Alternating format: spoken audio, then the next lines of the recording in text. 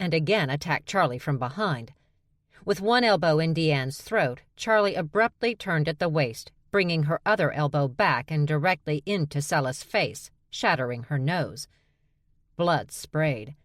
Charlie slapped the flat of her hand against Sella's chest and shoved her, sending the she-cat flying back across the hall. Charlie brought her free hand toward Deanne's arm while tugging the arm forward. The two collided, and Berg cringed when he heard bone break. Deanne howled from the pain, and she dropped her blade. "Charlie!" Berg called out when he was afraid she was about to focus on breaking Deanne's neck, a move that would have the entire Smith pack hunting the McKilligan sisters down. Nothing would save them. Nothing. Charlie froze but didn't look at him. He scrambled for something to get her attention. Not only to get it, but to keep it. It took him less than 5 seconds. "I can't find Stevie. Max doesn't know where she is." She looked at him, and her yellow eyes returned to brown. She released her grip on Deanne's shattered arm and stepped away. But Deanne, being a Smith, didn't drop to the ground. She didn't ask for help. She simply panted in pain and glowered at Charlie. Charlie briefly paused to backhand Deanne Smith, sending the she-wolf flipping down the hall. She took a few more steps, then stopped again, this time next to the weasel. She kicked him 5 times. After that, Charlie headed toward Berg. But abruptly, she stopped again, raised a finger. "Charlie, no." But she'd already run back into the exam room she'd just come out of. A few seconds later, she returned holding a sneaker. He hadn't realized until now that the whole time she'd been in the fight, she'd only been wearing one shoe. She stopped by his side, lifted her leg, and tugged the sneaker on. "Come on," she said when she was done. "I think I know where to find her." Britta skated out onto the ice with her practice gear on. She'd been on the carnivore practice team for 2 years now. She'd been offered a second-string position, but with her schedule being so random, she couldn't commit to being available when the team needed her. And if she couldn't do it right, she didn't want to bother. Besides, getting offered second string was a little insulting, but she expected no less from the bitchy head coach she-cat they had running the team. Britta was halfway across the ice when she abruptly stopped and looked to her left. "Huh?" She changed direction and skated over to the woman outfitted in hockey gear. "Max?" she said when she came to a stop. "What are you doing here?" The badger shrugged. "No idea." "Why are you wearing hockey gear?" "No idea." "Do you even know how to skate?" "Well, I spent a few years in Wisconsin near a lake that used to freeze over. We go skating there with the other high school kids, so I can skate forward, in a circle." Britta winced. "You need to do more than that to play hockey." "Yeah, that's what I thought. But this big guy put me in the hockey gear, and he didn't really listen to me. I sense he doesn't listen to anyone." "Over 7 feet? Looks like he actually met Genghis Khan?" "Yeah, that's him." "That's Bo Novikov. He became team captain last year. He's been out of control ever since. He's gone through like 8 enforcers. I think 2 are still in rehab." "Interesting. And what position is the enforcer?" "It's not really a position. Not an official position. It's just the player that kicks the ass of anyone who plays dirty or fucks with team members who aren't as fighty." Max was quiet for a moment before she said, "I could do that. Except you still need to know how to skate." Max opened her mouth, and Britta quickly added, "Backward and forward." "Oh, yeah, that's a problem." "Do you want me to tell Novikov you can't do it? I'm one of the few people he listens to without walking away mid-sentence, and I'm not sure I want to hear my brother whine because you got hurt and Charlie's pissed about it." "Are guns involved?" "In ice hockey? No." "Knives? Or bombs? Or Peruvian drug lords?" "Not that I'm aware of." "Then Charlie won't care." Bo Novikov skated over to the pair, stopped, looked back and forth between them. "What are you two talking about?" he asked, looking a little paranoid. "Just plotting your death," Max replied. Then she laughed. "Kidding." "Funny." Britta cleared her throat and said to Novikov, "She can't skate." "She's stunting. That's promising." "Is it?" Holding her broken arm against her chest, Deanne asked a question she hadn't ever asked before. "Am I getting old?" "Nah." Dutch, one of the few Wolverines they had in the group, forced himself into a sitting position, his arms around his ribs, blood pouring from his cheek, the side of his neck, and out of his mouth. That last was especially troubling. "She was just really pissed." "You said she'd be reasonable," Malone accused, her voice muffled because of her broken nose. The cat doctor kneeling in front of her, trying to put the pieces back. "For McKilligan, that was reasonable, especially when it comes to Charlie McKilligan and her sisters." Deanne glared at Dr. Davis. "Hey, cat, mind helping me? My arm's broken." Davis barely glanced at Dee. "It'll heal." "I gotta fix this." Dutch forced himself to his big feet. "You better do something or we're gonna have to put him down."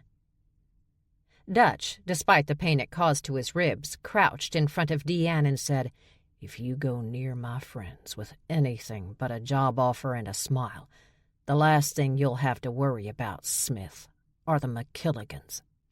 "You threatening me?" "Yeah," he replied casually. "I'm a Wolverine. We're crazy." He grinned. "And you haven't even met the rest of my family and friends. You and the group, stay away from the McKilligans. I'll handle them." He stood, groaning all the way before slowly stumbling out. Once he was gone, Deanne looked at Malone. "Boy's gonna get a rude awakening." "Is he?" Malone asked. "Just one of those bitches kicked our ass, and we're the best. The best!" Her eyes crossed. "Ow." "Yeah," Davis said. "I'd suggest you not yell, sweetie." "Is no one going to help me?" Davis motioned someone over, and a nurse crouched in front of Deanne. "Can't even get a doctor?" Deanne complained. The nurse, carefully examining Deanne's arm, warned, "Don't make me get my staple gun." "We also have another problem," Malone said, holding up her phone. "Just got a text. BPC is heading this way." Bear Preservation Council, the International Protection Agency of the Bear Nation. "Why?" Deanne asked. "Just a shot in the dark, but Berg was the one who got that crazy bitch out of here before she could finish either of us off. Maybe he's asked BPC to protect her and her sisters. BPC hates honey badgers, and none of them girls are mixed with bear, so they ain't hybrids the BPC would protect. Maybe he's got something to barter with, or a family member high up in the BPC. Either way, we better call Rick." "Her mate? What for?" Malone stared at her from two eyes already purple and swelling. "Because unlike you and me, Rick has never fought bears at a wedding." "That wasn't our fault." Malone sighed. "Sweetie, no one cares." "I'm not calling Rick. I'll handle this. We'll get those girls to the group offices and take it from there." "How? We couldn't even get one of them to listen to a man she's known for over a decade. Just a conversation without even moving to a new location. What makes you think you can do better?" Using her good arm, Deanne retrieved her phone. "We have a bunch of people sitting around who get paid to do what I tell them to." "Excuse me if that doesn't put me at ease." Deanne got to her feet. "Get me a sling," she told the nurse. "And you just sit there with your kitty cat friend trying to look pretty." Malone grinned despite the blood on her face and replied, "Unlike you, Fido, I don't have to try." Chapter 14. Cringing, Britta reached down and grabbed the honey badger's arm. She pulled Max to her feet. "We should stop this," Britta said again. "I'm okay." "We haven't even touched you yet," Britta explained. "You can't skate even when no one is on you." "Looks that way, doesn't it?" The marauder skated over to them, stopped. "What?" Novikov asked. Britta decided to step in. "She's done. We've barely started. And yet she's bleeding profusely." Novikov frowned. "You're not even on the team. You're a practice player." Britta skated in front of Novikov. "Your point?" "My point is this has nothing to do with you." "She's a friend. I'm helping her." Max tapped her on the arm. "We're friends?" she asked. "Quiet, tiny female." "She's fine," he insisted. "She's not fine. She can't skate." "She can learn." Reese Lee Reed, a wolf from the Smith pack, skated around the trio and asked, "So are we practicing today, or just gabbing like girlfriends?" Without taking his eyes off Britta, Novikov swung out his fist, sending poor Reese flying across the ice and into the opposite wall. "Wow," Max softly let out. "We cannot teach her to skate well enough to play hockey at the pro level. It's not possible. It's not like it's full human hockey with those tiny little guys playing, not one sow among them. This is just setting her up to get killed." "You're annoying me." "I'm sorry, my rational logic goes against your hysterical plans to use a woman like a mad dog. I'm actually a honey badger." "Shut up," Britta snarled. And Max did, for a little bit. But then, while Britta and Novikov bickered, she abruptly moved between the pair and held up one leg to Novikov. "Get this skate off." Without realizing what he was doing, he was so busy trying to rationalize his crazy scheme, Novikov quickly untied the skate. Then he untied the other when Max lifted it up. Once she had the skates off, she started walking off the ice, pulling off first her hockey shirt, then her elbow pads, then her shoulder pads. When she dropped the shoulder pads to the ice, the small female suddenly took off. Catching the move, Britta and Novikov stopped arguing and turned to watch. Max charged across the ice toward the stairs that led to the bleachers. "Uh-oh," Britta muttered when she realized that Coop's big sister was standing in those bleachers, talking to some lion. Her back was to Max, so she had no idea the crazed honey badger was headed right for her. Britta started to skate over there, hoping to stop what she saw as the possible slaughter of Coop's sister. True, Tony Jean-Louis Parker got on her last nerve, but Britta didn't want her hurt either. But before she could even get down the entire length of the rink, Max suddenly turned toward the protective glass wall that kept the audience safe from the play. Using her claws, she scrambled up and over. Once she touched down, she ran on the bleachers toward where Tony was standing. When she was about 4 bleachers or so below her, the badger launched herself up and over and into the lion. Startled, Tony jumped back as Max slammed the lion to the ground and began pummeling the cat with brutal fists. Understanding that Tony wasn't the focus of the badger's rage, Britta slowed down. Maybe this was Max's old boyfriend. There were a few men in Britta's past that she'd love to slap around like chew toys. It took the lion a bit to understand what was going on, but once he did, he began fighting back. First, he tried to push Max off and then punched her back. But if Max felt his blows, you couldn't tell. She didn't scream or growl or say anything. She simply kept punching. Then finally, she grabbed the lion's big head, her fingers digging into his mane, and slammed it against the floor 2, 3, 5 times. When he seemed dazed, Britta watched Max slip her hand into her hockey pants and whip out a blade that had Britta, Novikov, and Reed bolting toward her. Max swung her arm up over her head. The point glinted in the bright stadium lights seconds before it arced down toward the lion's chest. They would never reach him. All 3 of them were fast, but not as fast as Max and her blade. But Britta had to try. It was in her nature. She pushed her body as hard as she could, trying to reach. Inches from the lion's chest, Max's wrist was caught, held. Charlie yanked her sister up and away, pulling her to the stairs and keeping her there with nothing more than a glare. The pair stared at each other, neither speaking. A silent conversation only siblings would understand. Finally, Max smirked and slipped the blade back into her hockey pants, like they had been made to hold blades or something. Max walked up the stairs, and that's when Britta saw Berg and Dag. Neither of her brothers was a big fan of hockey, so she knew they hadn't come here for her. They were here for something else. for the McKilligan sisters. Charlie didn't move until Max was near the exit doors. The she-hybrid started to follow her sister, not realizing that the lion male had gotten to his feet and now stood behind her, bloody and bruised. He didn't seem to notice her, though, his gaze firmly locked on little Stevie, who stood beside Coop and his younger brother Kyle, the trio standing near the exit doors Max was about to walk through. When Stevie turned away, head down, Britta gave a small snarl. Now she wanted to hit the guy.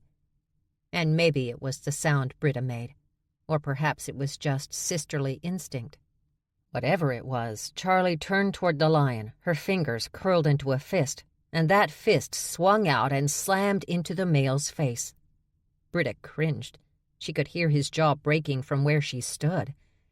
"She has got a hell of a punch," Reed muttered beside Britta. The lion went down with a pathetic whimper, hitting the floor he'd just picked himself up from. Charlie crouched down and spoke to him, her voice so low Britta couldn't understand what she was saying. But she could guess.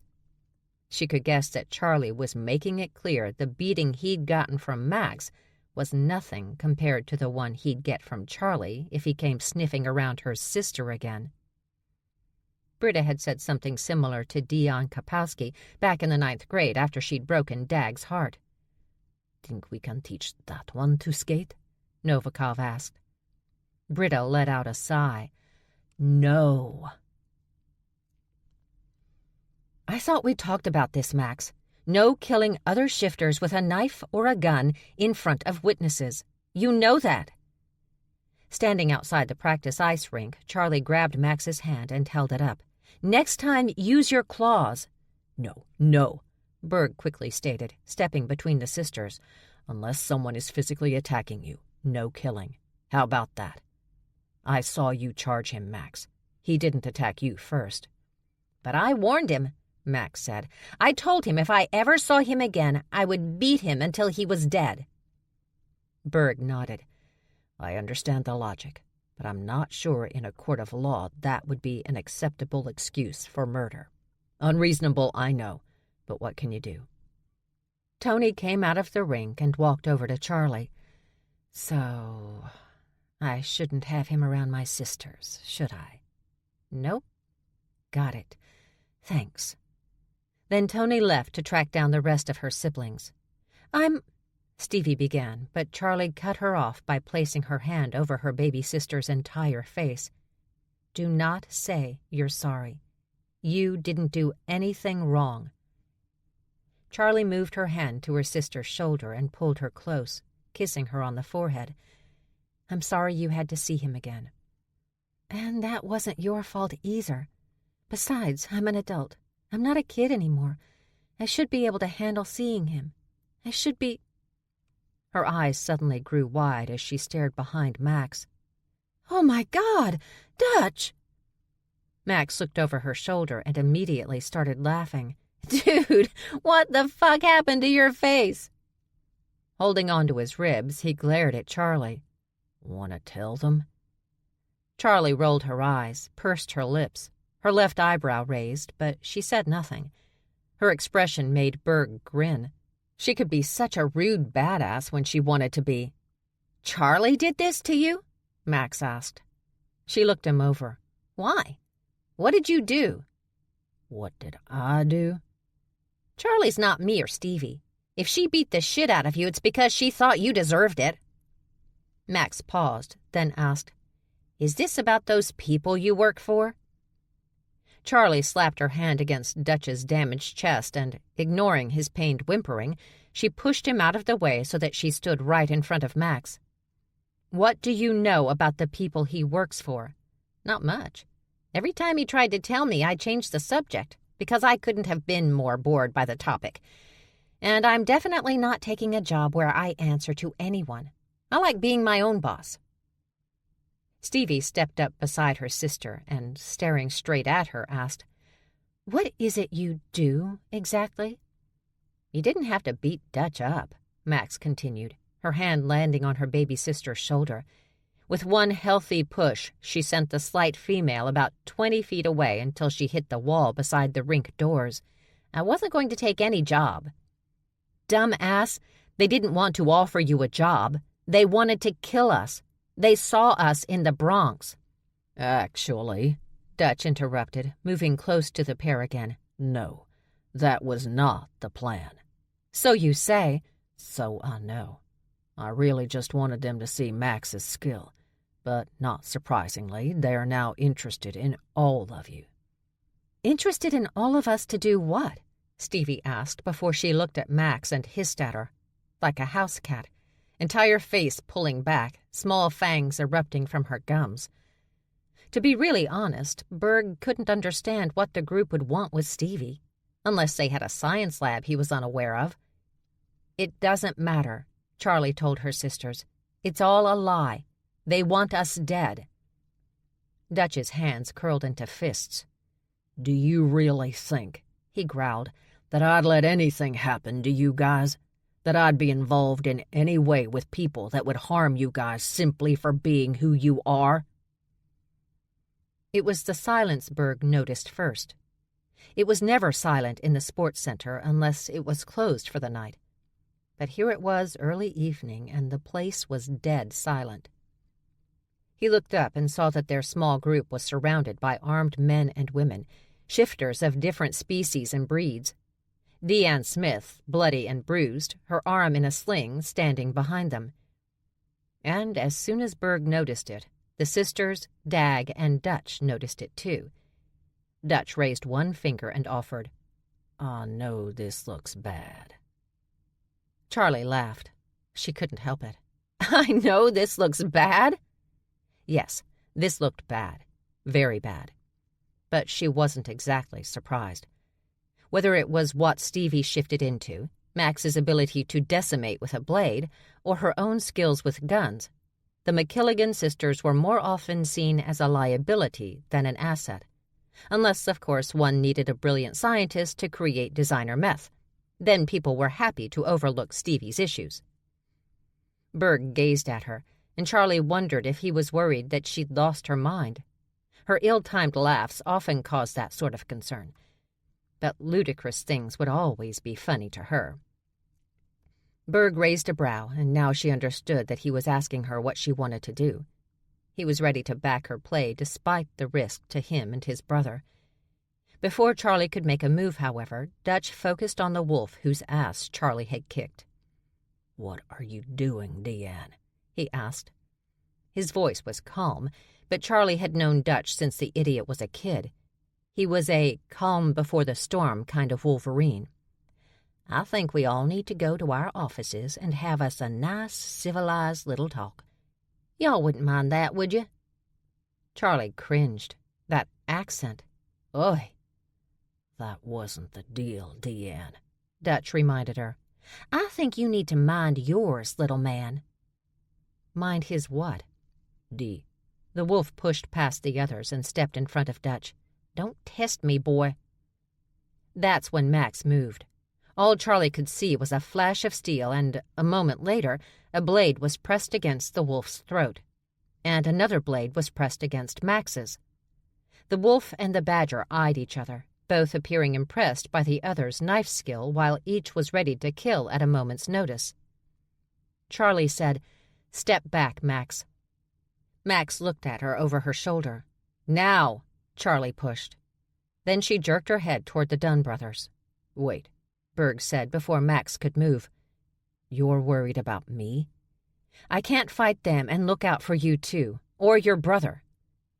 The two bears glanced at each other and back at Charlie. "You're kidding, right?" Dag asked. "No. You two are used to military rules of engagement. We're McKilligans. The only rule for us is to leave no witnesses." Charlie moved her attention to the she-wolf. "We'll go with you," she said, shrugging. "It's just as easy to leave no witnesses there as here." With Max's blade still pressed against her jugular, the wolf's eyes narrowed on Charlie. Her expression told Charlie the she-wolf was remembering how the three McKilligan sisters had wiped out that room full of armed men. What thin, compact little Stevie shifted into. What Max had pulled. What Charlie had done just 5 minutes ago. But now the she-wolf was debating whether she should have them all killed right here, right now. "Berg done?" a female voice called out. "Is Berg done here?" Frowning, Berg looked over the heads of the shifters surrounding him and raised his hand. "Yes?" "Hi, I'm Tonya. Bela Banziv sent me." Charlie had no idea who that was, but she saw Berg's shoulders relax a little. "Your request has been approved," Tanya went on. "Just let us know if you need anything else." Tanya, busy looking at her phone, began to walk away, but Berg's, actually, stopped her. "Uh-huh?" she asked, glancing up at him. He gestured to the armed shifters surrounding them. "Oh, right. Sorry." She motioned to someone Charlie couldn't see. "Over here, ladies." Charlie heard a growl and realized it had come from the she-wolf, a growl of annoyance. Laughing and chatting, a number of super tall, and some very wide, women surrounded the group gathered around Charlie and the others. These women were armed, but none of them had pulled their weapons yet. Instead, they just kept talking among themselves. Stevie whimpered, and she suddenly crept behind Charlie and buried her head against her back. She was panting. All these women, they weren't just shifters. They were bear sows, something that seemed to concern even the she-wolf. But she wasn't giving up the McKilligans without a fight. "Excuse me, Tanya," the she-wolf practically snarled, "but these ladies are under our, protection at the moment. So we'd appreciate if y'all would—" "Sorry," another female voice called out, as a 6'9" female rushed up to the group. "So sorry. I had to get the kids from skating practice." And the kids were with her. 3 of them. One in hockey gear, the other in a skating dress, and the third so small she was hanging from her armed mother's big shoulders. The mother sow happily looked around the group before cheerily asking, "So, what are we doing?" That's when the she-wolf's compatriots lowered their weapons, and one of them said, "Sorry, Deanne. We're out." Not clear on how disgusted she should be, Charlie softly asked Berg, "Did your bear friends just use that woman's children as shields?" "Not at all. I know Stephanie. She's a big multitasker. She brought her kids because she's trying to do a lot of things at once. The beauty is, the other breeds instinctively know not to startle or upset a sow with cubs. None of them would be left standing, and they know it." He winked at her before focusing back on the action. The she-wolf stepped away from Max, both eyeing each other as they slipped their blades back into the holsters. Without another word, the she-wolf walked off, those who'd come with her long gone. "Tell Bela," Berg said to Tanya. "Thank you." Sure, she replied, texting into her phone. "Just keep in mind, they're only under bear protection for as long as they're living on Carthage Street. Understand?" "I understand." "Okay, great. Bela will inform the other organizations." Still focused on her phone, she started to walk back the way she'd come. "The others will get you to your car since that Smith is not to be trusted. Okay? Great. Thanks."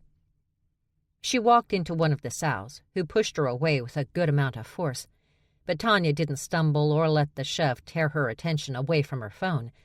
Apparently, nothing could do that. Berg smiled down at Charlie, but then frowned. "Charlie, are you okay?" "Yeah. Why?" "You look like you're in pain." "Oh." She motioned behind her. "Stevie's attached herself to my back. Her claws are digging." "Should I pry her?" "No." Charlie shook her head. "If you do that, there will be tearing and ripping. So let's just pretend that we're all normal. That this weird situation, my sister attached to me like a spider monkey and all of us surrounded by the players of the WNBA, is completely commonplace." She clapped her hands together. "Okay, let's go." The group started off toward the exit, but Max grabbed Dutch's t-shirt and pulled him back. "That was the group you were trying to get me to work for?" "Yeah. What?" "Sweetie," she said, laughing. "Seriously?" "So you scare them, Max. You scare everybody." "That's not what I'm talking about. That she-wolf?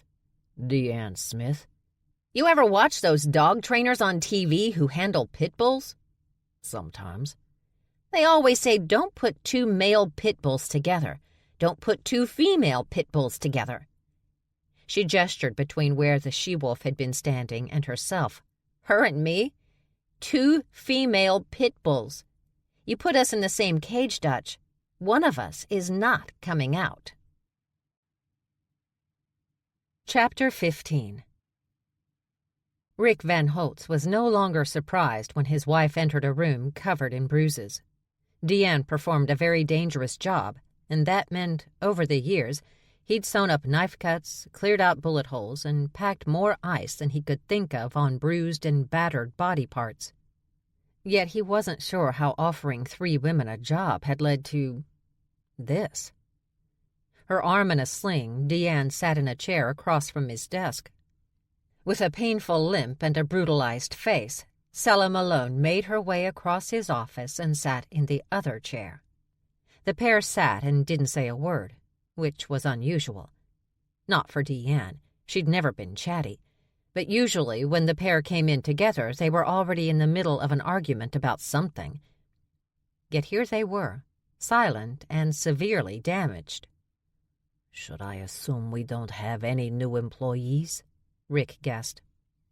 Deanne slumped down in her chair. Sella began studying something on the corner of his pristine desk. Normally he'd ask, "How bad is this?" But he already kind of knew. It wasn't every day one received a call from the head of the BPC herself to tell him, "Stay away from the McKilligan sisters. They're under our protection now." "Did the bears do this to you?" he finally asked. But then something shocking happened. Deanne slumped farther down in her chair, her gaze moving across the room until it focused on the wall behind his head. Sella suddenly became fascinated with the metal band of her watch. Now Rick was completely confused. He took a moment to study their wounds and realized there was nothing bear-like about them. No giant claw marks across their throats, no obvious signs of head trauma from claws or teeth. They had all their eyes, and nothing had been ripped off them, like their arms or legs or lips. No, when Rick studied the damage done to both women, what he saw was a beating. A harsh, "you pissed me off" beating. "Are you telling me the McKilligan sisters did this to you?" Sella cleared her throat, fussed with her watch band a little more before finally admitting, "Well, one of them." Rick's entire body jerked a little before he attempted to clarify that statement with, "While the other 2 held you down?" The pair exchanged glances, and Deanne suddenly shot up out of her chair and began to pace. Sella, however, dropped back in hers and blew out a large breath, but neither spoke. "Oh," Rick said. "I see."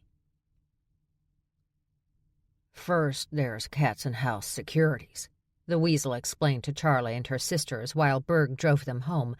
"They protect the cat nation." "There's a nation of cats?" Max asked. "So many of them are solitary or have small families. They don't have big packs or prides, so they have no choice but to consider themselves a nation of cats. And then there's the group." "That's who you betrayed us for?" Charlie asked Dutch, and Berg smirked, glancing at his brother in the passenger seat to see the identical smirk on his triplet's face. "Okay," the weasel sighed in frustration. "One more time with feeling for the back seat. I didn't betray you. I was trying to get you bitches a job. Well, at least one bitch. And that job has an employer-match IRA and artery care. You won't find those kinds of benefits in Silicon Valley." "Anyway," he continued on, "the group protects all shifters, including hybrids, honey badgers, and wolverines." "Honey badgers don't want your help," Max reminded her friend. "The group is aware of how the badgers feel, but they've still decided to include you, as well as my kind, despite those feelings. And the bears have the BPC, Bear Preservation Council." "That sounds like a non-profit charity." "I think I gave them money once," Stevie said. "You? One of my coworkers is a big supporter. She was selling cookies or something to raise money. And you know how much I love a good chocolate cookie. But she's not a bear." BPC is a charity. They're all about the preservation and protection of bears worldwide. And they're the ones protecting us. Charlie suddenly leaned forward, her head between Berg and Dung. "And my question is why? Why are they protecting us? Are you paying them?" No. "Because we're not bears. I'm barely badger. Stevie's more cat. Max is irritating. Hey, so why are they helping us?" "Because I asked them to." Berg shrugged when Charlie kept staring at him. "I don't know what you want me to say." "The truth. Have you given them your lives? Do you now owe them a blood debt? Do you have to kill for this?" "Wow," Dag finally said. "You are really not used to people helping you." "Because they don't unless they're getting something out of it. And I don't want to put you guys at any more risk." "You haven't put us at risk," Berg insisted. "You've been shot and stabbed." "Not because of you." "No, because of my father. I have brought his curse into your life." "Maybe the bear just likes being helpful," the weasel suggested. But Charlie immediately pointed a damning finger at him. "I don't talk to traitors." "He's not a traitor," Max said. "He's just a pathetic, pathetic friend." "And thank you very much." "Well, dude, what did you expect? You had to know once Charlie found out she was going to be pissed. You're just lucky she only beat the shit out of you." She paused, then added, "You're lucky you still have your arms." "Ungrateful. You're all ungrateful." "You tried to capture them?" "Well, if you're gonna make it sound wrong," Deanne complained. "Deanne, these aren't wild lions we're bringing in from Africa. These are human beings who have clearly been trained to kill when necessary. Why didn't you just talk to them?" "We tried that. They'd already run. And we can't let that one girl out in the world running around." "You mean Stevie McKilligan? You're worried about her? She's managed to go 24 years without rampaging in downtown Tokyo. I don't see why you couldn't have trusted her to hold on for a little bit longer." "Don't get that tone with me." "Well, when you're being irrational..." "Irrational? Me?"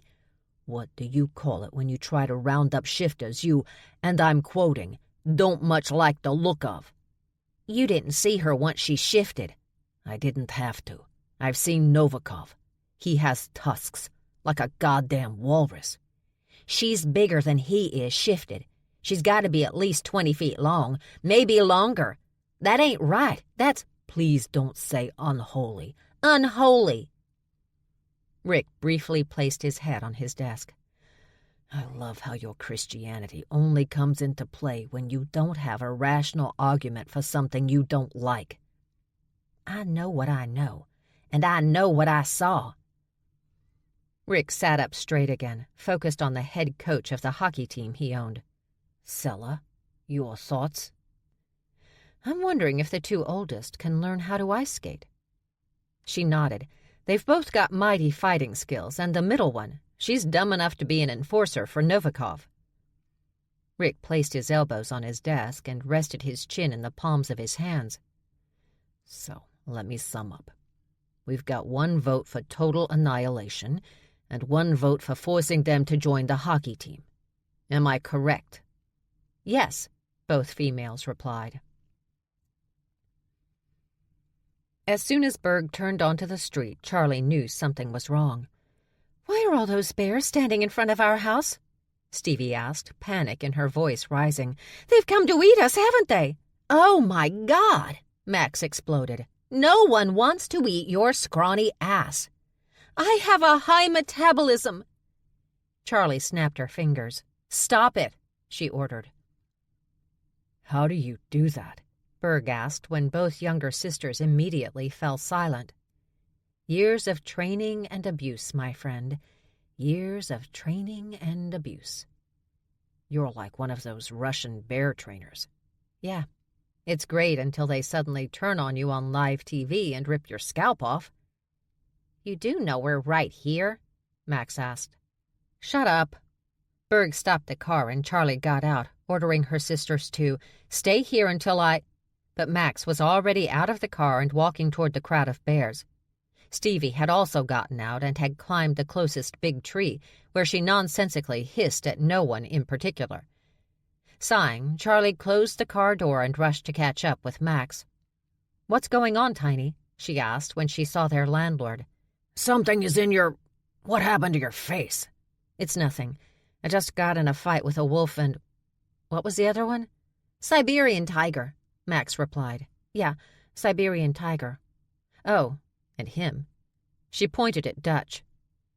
Tiny stared at Dutch and back at Charlie several times before informing Dutch. "She kicked your ass." "I am aware," Dutch snapped.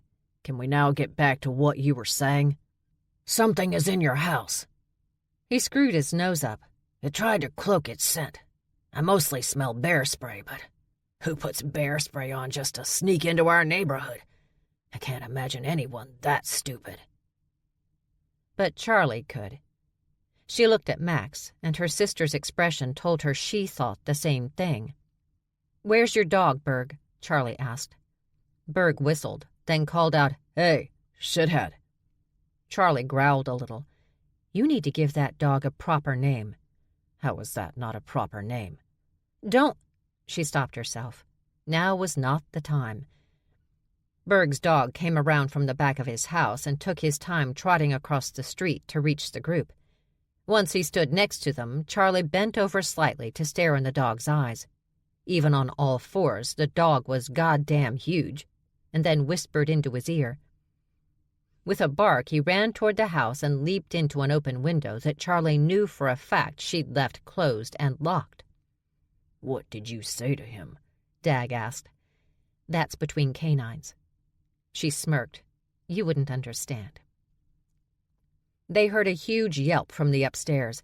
Then came the sounds of things crashing, running, more crashing, some screaming, a few barks of pain that did not come from a dog, until finally her father crashed through an upstairs window, rolled down the shingled roof, fell off the roof, and landed in such a way that should have killed even him. His neck hit the ground first, legs bent up and over his head. And although the bears gasped in shock, neither Charlie nor her sister were remotely fazed when Freddie McKilligan unrolled himself and got to his feet, seemingly unharmed. "You," the asshole said, pointing an accusing finger at Charlie, "sent that vicious bitch up to attack me." Charlie answered that accusation by slamming her fist into her father's face. Max slammed her fist into the other side of his face. That's when Stevie moved from the safety of the tree. "No, no, no!" She scrambled down the trunk and ran over to the group. She had to grit her teeth to make her way through the crowd of bears, but she still did it. And she did it for him. Stevie planted herself in front of the whining idiot who was busy trying to put his jaw back into place. Not surprisingly, this was not, and would not be, the last time someone punched their father's jaw out of its socket. It had happened so much in the past he didn't even need a doctor anymore. He just had to jerk it back into place. The bears cringed when they heard the snap. "Ungrateful bitches!" he barked when he could speak again. Max hissed in warning before unleashing the blade-like claws on each hand. She wanted to bathe in their father's blood when she took his life. "What the fuck are you doing here?" Charlie demanded. "A little respect, please. I am your father." "Fuck your respect, bitch. Do you know what you've done? Do you even care?" "See?" her father asked. "No one. This is why I need a son. You're useless to me. You don't even know what I've been through, and already you are accusing me.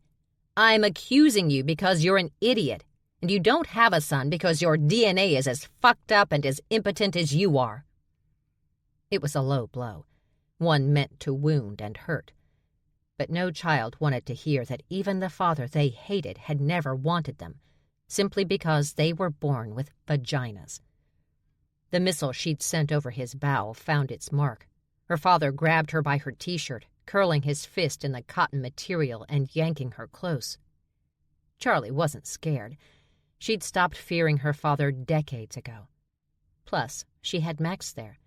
Those claws were flying back, readying a strike so brutal the bastard would easily lose his arm.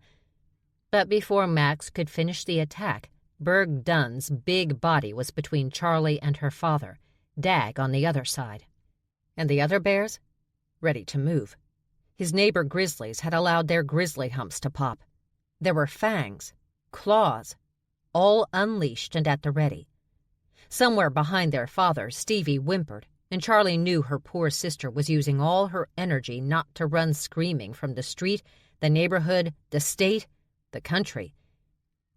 With utter calm, his gaze lowered, Berg growled, "Sir, I'd strongly suggest you move your hand away from your daughter. And I mean do it now." Stupid, but always a survivor, Freddie McKilligan examined what was happening around him with fresh eyes. Stevie and Max might be the smallest ones there, but they were also the least in danger. All those bare eyes were focused on Freddie, and he knew it.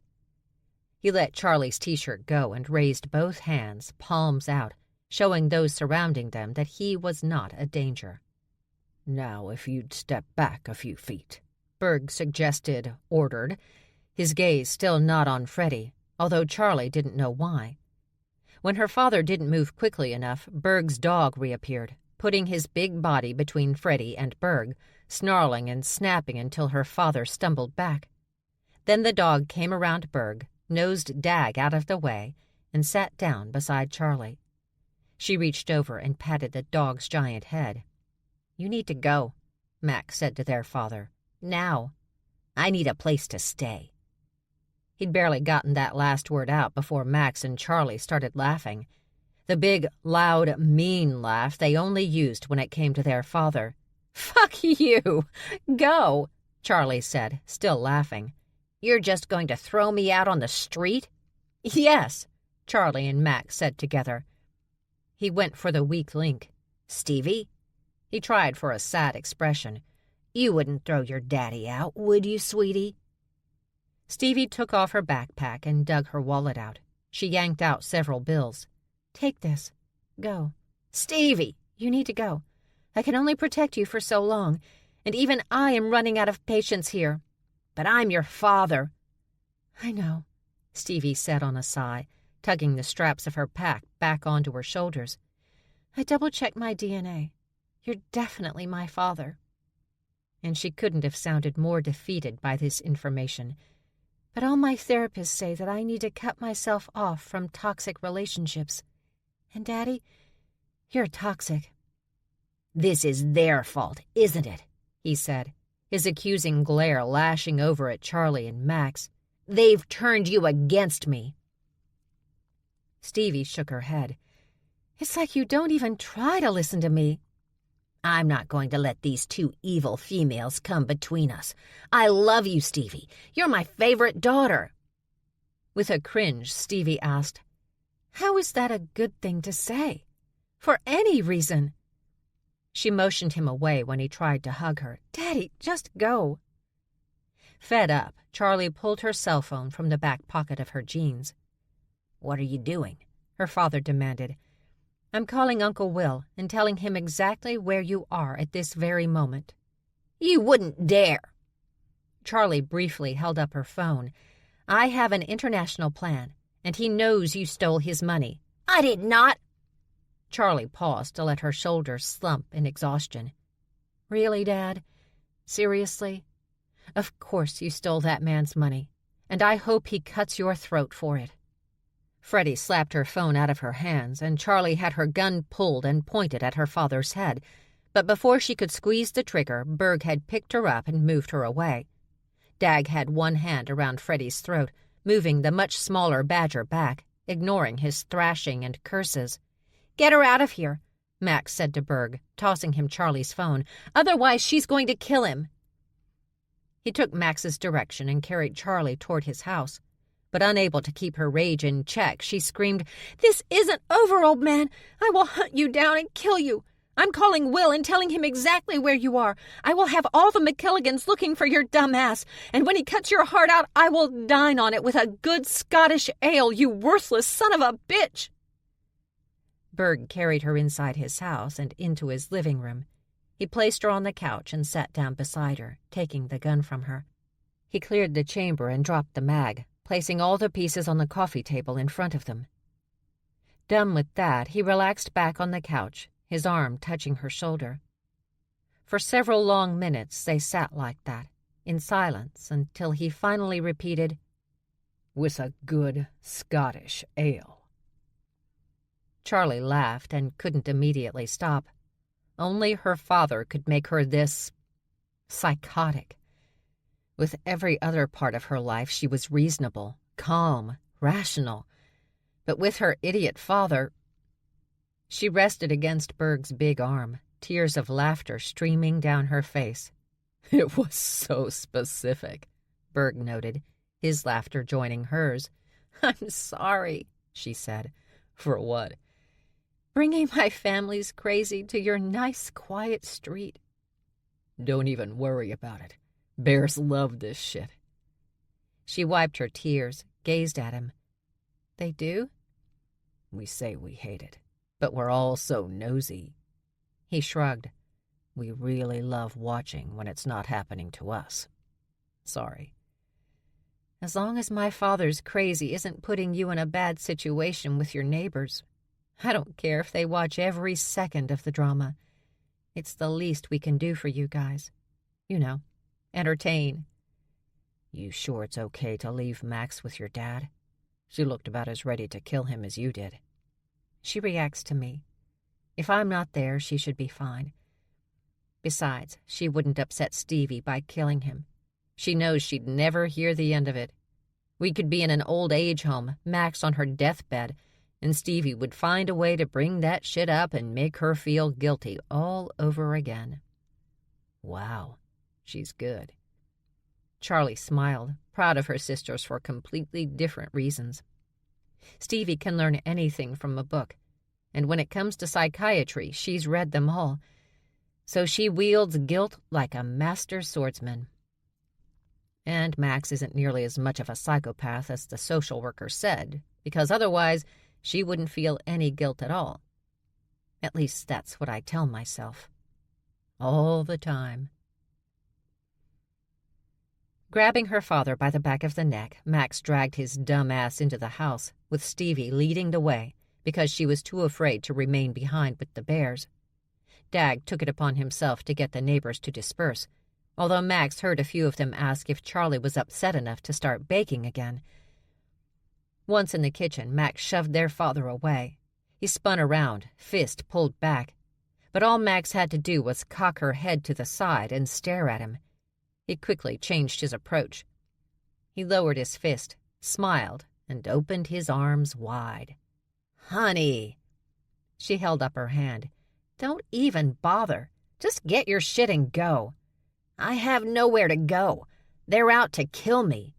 "Because you stole from your own brother. That's not Dad." "It was an accident." Max glanced over at Stevie, but her little sister just sadly shook her head before dropping into one of the kitchen chairs. "Okay, well, not an accident," her father corrected, "but where's the money, Dad?"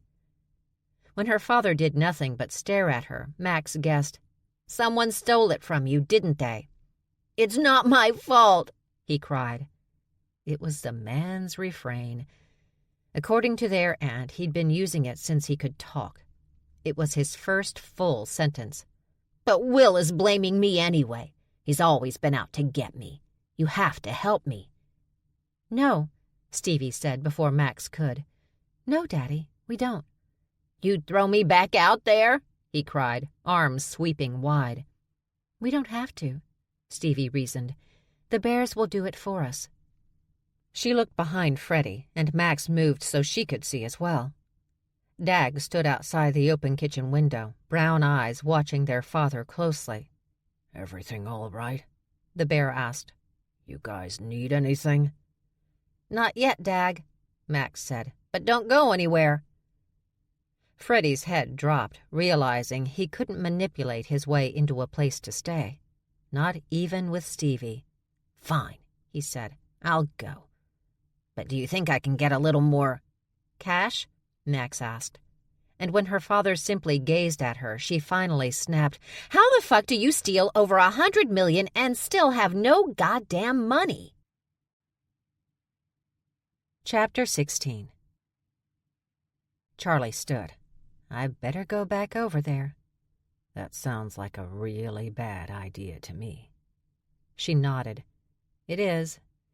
I can't lie, but—" Berg gripped her arm, and she thought he was about to pull her back onto the couch, but he stood and led her to his kitchen. He stopped and grabbed 2 beers from the refrigerator, then continued to lead her out the back door. He stopped on the porch, closing the screen door and dropping to the top step. Still holding onto her arm, he guided Charlie until she sat on the step beneath him. He handed her a beer and held on to his own. Charlie honestly didn't know what she'd expected after that, but she was totally unprepared for what he did do, which was absolutely nothing. She kept waiting for something, one of those dude moves, as Max called them. A stroke on the back of her neck, a kiss to her cheek, a massage for her shoulders. But nope, he just drank his beer, quietly. Charlie became so anxious, she finally asked, "What are you doing?" "Me? Nothing." "Yeah. Why are you doing nothing?" "Do you want me to do something?" "No." "Then, okay." "I guess I'm just used to guys making the move." "What guys?" "Just guys." "Full human guys?" Charlie sipped her beer. "Yeah, mostly." "Well, most shifter guys aren't making the move." "Why not?" "We like our faces attached to us rather than on the floor, in front of us." "You think I'd hurt you?" "Not on purpose. My sister didn't mean to nearly tear her high school boyfriend's arm off when he snuck up behind her and tried to cover her eyes. That was an uncomfortable conversation for my dad with the kid's parents."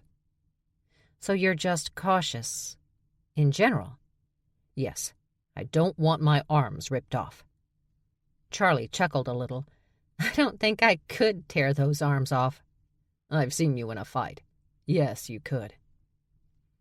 Britta came around the side of the house, carrying a big duffel bag and her hockey stick, several other players with her.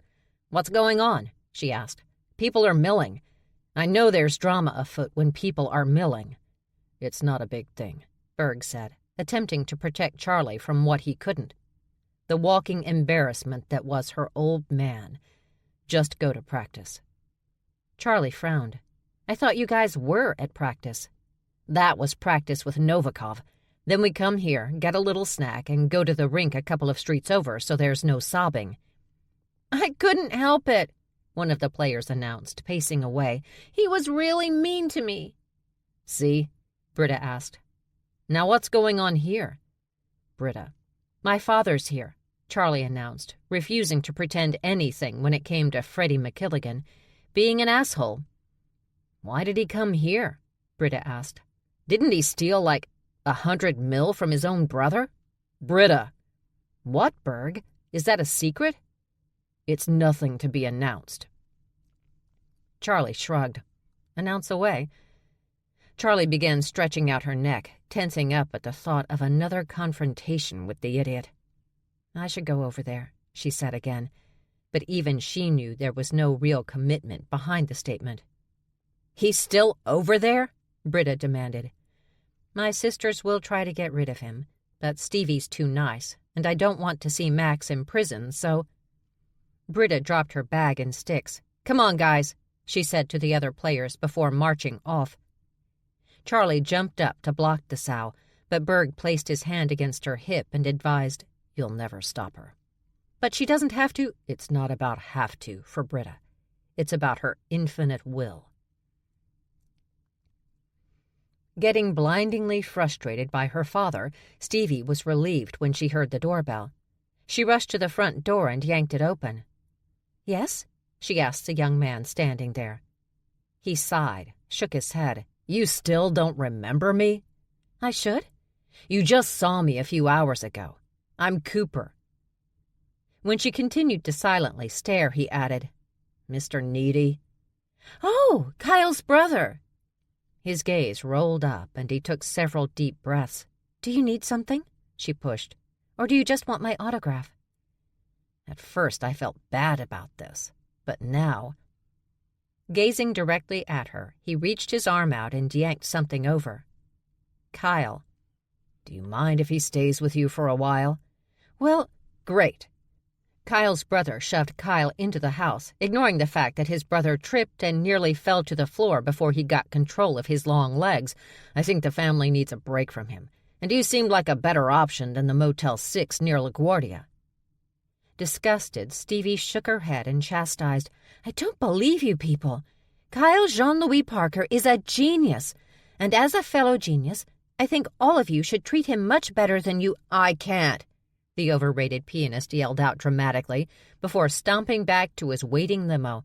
I can't, he screamed again before getting in and disappearing down the street.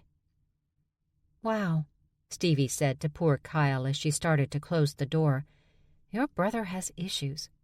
Has he had any psychological tests?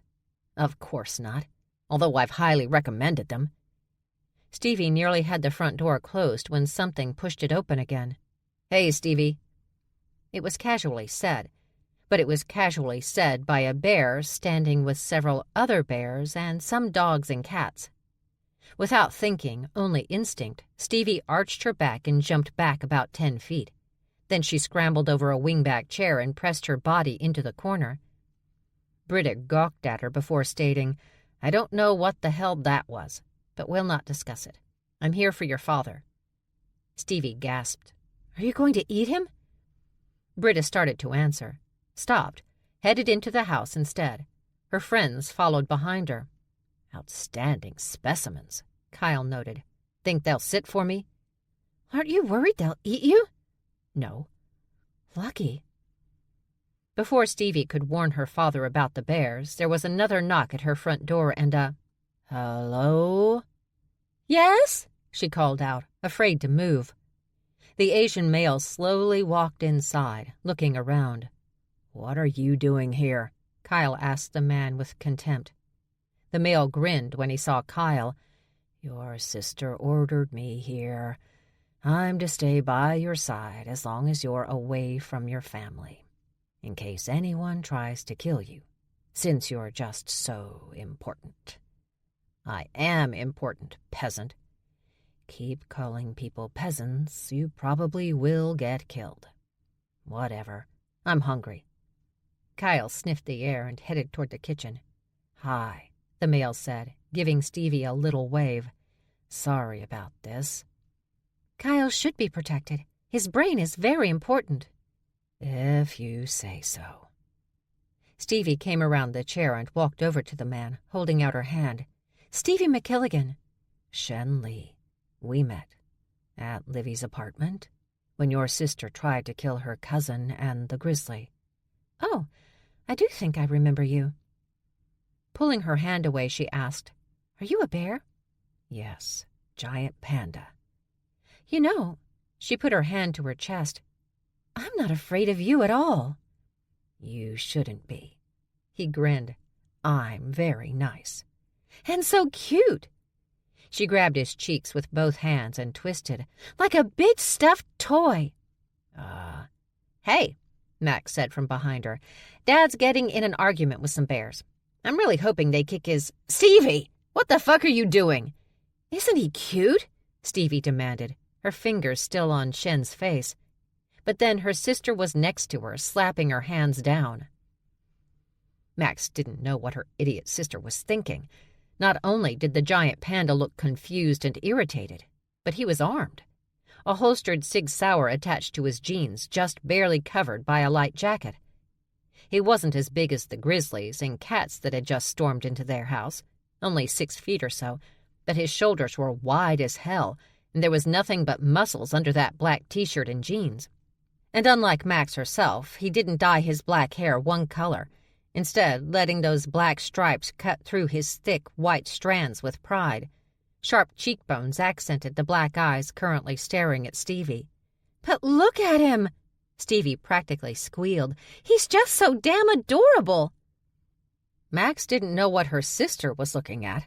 The man she saw was probably military-trained and would have no qualms about hurting people that got too close to those he was trying to protect. But Stevie was acting like he was one of those giant stuffed pandas at the front of a big toy store.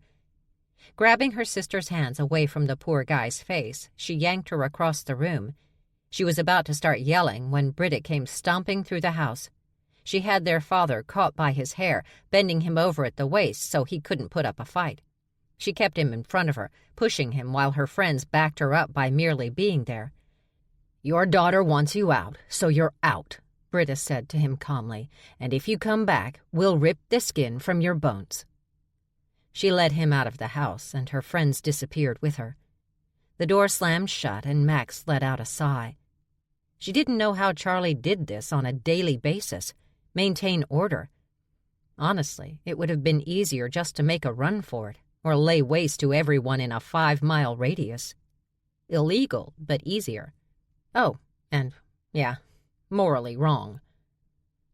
Moving away from Max and Stevie, the panda said, "I'll be staying here to keep an eye on the kid. Hope you guys don't mind." "Wait, that kid's staying?" "Just for the night, I'm sure. There was some family drama, apparently." Well, Max completely understood that. "He's my friend," Stevie said, yanking her arms away from Max. "Kyle can stay for as long as he wants." "How old is that kid?" 17. Max raised an eyebrow, and Stevie gasped. "We're not that kind of friends." "You better not be. I'm sure Charlie wouldn't like that one bit." She started to return to the kitchen, but she realized that Stevie was heading toward the unsuspecting panda, who had turned away as he put his bag down on the couch. Terrified at what she might do next, Max rushed over and grabbed her sister around the waist. She lifted her up and carried her out of the living room and into the kitchen down the hall. Max dropped her and spun Stevie around to face her. "I'm going to say this once. Stay away from the panda." Stevie clapped her hands together and crowed, "But he's just so cute." About 15 minutes later, Britta returned, looking quite proud of herself. "All done." "Thanks. And just so you can relax, I paid 3 of the Mueller boys down the street to drive him to Philly. They'll drop him in the middle of the South Side. He'll have to fend for himself there." Shocked laughter exploded out of Charlie. "You—" She gave herself a moment to regain control. "You didn't have to do that." "I spent 2 minutes with that man. Trust me, it was a pleasure." She retrieved her bag and sticks. "You should stay for a while. I'll bring dinner back." "I don't want to put you guys out." "You're not. But I know from personal experience, sometimes you need a break from your family, even the ones you love. Besides, some smart-ass kid is at your house now. You probably don't want to go back tonight." "What smart-ass kid?" "No idea, but he said he was a genius." She rolled her eyes. "Whatever." "Name's Kyle," one of the other players volunteered. "Oh." Charlie nodded. "Yeah, he actually is a genius. But from what my sister tells me, he is a lot of work. See? You don't want to go home. Stay here, relax, watch TV. I'll bring dinner back." She motioned to the players. "Come on, bitches." Charlie waited until they were all gone before informing Berg, "I love your sister. She has a way. Speaking of which, you don't have to stay if you don't want to." Looking over her shoulder, she asked the bear, "And if I want to stay?" "Then you are more than welcome." "I don't want to put you guys out, though." "You won't." The screen door opened and closed, and Dag stood on the porch, scratching his head and staring at a sheet of paper. "Where have you been?" his brother asked. "Taking orders." "Who was giving you orders?" Everybody." He took a step forward, still staring at the paper. "Charlie, if you are feeling moody and need to bake, there are, requests here." "Requests?" "Yes. Mrs. Franklin would like your cinnamon rolls. Mr. Grombeck would like your honey cake with white icing. But Tiny wants your honey pineapple cake." Poor Dag scratched his head in frustration. "I can't read my handwriting here." "Dag," she said, patting his leg, "it's okay. I'm not in the mood to bake. I've had a long day. I just want to do nothing." "Oh, okay. Good." Letting out a relieved breath, he leaned against the railing surrounding most of the porch and stayed there. Charlie didn't really think about it until Berg cleared his throat. "What?" Dag asked his brother. "Go away." Dag's gaze slowly bounced between Berg and Charlie. "Oh," he finally said, grinning. "Right. Got stuff to do." He went back into the house. "Yeah," Berg muttered. "Lots to do. Like look at porn online." "Don't judge. Sometimes one needs to check out bad homemade porn to feel alive." "Big porn fan, are you?" "Not particularly, except the Japanese animation stuff." "Seriously?" Berg asked, laughing. "Yeah. If I watch that stuff, then I'm not worrying, what do her parents think? Why don't I worry? Because the girl getting hardcore fucked while still managing to keep her nurse's hat on, an actual video, by the way, is just animation." "That's amazing logic." "Isn't it, though?" As promised, Britta brought dinner back, but thankfully not her fellow players. Those she'd sent off, so it was just the four of them. Charlie had checked in on her sisters by texting them, and the reply she got back must have been satisfactory because she didn't run over there to see what might be happening. Instead, she relaxed and hung out. She read the newspaper while Berg fought with his idiot brother about what to watch on TV. After dinner, she read the current events magazines Britta kept on the coffee table, so they looked like they were thoughtful bears, while Berg continued to fight with his idiot brother, as well as now his obnoxious sister, about what to watch on TV. The fact that the three of them still disagreed and fought like they used to when they were cubs didn't seem to bother Charlie, and Berg appreciated that. Then again, considering what went on around her at any given time, dealing with the Dunn triplets must have been like a vacation in comparison. Around midnight, Dag went out after getting a text from a she-cat a few streets over, and Britta took her laptop, and whoever she was direct messaging, up to her room. When the door closed behind her, Berg knew she was in for the night. That left him and Charlie sitting on opposite ends of the couch. He was just about to move over to be closer to her when the dog suddenly sauntered into the room, climbed over the coffee table, and into the middle of the couch. He stretched out fully so that his back feet nearly touched Berg's leg. His big head dropped into Charlie's lap, and she immediately began petting him while still reading her magazine. Berg wouldn't have been so pissed, though, if his dog hadn't looked over at him and given what Berg could only guess was a dog smile. Or leer. The bastard was mocking him. Eventually, Charlie tossed the magazine aside and walked out. He heard the door to the first-floor bathroom close, and that's when Berg tapped the dog on his hind leg and motioned to the floor. Ignored, Berg tapped the dog again and added, "Get down." Now the animal growled at him. Fed up, Berg went ahead and pushed the dog off the couch. He hit the floor with a heavy thud, but he got up in seconds, turned, and threw himself at Berg. The two wrestled on the couch until they rolled off and slammed to the floor, their big bodies shoving the coffee table halfway across the room. Ahem.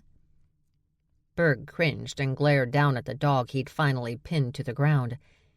And there went that rude, toothy dog grin again. "If you're going to wrestle him on the floor," Charlie said, standing over them, "you should really name him." "He started it. He wouldn't move." "He's a 200-pound dog. He doesn't have to move." Getting to his feet, Berg faced Charlie. "You're not leaving, are you?" "I have a meeting tomorrow with my bitchy aunt. For tea." She stuck her tongue out. "I hate tea. Then again, I hate my aunt." She rubbed her forehead.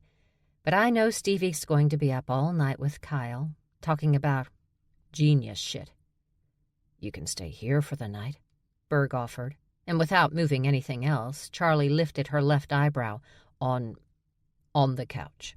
Appropriately. You don't mind? Not at all. Actually, I'll take the couch, and you can take my— I'm not taking your bed, she cut in, although I appreciate the offer. Actually, Berg said, trying hard not to outwardly cringe, we have extra bedrooms, so you can have one of those. Charlie pushed a loose curl off her forehead before asking with a smile, You offered me the couch and your bed before one of your extra bedrooms? He cleared his throat. I forgot we had them. You forgot you had extra bedrooms? I didn't know I was so distracting. Well, you are, he snapped back, embarrassed. Laughing, she said, I'll take the couch. He frowned, no longer embarrassed, but confused. Why? You're more than welcome to— Oh, I know. She placed her hand on his forearm, and her fingers were warm and dry, and he liked how they felt against his flesh. But if someone breaks in, I can shoot them. Legally. You're talking about your dad, aren't you? When am I not talking about my dad? She asked, clearly disgusted. But honestly, I wouldn't put it past him to drag his ass back here and start some shit. And I'd like to ensure he's greeted properly. So the couch is good. With a shrug, Berg went to get Charlie a new toothbrush and toothpaste. While she returned to the bathroom, he went upstairs and grabbed extra pillows and blankets from the closet. He returned to the living room and proceeded to make up her bed. Blankets? She asked when she walked back in. It's like 80 degrees outside. Trust me, in about an hour, Britta will turn the air up. She's a grizzly and hates the heat. Okay, Charlie said on a chuckle. Berg finished and motioned to the couch. Madam, thank you for everything. I really mean it. Any time. Charlie stepped close, and her arms slipped around his chest. She was hugging him, and Berg hugged her back, holding her tight against his body.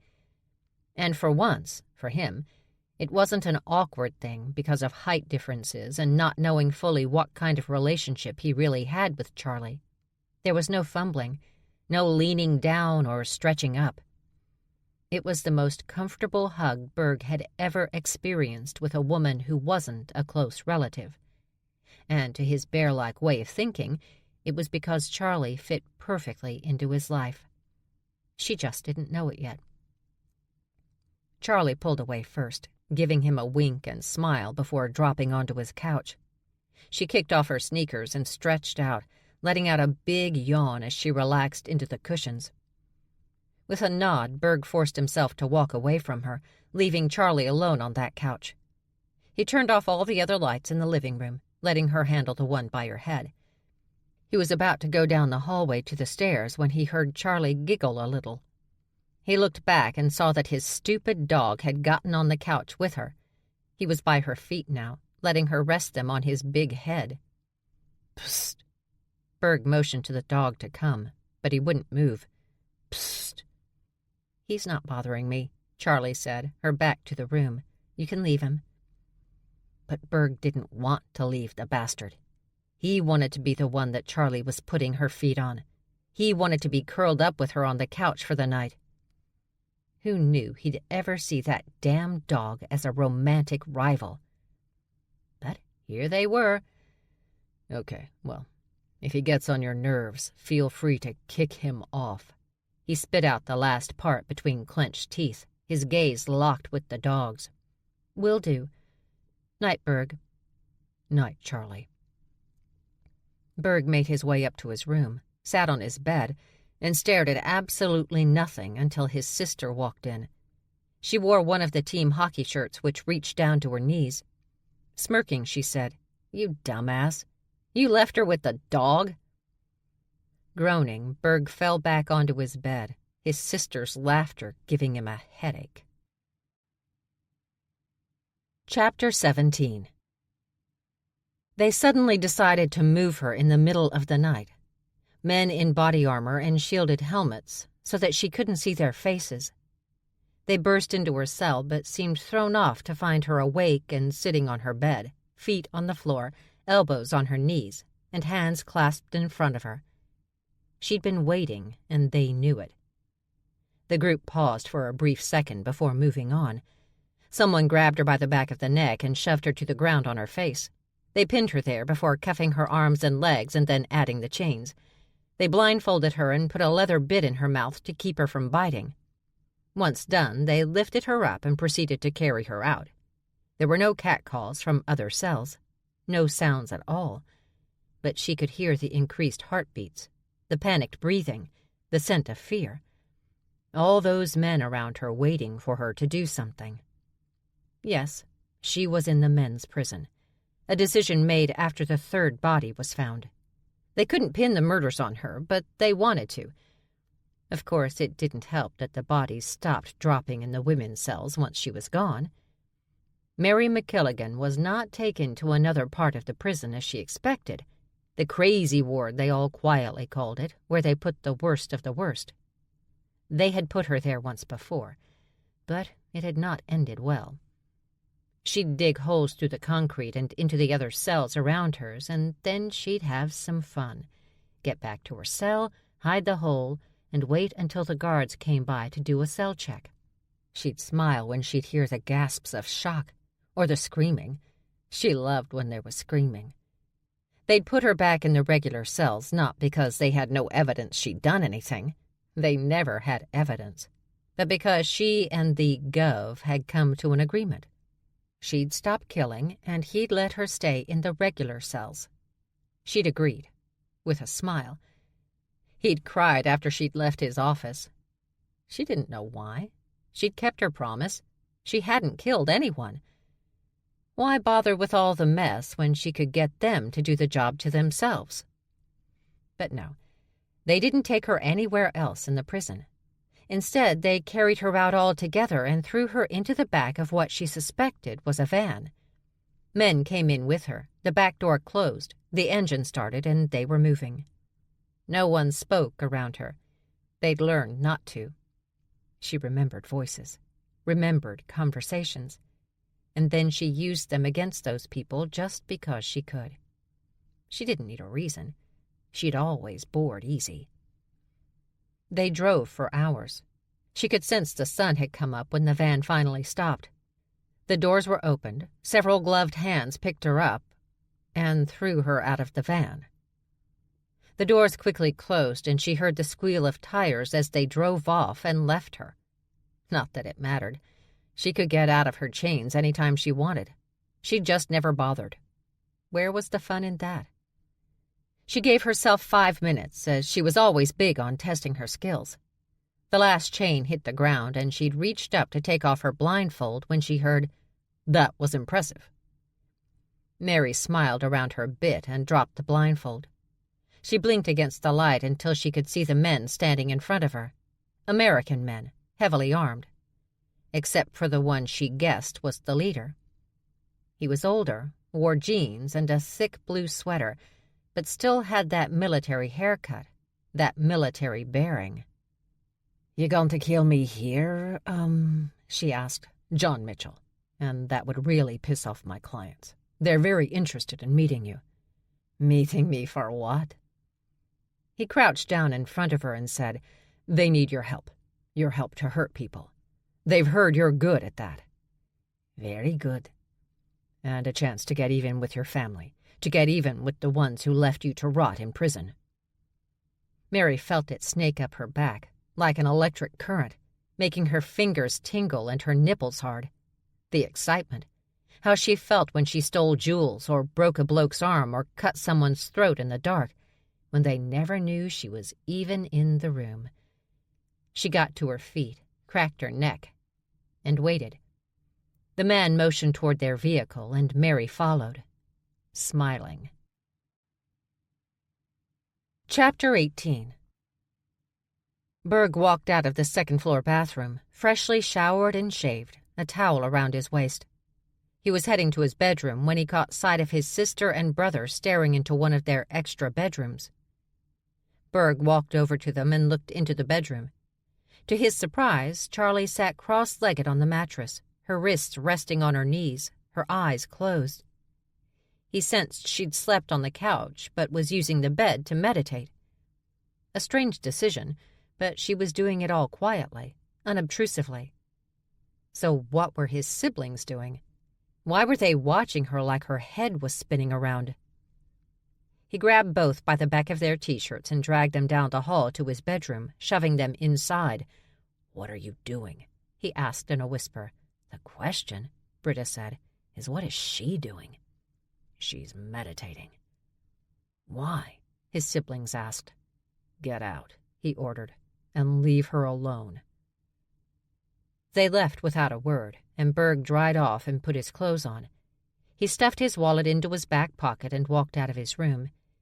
He was about to head to the stairs, but couldn't help but go back to the bedroom and check on Charlie. She was still there, still meditating.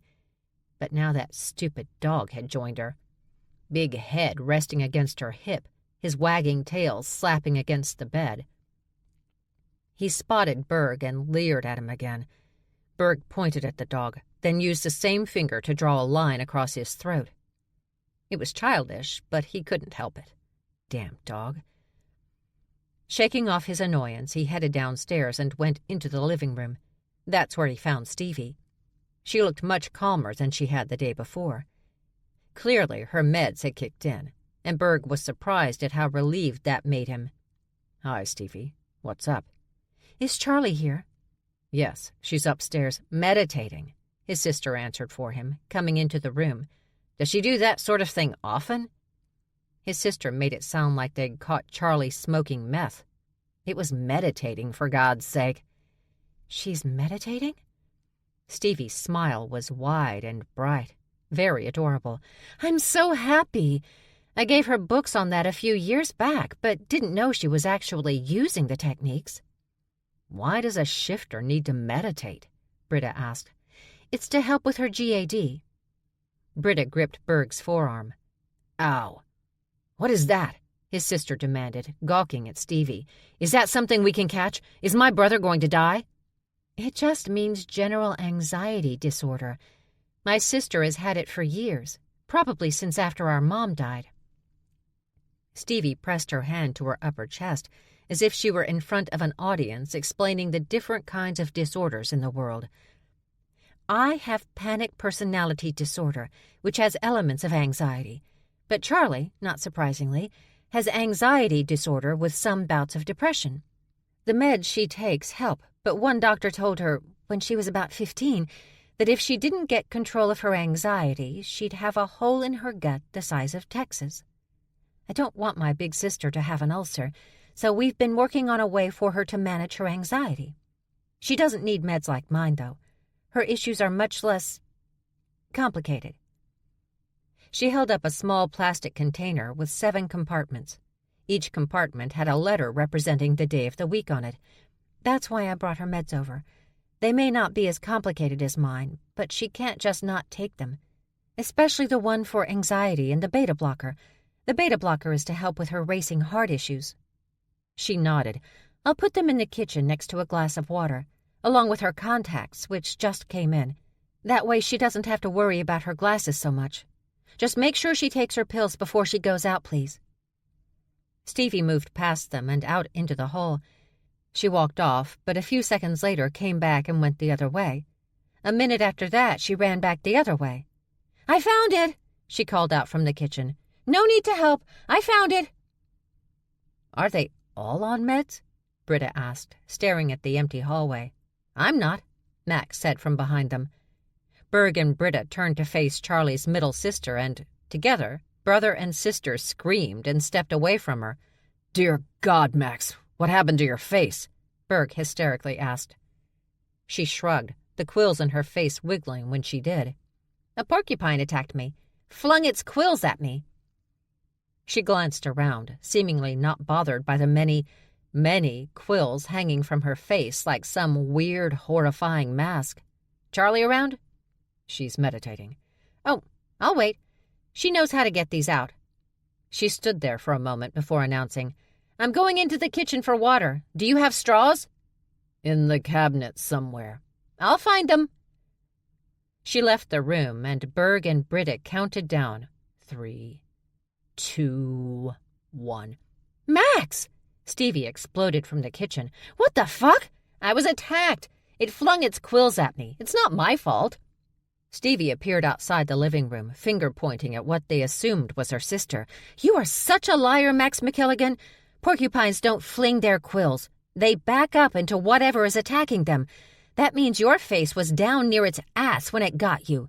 What is wrong with you? Who attacks a porcupine?" "If you're going to make a big deal about it," Max said as she walked back into the living room, "I'll just leave." Without meaning to, both Berg and Britta yelped and jumped away from her again. The sight of her face was just that horrifying. "Sorry," Berg said when Max rolled her eyes. "But your face, it's freaking us the fuck out."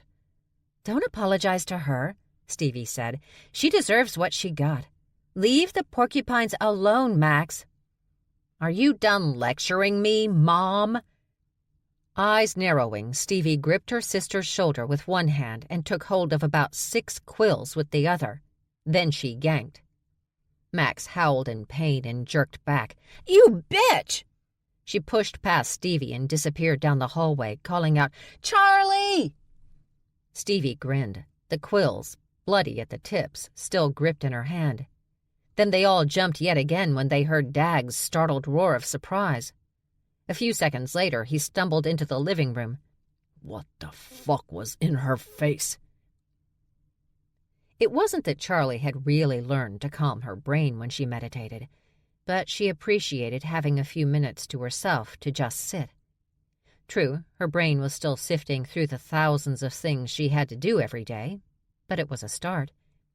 And so far she'd staved off any ulcer-like pain in her stomach, an improvement since she was 15, and the doctor wondered what she was doing to herself to cause such problems.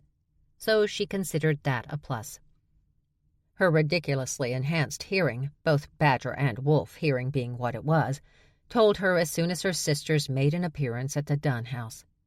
She was also not surprised when she heard chatter, screams of horror, arguing, and, eventually, more screams of horror. The McKilligan sisters didn't know how not to make an impression. Still, she'd have preferred not to open her eyes and see Max standing in front of her with her entire face covered in porcupine quills. "You're the only human being I know who purposely fucks with porcupines." Max shrugged, the move making the quills wiggle. "He was under the beehive I was trying to get to." "You're supposed to leave the beehives alone. We had this discussion." "Well, if it makes you feel better. I didn't get anything." "Yes," Charlie replied flatly. "I do so enjoy seeing my little sister used as a goddamn pincushion." She pointed. "Bathroom. Now." It took a lot of time to carefully extract the quills from Max's face. They had a way of locking themselves under the flesh, and she had to cut off the top part first to let out the air, and then slip the quill out. It was the only way she knew of to remove them so as not to damage Max's face more than it already was. The first time it had happened, when they were with the pack, Charlie had found Max before any of the she-wolves. Before the she-wolves could discover what had happened, Charlie had ripped out most of the quills, causing damage to her sister's face and, unfortunately, allowing a few quill tips to travel deeper into the flesh. The she-wolves ended up taking Max to the doctor to get out the rest. It had not been pretty. After that, though, Charlie had taken it upon herself to find a local vet and ask him the best way to remove quills. "From your dog?" he'd asked. Sure. The dog. The dog will have quills in his or her face." But no, Charlie had never met a dog that ended up in that situation. She knew it happened sometimes, but she'd never seen it. Her sister, however... After Charlie got all the quills out, she wiped Max's face down with an antiseptic and told her not to pick at it when it started to scab. If she did everything right, she should be completely healed in about 48 hours. "What happened with Dad after I left?" Charlie asked, scrubbing her soapy hands under the bathroom faucet. "Your she-bear protector tossed him out on his ass." "Before Britta got there. Did you guys give him more money? Did he beg for you guys to protect him?" "We didn't give him anything, even Stevie. Except for the couple of bucks she gave him when we were all outside, she seemed pretty done with him. I might be able to kill him any time now. Not if it's going to send you to prison. Who'd put me away for doing the world a favor?" "Why do you smell like Panda?" Britta asked Charlie's sister. "Shen Li's at our house protecting the great sculptor prodigy Kyle Jean-Louis Parker." "So? Why do you smell like him?" Berg cringed. His sister really didn't know how not to be nosy. If she had a question she wanted answered, she didn't let a little thing like politeness and civility get in her way. "I kept hugging him." "You? You kept hugging a bear?" "Yeah, the cutest bear ever. Unlike with you guys, I don't feel nervous around him at all. I never sense he's going to eat me or tear off my arms or whatever. I won't have to use my bear spray on him," she said with great certainty. Britta turned toward Berg and asked low, "Should I tell her the truth?" "No," Berg replied quickly. "Let her live in her happy world, and we'll hope that she doesn't have to use her bear spray on you." "Why?" Berg shook his head, not willing to tell his sister the danger her eyes were in. Charlie entered the living room with Max, and Berg was grateful to see the quills had been removed from Max's face. Of course, now she looked like she was suffering from chickenpox, but that was still better than the quills. Anything was better than the quills. Charlie looked at her watch, her eyes narrowing. She brought her wrist closer to her face. "You forgot your glasses," Berg reminded her. "Oh, yeah." She brushed her hand against the front of her T-shirt, the outside of her jean pocket, the entire collar of her T-shirt. Then she turned in a circle, looking around the room. "Your head," he finally announced when he couldn't stand it another second. She brought her hands to her hair, but it was a mess of curls, and she seemed to be having trouble finding them. He moved over in front of her and carefully pulled the glasses off, trying not to snag her hair. Once he had them loose, he used the bottom of Charlie's T-shirt to give them a quick clean, something he'd seen her do often, before carefully placing them on her face. He made sure the frames fit perfectly on her nose and behind her ears before stepping back. "We should get you one of those old lady chains so you can wear your glasses around your neck." "That's never going to happen." "You'd look adorable." She grinned, and Berg couldn't help but smile back. They kept staring at each other until they seemed to realize at the same time that they were being watched by the women in the room. Charlie looked away first, snarling at her sisters to get out. "Your contacts arrived," Stevie announced, sauntering by her sister. "I put them in the kitchen with your meds. I guess I could have mentioned that earlier, but then we wouldn't have seen the whole putting your glasses on for you thing." "Such a gentleman," Max teased, following her baby sister out the door. Britta, however, silently refused to leave until Berg roared in her face again and again. Then she walked out in a mild huff. He cleared his throat, burying his fists in the front pocket of his jeans. "Can I see you later?" he asked, getting right to his goal, afraid if he didn't, he might never do it. Charlie gave a little laugh. "Are you just a glutton for abuse? I can tell you right now I'm not into leather and chains, so if you just like abuse—" "I don't know what you're talking about. I just want to see you later." "And if the curse travels?" "I'll risk it." "Foolish, and a sign of poor decision-making." She let out a breath. "But fine. I have to see my aunt today, but after that—" "Do you need me to go with you?" "Oh, God!" Her eyes widened and she shook her head. "I couldn't do that to you. I couldn't do that to any person, even an enemy. I'll handle my aunt, but I'll text you when I get back." "Sounds good." She looked around. "Where's your sister?" "Probably in the kitchen being haughty. Why?" Charlie stepped onto the wood coffee table so that they were nearly eye level. Leaning in, she dropped her arms onto his shoulders and pressed her lips against his. Berg smiled against her mouth, sliding his hands around her waist, pulling her in tighter. Her body pressed against his, and he knew he'd been right last night. Charlie fit him perfectly. He teased her mouth open with his tongue, and for several minutes they simply stood there tasting each other, enjoying each other. "Bitch, get off my coffee table," Britta said as she passed through the living room.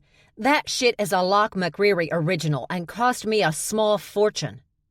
Laughing, Charlie pulled back, her arm still hanging over his shoulders. Staring down at the table, she asked Berg, "Who?" "We're coming with you," Charlie heard when she was scrunching gel into her hair with her fingers. She was bent over at the waist, hair hanging down, so she waited until she straightened up before asking her sisters, who were standing in the bathroom doorway, why. "We just think it's for the best," Stevie said, attempting to make it seem like no big deal. Charlie stared at her sisters before asking, "Is this because I punched her that time?" "Of course not, yep." Stevie cringed before snapping at Max, "Would it kill you to lie just a little?" "But it is because she punched her, and now we're going to put them together in the same room during the high-stress time of a wedding to talk about Dad. If we're not there, we'll just be bailing Charlie out later." Stevie's lips twisted, her gaze locked on a spot on the floor before she finally admitted, "Max is right." "Fine." Charlie studied her hair in the mirror, attempting to make her curls act right, as her mom used to put it. "But if that bitch starts anything, and that's why we have to go," Max said before walking away. "We all know she's going to start something." Stevie reached over and slapped Charlie's arm. "Ow!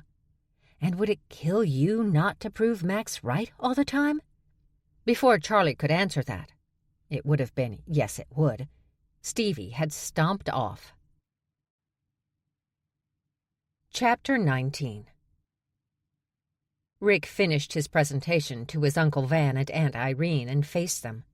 "Well, any questions?" "She goes from 5'6" to about 20 feet when she shifts."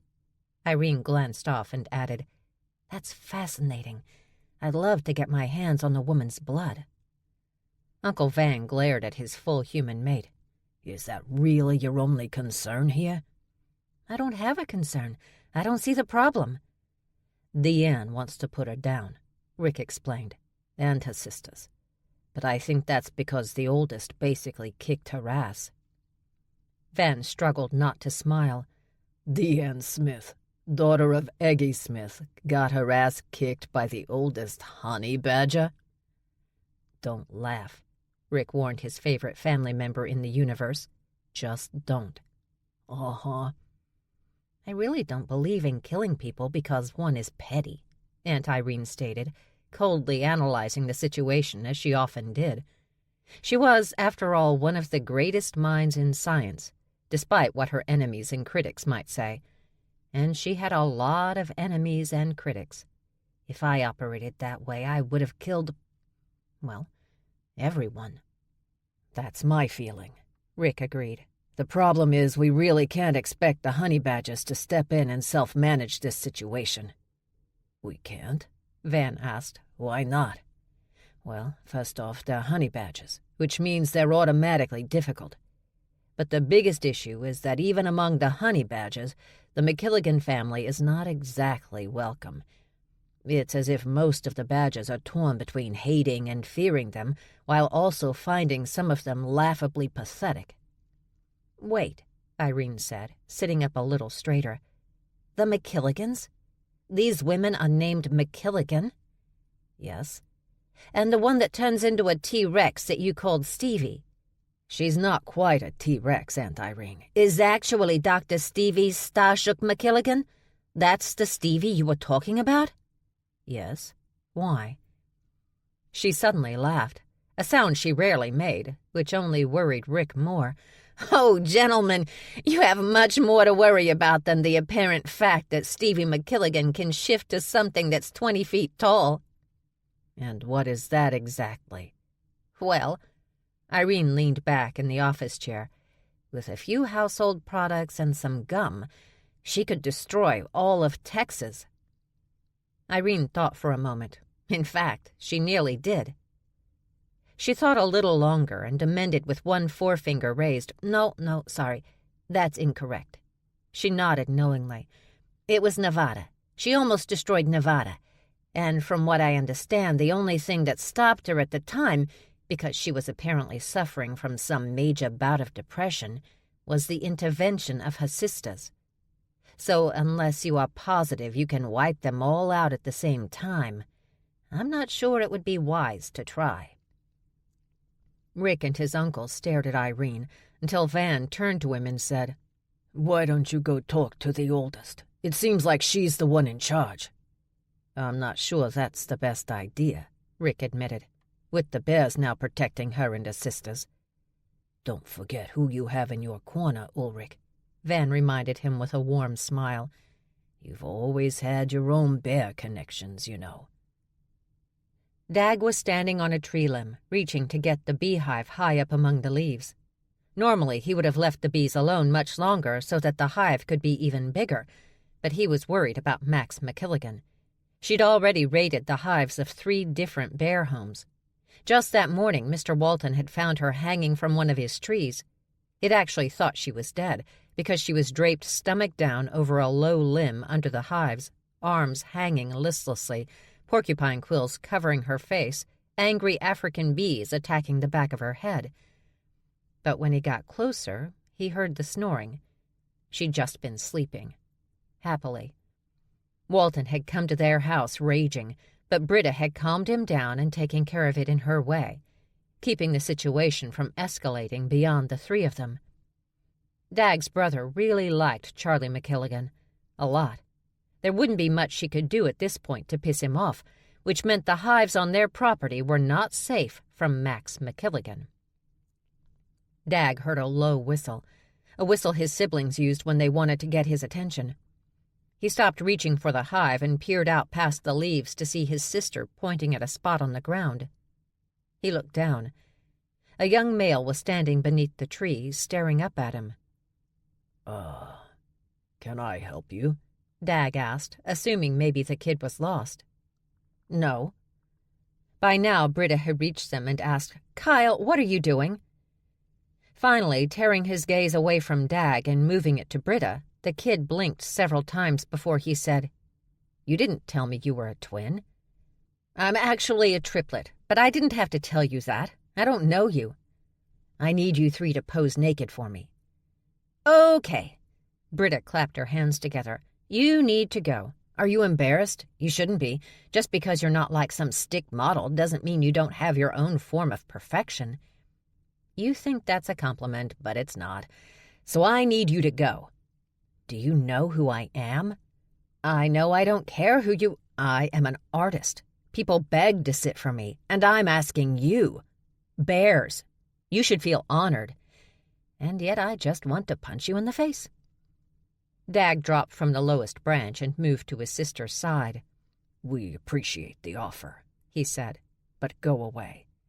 "I know you're uptight suburbanites, trapped in your tiny little vision of the world." "I'm going to crack his jackal bones like Kindle," Britta warned Dag. "But imagine being part of something greater." "You mean you?" Dag asked the kid.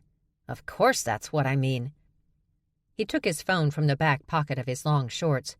He studied the screen a few seconds before holding it up in front of Britta. Britta's expression of annoyance quickly turned to surprise and then awe. "You did that? You?" "Told you. I'm amazing." "Wow. You're like that Michelangelo guy." "Oh, please." Kyle lowered his phone. "I'm better than Michelangelo." "Wow." Britta sighed, gawking at the kid. "Seriously?" Kyle stared back. "Yeah, seriously." The Kingston Arms. Charlie had heard about the hotel chain for years. Not from shifters, from everyone else. It was an extremely expensive hotel that had just opened its newest location in Dubai. She'd always known that it was shifter-owned and operated, but that was all Charlie knew. Her mother and definitely her grandfather's pack could never afford a place like this, and none of them would ever waste the money when a Holiday Inn Express would do just as well. "This place is awesome," Max sighed beside her. And they were only in the lobby. Just the walk to the front desk seemed about a mile long. There were also stores and major restaurants with more of the same on the floors below, a few restaurants on the higher floors. Full humans mingled easily and obliviously with shifters of all breeds and species. "I could live here," Charlie said. Who couldn't? Max pointed at a ridiculously large map of the hotel with a listing of all the available services. The three of them stood there, staring, trying to figure out where they were and where they needed to go. I say we wander around aimlessly until we find her. Charlie smiled at Max. Bernice would lose her mind. Besides, she said go to the front desk. They made the long hike to the front desk, taking it all in. But Charlie knew they focused on different things. For Stevie, it was about the people, the energy, everything that surrounded them. She drew all that in, and her brain organized and sifted until she had a story to tell through music or science. When they got home later, she'd jot notes into one of the precious notebooks she kept in her backpack for possible later use. For Max, it was about finding trouble. She searched out the drama, the weakness, the open doors. Although she didn't do much stealing, that Charlie knew about, she still had a thief's eye, just like her birth mother. She could size up a jewelry store or one of those brand-name places with all the expensive purses that people sat on a waiting list for, and she could come up with several ways in and out with thousands to hundreds of thousands of dollars worth of merchandise. But for Charlie, it was all about escape. Where were the exits? Who stood between her and her sisters and those exits? What could she use as a weapon? Were there cops nearby? Could she incapacitate and escape, or would she have to take a life? These were the questions she asked herself every time she entered a building, to the point that she barely realized that's what she was doing. It was like breathing to her, or finding water when she was thirsty. As always, it was about protecting her sisters and herself. They reached the front desk, and without even doing that off-putting sniffing thing everyone had been doing to Charlie, she knew the woman helping them was a shifter. A cat shifter, based on her eyes and the snobby way she looked over the three of them. "May I help you?" she asked after giving a plastic smile that revealed pointy eye teeth. Charlie placed her hands on the counter. "Yeah, we're looking for Bernice McKilligan." The employee typed into her computer and looked up. "I'm sorry, but we have no one by that name." "Think she's at another hotel?" Stevie asked. Max snorted. "Bet she's under her rich person name." Charlie rolled her eyes. "Right, forgot. I meant Bernice Anderson Cummings," she said, turning the S into a long, drawn-out Z, because she'd found out when she was younger that her aunt hated when she did that. "Oh, of course." And there went that plastic smile. "We've loved having Mrs. Anderson Cummings and her family here at Kingston Arms." Max's laugh was loud and long before she finally got out, "You are such a liar." Berg sat on his front stoop, focusing on the car part in his grease-covered hands, trying to figure out exactly what his sister did when she got behind the wheel of a vehicle that could cause so much damage.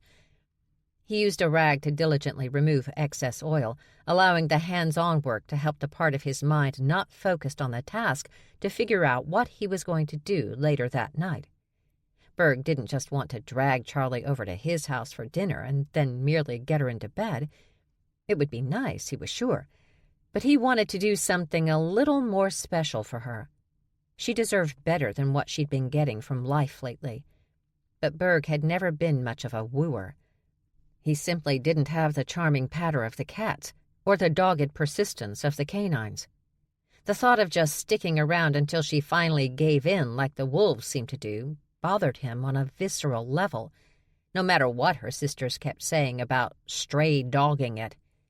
Bears, unlike the other shifters, had a little something called self-respect. He wanted Charlie to be with him because she really liked him, not because, I couldn't get rid of him anyway. A big SUV pulled into a spot right in front of Berg's house, but he didn't really take notice until the dog came out from under the porch, ran up to the white picket fence, and began barking. The passenger door opened, and a wolf stepped out. Berg recognized him right away. Ulrich Van Holtz, the head of the New York division of the group. He was Deanne Smith's boss. He was dressed casually enough, but very Manhattan in his black jeans, black t-shirt, and black work boots. But Berg wasn't fooled. The t-shirt and jeans were designer and probably cost a few hundred easily. The boots, Berg was sure, had probably not been purchased at the Brooklyn Army surplus where the Dunn triplets always got their work boots. But this wolf was smart. He didn't come alone into bear-only territory. He brought a bear friend with him, one that Berg recognized since he had been forced to go shopping for overpriced furniture at his gallery. God forbid they should just call it a store. Locke McGreary got out of the SUV and followed his friend over to their fence. Now the dog was on his hind legs, front legs placed on top of the pickets, and continuing to bark at the two strangers coming too close to his territory. Berg stared at the pair with one eye, the other closed against the sun. "Yeah?" he pushed when they just stood there. "Mr. Dunn, I know who you are, and I know your mate. She had guns pointed at my friend and her sisters yesterday." The wolf at least had the decency to look a little ashamed by that, but his friend seemed oblivious, studying Berg's picket fence. "That's true. But when Deanne attempted to speak to your friend, I was told she reacted a little more harshly than seemed necessary." "I was there. Smith should have minded her own business and let Charlie pummel that little weasel. She didn't, and so she ended up getting her ass kicked." At this point, the dog was still barking, not caring that he was being annoying, not caring that they were forced to raise their voices. Not out of anger, but because that was the only way they could hear each other over all that racket. "Look," the wolf began, "I understand that—" The wolf's words stopped. The barking stopped. And all because the large grizzly standing with the wolf had somehow managed to yank one of the pickets off the fence. Not on purpose. Berg knew when he was being threatened. He'd been known to do some threatening of his own. But this wasn't threatening. This was just the usual bear curiosities that ended up causing a lot of damage. Berg stared, and the wolf cringed, and finally the dog slowly moved away from the grizzly in front of him. Apparently he did see the torn fence as a threat. "Oh, shit. Sorry." McGreary held the picket up. "I, can put it back for you." "That's okay. I can fix it." "Anyway," the wolf continued in a lower volume now that the barking had stopped, "I was hoping to work something out with the McKilligan sisters." "Then what are you talking to me for?" "It seemed smarter to discuss this with you first." "Did it?" Berg heard high-pitched yelping and looked behind him. His sister came around the corner, her grip tight on the back of a jackal's jeans, lifting the denim high and into the kid's ass crack. "It's time for you to leave right now," Britta informed Kyle. "You are being unreasonable." "Ow, ow, ow!" Unlatching the fence gate, she shoved the jackal through as if that alone would keep him out. "When you're 18, you can come back here and ask us about posing naked. That way I can slap the shit out of you without any guilt, or charges of abuse of a minor. Until then, stay out of our territory, skinny dog." The wolf closed his eyes, took a breath before asking the jackal, "Again with this, Kyle?" The kid looked at the wolf, but Berg wasn't sure that he recognized him until Kyle said, "You do seem to forget that I don't answer to you, Ulrich. I can always get Deanne involved if you'd like." "Unlike the rest of the world," Kyle scoffed. "I don't fear the great Deanne Smith, mostly because she finds me, air quotes, off-putting. You ask a woman for specific details about all those she and her murderous father have killed throughout their terrifying lives so that you can praise their skills in a sculpted piece for the ages, and suddenly I'm the mentally disturbing one. Kyle, although I do wonder, what is it like to be married to an actual sociopath? Do you sleep at all? Or are you too afraid she'll wake up in the middle of the night and cut your throat for the hell of it? Do you fear for the safety of your child? Okay, that's it." Britta suddenly exploded, yanking the gate open and storming through. She grabbed the kid by the back of his jeans again, and now his hair. She lifted him off his feet and carried him back to the honey badger's house. "You are a horrible, horrible child, and if you'd been my son, I'd have taken you directly to a military school." "Your sister is awesome," McCreary said. "She does not tolerate bullshit from anyone, especially other people's bratty kids. We really just wanted to talk to Charlie McKilligan and her sisters about a job with us," Rick finally said. "And now, what? You want to lock them up?" "Lock up who?" Britta asked as she walked back, slapping her hands against each other like she'd just finished cleaning up a mess. "Charlie and her sisters." Britta stopped, crossing her arms, gaze locked on the wolf and bear interloper. Lock them up for what? For being who they are? For being different? For being hybrids? I expected more of a Van Holtz. And if you think the bears are going to let you start doing that bullshit. There was silence after Britta let her words and warning fade out. And that silence lasted until Locke McCreary suddenly faced his friend and announced, "Yeah, we're not going to let you get away with that." Eyes crossing, Van Holt suddenly gawked at the bear he'd brought to back him up and snarled, "Locke!"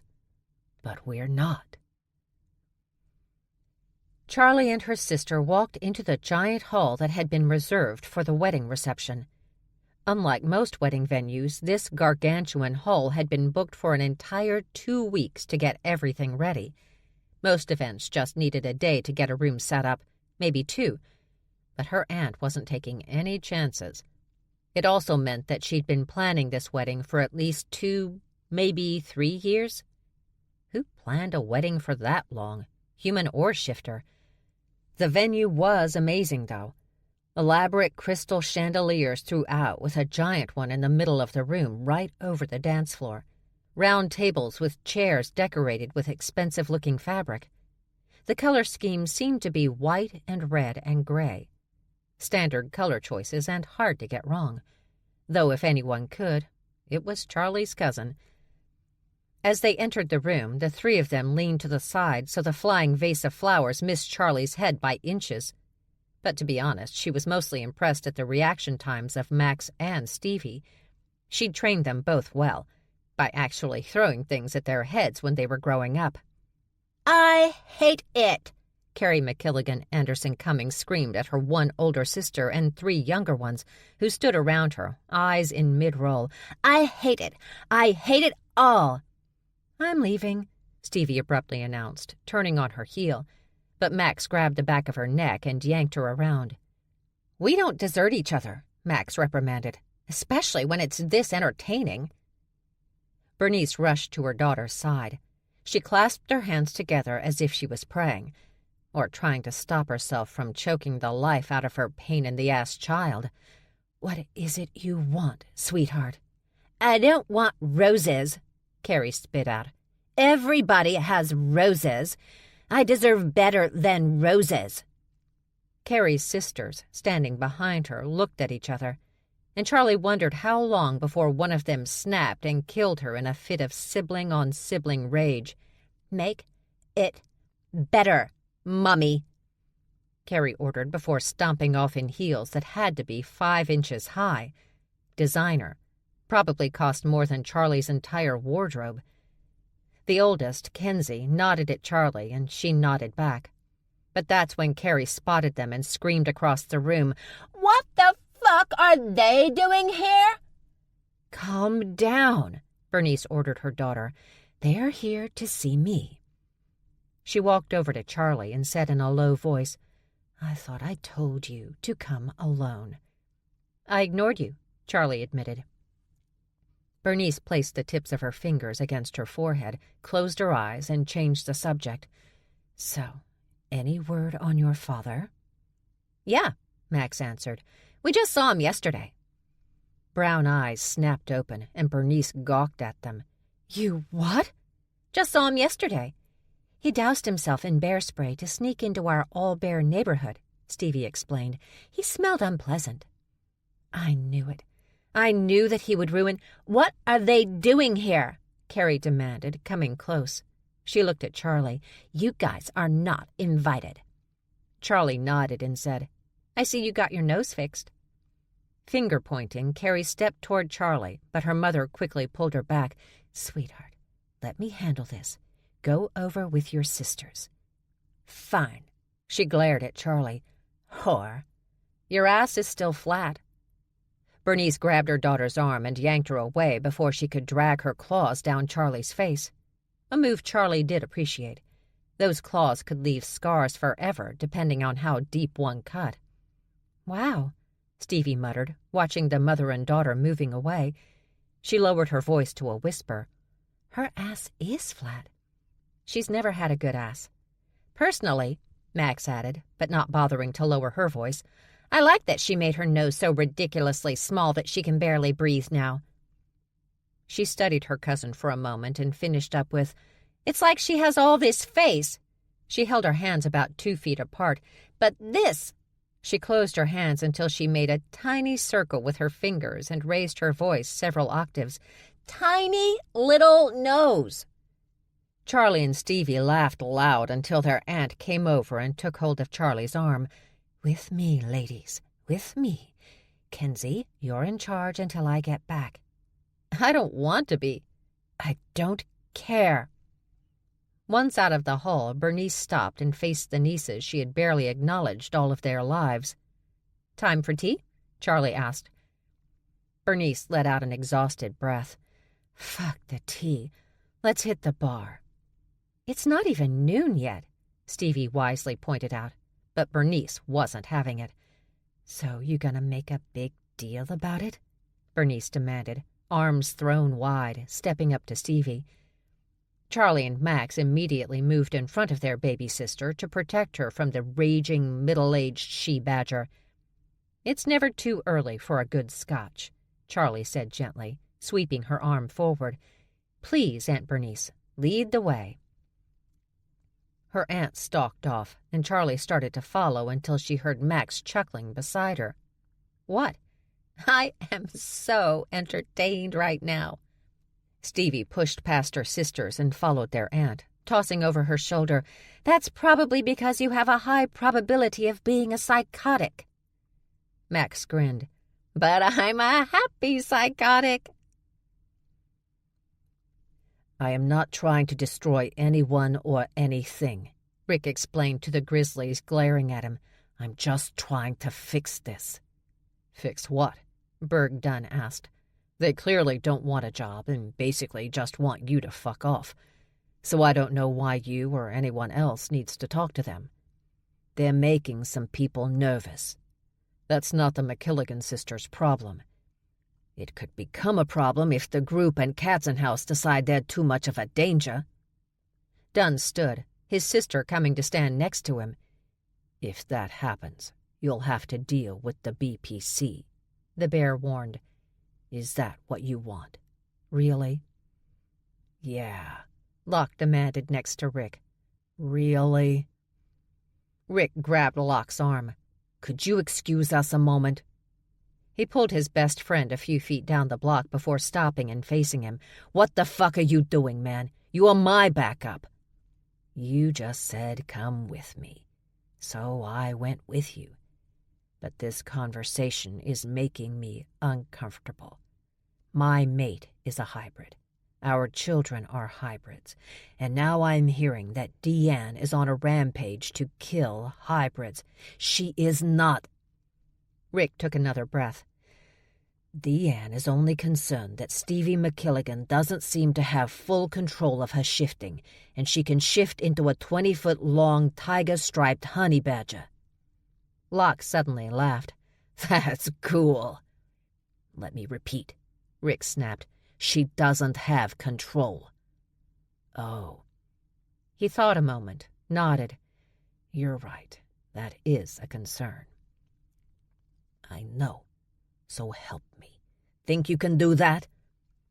The old friends gazed at each other for a long moment until, eyes narrowing, they looked at what now stood beside them. Dutch grinned at them. The bruises on his face and neck were substantial, and Rick knew for a fact that the Wolverine was quite the scrappy fighter. Still, one McKilligan sister had kicked his ass with hand-to-hand combat. 1. Rick did notice, though, that Dutch didn't seem bowed by the damage. Despite the bruises and still healing wounds, he appeared pretty chipper. "So," the weasel boldly asked, "what are we talking about?" Locke sneered and started back toward the other bears. But as he walked past Dutch, he swung his arm out, sending Dutch flying across the street, across the fence of the home opposite them, across that bear's yard, and into the defenseless porch swing. Locke didn't actually put a lot of energy behind that move either, but he'd never been much of a fan of wolverines, and despite having retired from the hockey team, he still had that mighty bear strength. Rick followed his friend and stood silently as Locke said to the Dunn siblings, "How about we all meet later today in the BPC offices? You can just bring the eldest sister, Charlie." Locke nodded. "You bring Charlie. All you guys come with her, and Katzenhaus can send someone, and Rick can represent the group. No one," he quickly added, "will bring Deanne." "Or her father," Britta said, adding when they all stared at her, "Everyone knows about her father. No Eggy Smith or no deal." "He's wandering the hills of Tennessee in his wolf form," Rick replied. "He's not leaving that happy life except for a full-on emergency. It'll just be me and my Uncle Van representing the group." Britta looked to her brother. Berg shrugged. "I'll talk to Charlie about it." "Excellent." Locke held his hand out for a shake, but that's when he realized he was still gripping the picket he'd pulled off the Dunn's fence. "Oh, I can still fix this." Britta took the piece of wood. "That's okay. By the way," she smiled, "I love your work, Mr. McCreary. We have one of your coffee tables. I've been saving up for one of your couches, maybe a dining table." Her nose crinkled up, and she went from gruff and dangerous to delightful. "You're so talented." Locke, as was his way, blushed, buried his hands in the front pockets of his jeans, and shrugged. Thanks. And you can call me Locke."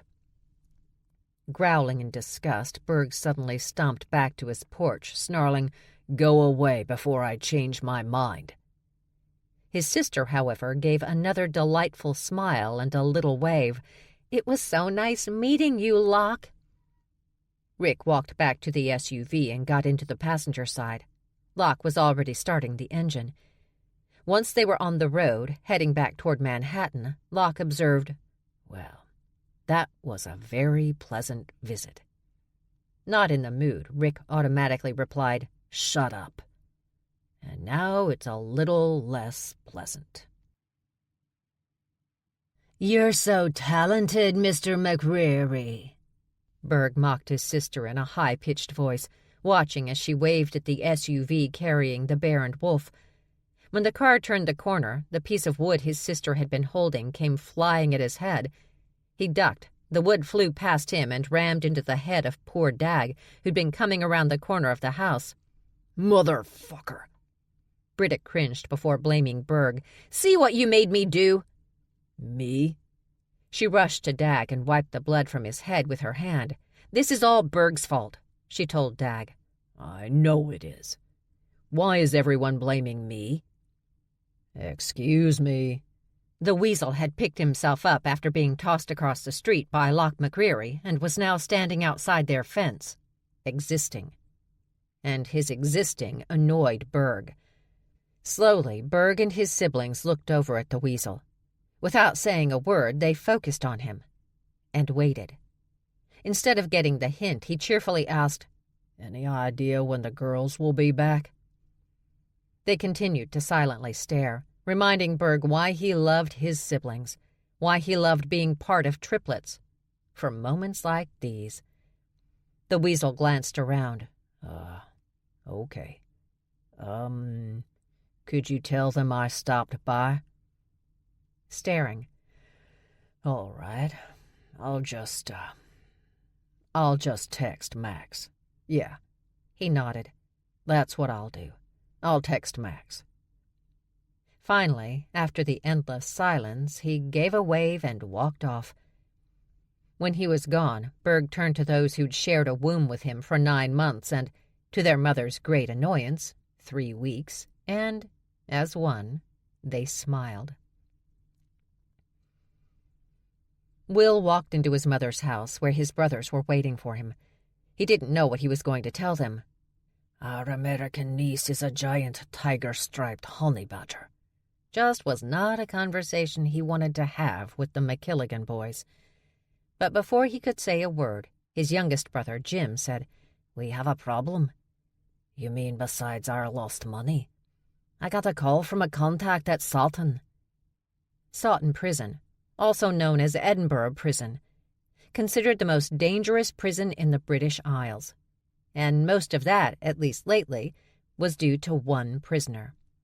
Mary McKilligan, his brother Sampson's only girl. And, like her father, she'd ended up in Sawton before she was even 30.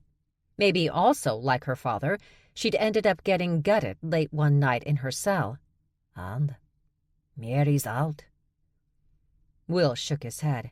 She's there at Her Majesty's pleasure, and trust me, after what she's done, Her Majesty won't be letting her out any time soon. They didn't let her out, Will. She escaped, and no one knows where she is. It's Scotland, not Africa. How hard can it be to track her down on this tiny island? That's the problem, Jim said, folding his arms over his chest. They don't think she's in Scotland anymore, or Europe. Instead, she's loose out there, and pissed at us because we left her in Sawton. You remember how she is, brother? This is gonna get bad. Will dropped into the closest chair, gazing up at his siblings. Oh, fuck. Chapter 20. As soon as they walked into one of the hotel's bars, the bartender immediately grabbed a bottle of 40-year-old scotch. Bernice held up 4 fingers, and beside the bottle on the bar top was placed 4 glasses. She grabbed the bottle, the glasses, and moved over to a booth in the far corner. She poured a couple of ounces in each glass before sitting down, keeping the bottle very close to her. Charlie slid in across from Bernice, and Max sat beside their aunt. Stevie sat next to Charlie. Grabbing one of the glasses, Bernice held it up and toasted with great sarcasm, "To family." She was waiting, so Charlie and her sisters each grabbed a glass, repeated, "To family," and tapped their glasses against their aunt's. Bernice drank her scotch in one gulp before slamming it down on the table and filling it up again. Charlie took only a sip, knowing she shouldn't do any hardcore drinking due to the meds she was on for her anxiety. Max sipped, curled her lip in distaste, and asked one of the waitresses for a bowl of honey-roasted peanuts. Stevie, however, took her scotch in one gulp, and the rest of them gawked at her. She dropped the glass on the table and, when she realized they were all staring, explained, "Seriously? You're surprised I know how to drink after spending more than a decade around scientists and engineers?" Not having a response to that, Charlie focused on her aunt. "So how's that wedding going?" Bernice's eyes narrowed on Charlie, and she socked back another gulp of scotch.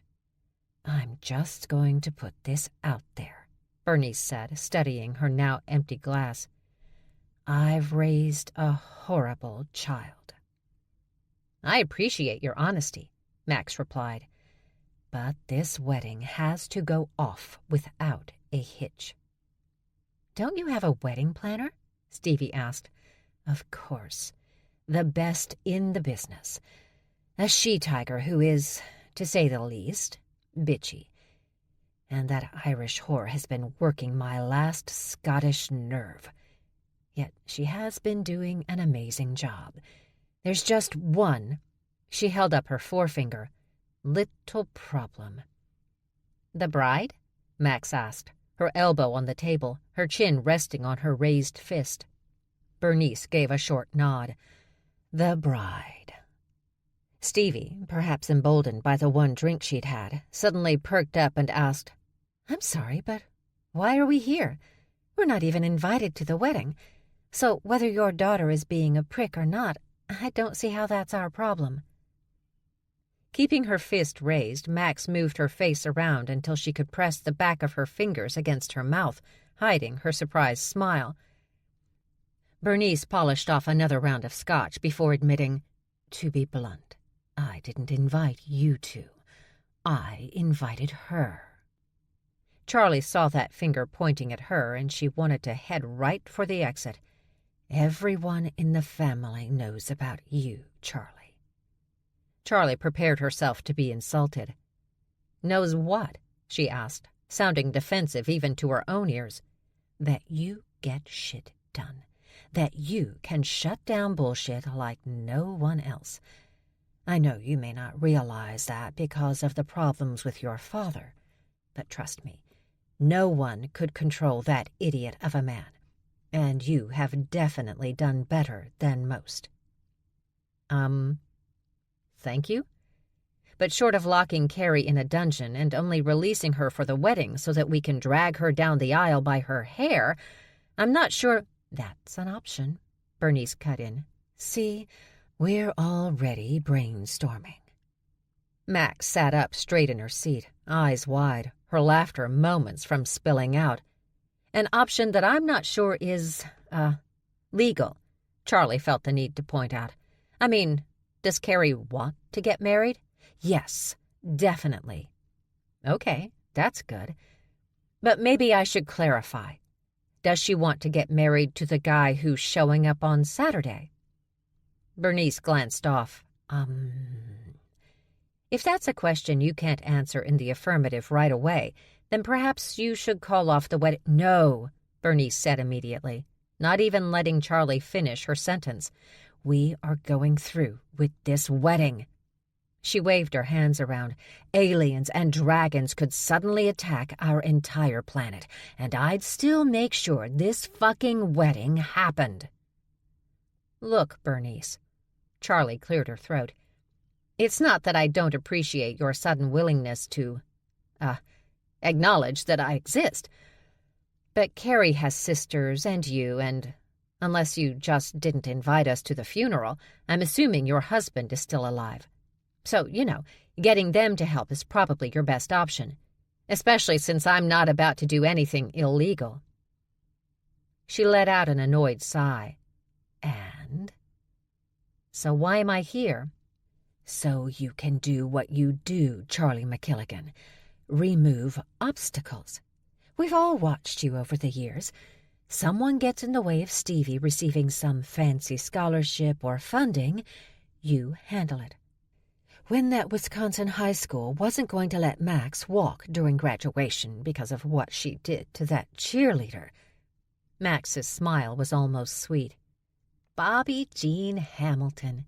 She nodded. "Head cheerleader. Voted most likely to succeed. And I beat the holy hell out of her in the cafeteria." She gave a little shrug. Just because." Bernice gestured to Max with both hands. "You see, the school had every right not to let her walk for graduation. But you fixed it. She walked. And I want you to do the same for my little girl. Get her to walk down that aisle before I kill her and have her stuffed and mounted in my home as a warning to the rest of her sisters." Charlie focused directly on her aunt, knowing better than to look at Max. She could not look at Max, or the laughter would never end. She began, "Again, I appreciate what you're going through.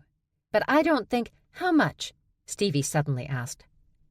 Charlie turned her body so she could look directly at her sister. "What are you doing?" "What? She expects you to do this for free?" "I don't care if she wants it for free or not. I'm not doing anything. I'm not involving myself in this craziness. Instead, we're all going to head back to Bear Street, as I like to call it, and find me something to wear, because I think I have a date tonight with a very handsome man who can shift into a 1,000-pound beast." She looked back at Bernice. "So as much as I'll give you 50,000. Max blinked. "Dollars? American dollars?" Charlie raised her forefinger. "I already told you I'm not doing anything illegal, and I'm not killing anybody for you. If I wanted someone dead, I'd hire Max." "Aw," Max said, gently touching Bernice's forearm. "That's sweet." "Then what would you be giving me 50 grand for?" "I need you to do what you do so well. Problem solve. Find that problem, deal with that problem, eliminate that problem." And before Charlie could say anything, she quickly added, legally, "I want you, Charlie, to do what you do so brilliantly. Fix the fucking problem. Not the wedding-specific stuff. I'm already paying that she-tiger whore a lot of money to make this wedding perfection. I need you to find out where the real problems are. The problems that are going to fuck my life. Find them and fix them. And if I can't, you still get paid." When Charlie's eyes narrowed, Bernice went on, "I know you, Charlie. You're like your mother. When you commit to something, you don't walk away. I know if you promise to do your best on this, you will. If my daughter still manages to fuck it up, that's on me, as her mother, and I'll deal with that in my own way," she said in a tone that made Charlie worry for her younger cousin. "What about expenses?" Stevie asked. Charlie slapped the glass her sister had only drunk from once, sending it flying across the bar. "No more liquor for you." "I'm not letting you get screwed over. We're getting you the best deal." "You want to talk deal, Stevie?" Bernice leaned forward, looking directly at Charlie's baby sister. "I'll give her $25K up front, cover all expenses, and no matter what happens, on the day the wedding should take place, I'll give her the other $25K. She held up her finger before Stevie could say anything, but if the wedding does happen, meaning Carrie and Ronald P. Farmington IV walk down that aisle, say their vows, and leave on their honeymoon at the end of the night, I'll give her a bonus of $35,000 on top of the 50. She glanced at Max. "American dollars." Bernice relaxed back in the seat, tossing her hands up before asking, "What you gotta say now, bitches?" Stevie nodded at Charlie. "Take it." "What are you doing to me?" "Getting you a job." "Stevie, you know that once I'm in—" "Yeah, you're committed. I get that. I also know this wedding is to take place this Saturday. Take the fucking money." Charlie looked at Max, but she could already guess her sister's answer. "Take the money, dude," Max said. "All right, I'll do it. But you two are helping me," she said to her sisters. "Why is this our problem?" Max asked. "I'm not leaving you two with nothing to do in Beartown. I'm going to keep you both busy. It's in everyone's best interest." Stevie gave a sad sigh and said to Bernice, "She's right. By the way," Charlie added for their aunt, "I consider my sister's expenses." "Whatever." Bernice looked at her watch. "All right, I've got to get back to that demon beast I gave birth to." Max slid from the booth, allowing her aunt to get out. "Another thing," Bernice said before she walked away. "Your father. I'll work with the wedding planner and security about him. You do have security for this event, don't you? Real security?" When her aunt just stood there gazing at her, eyes blinking, she said, "Don't worry about it. I got it." She'd clearly been expecting more of a fight before Charlie would take this job, but what was the point of putting up a fight? For that kind of money, Charlie would deal with her father. Once her aunt left, Stevie asked, "So what are we doing first?" "Our first step, we find out what our bitchy little cousin is doing behind her mother's back." Charlie's phone vibrated and she pulled it from her back pocket. "Yeah?" "Hi, it's Berg." She couldn't help but smile when she heard his voice, relaxing into the leather booth. "Hi, what's up?" "Do you have some free time today?" "Everything okay?" "Yeah. The group wants to meet with you, Katzenhaus, and the BPC. I can pick you up and take you there." "Where?" "BPC offices. And you can say no. I'll back you all the way." "Hold on." Charlie lowered her phone. "There's a meeting with the group later today. Berg says he'll pick me up. Want me to come with you? Max suggested. I can kill everybody, get this all done. I could be wrong, Charlie replied calmly, but that seems like it would not get this done as much as it would make everything worse. Max shrugged. You may have a point. Thank you. Now you two stay here, start sniffing around the bride. I'll deal with everything else. And no fucking fighting. Should I call Dutch? Max asked. The traitor? Wow, you're really not letting that go. Not letting that go. And do what you want. I already kicked his ass. He knows where I stand. Charlie returned the phone to her ear. Berg, tell me where to meet you. Chapter 21. Berg picked Charlie up at the corner, outside the hotel. He'd planned to come alone, but Britta and Dag insisted. They sat in the back seat, waving at Charlie when she looked at them. Everything okay? He asked, pulling back into midday traffic. Yeah, I got a job. Really? Doing what? Making sure my cousin goes through with her wedding. I'm supposed to remove all obstacles. Legally, she quickly added. Not that Berg doubted that. He didn't think Charlie would kill for anyone but her sisters, and only to protect them. Obstacles? Britta asked. You mean like the priest not showing up, or the cake not being delivered? My aunt has a wedding planner for that, apparently. I'm guessing, based on what she told me about my cousin Carrie, it's a lack of love. Your cousin doesn't love the guy she's marrying? Berg asked. I don't think so, but I don't think it matters to my aunt. Britta leaned forward, her hand resting on the headrest. Who's the poor schlub she's marrying? Ronald P. She thought a moment. Farmington. The fourth. Ooh, Britta said, leaning closer. He's rich. Like he could have a gold yacht rich. I assumed. My aunt was adamant she needed this wedding to go through, to the point that she's willing to pay me $85,000. American money? Britta asked. Charlie shook her head.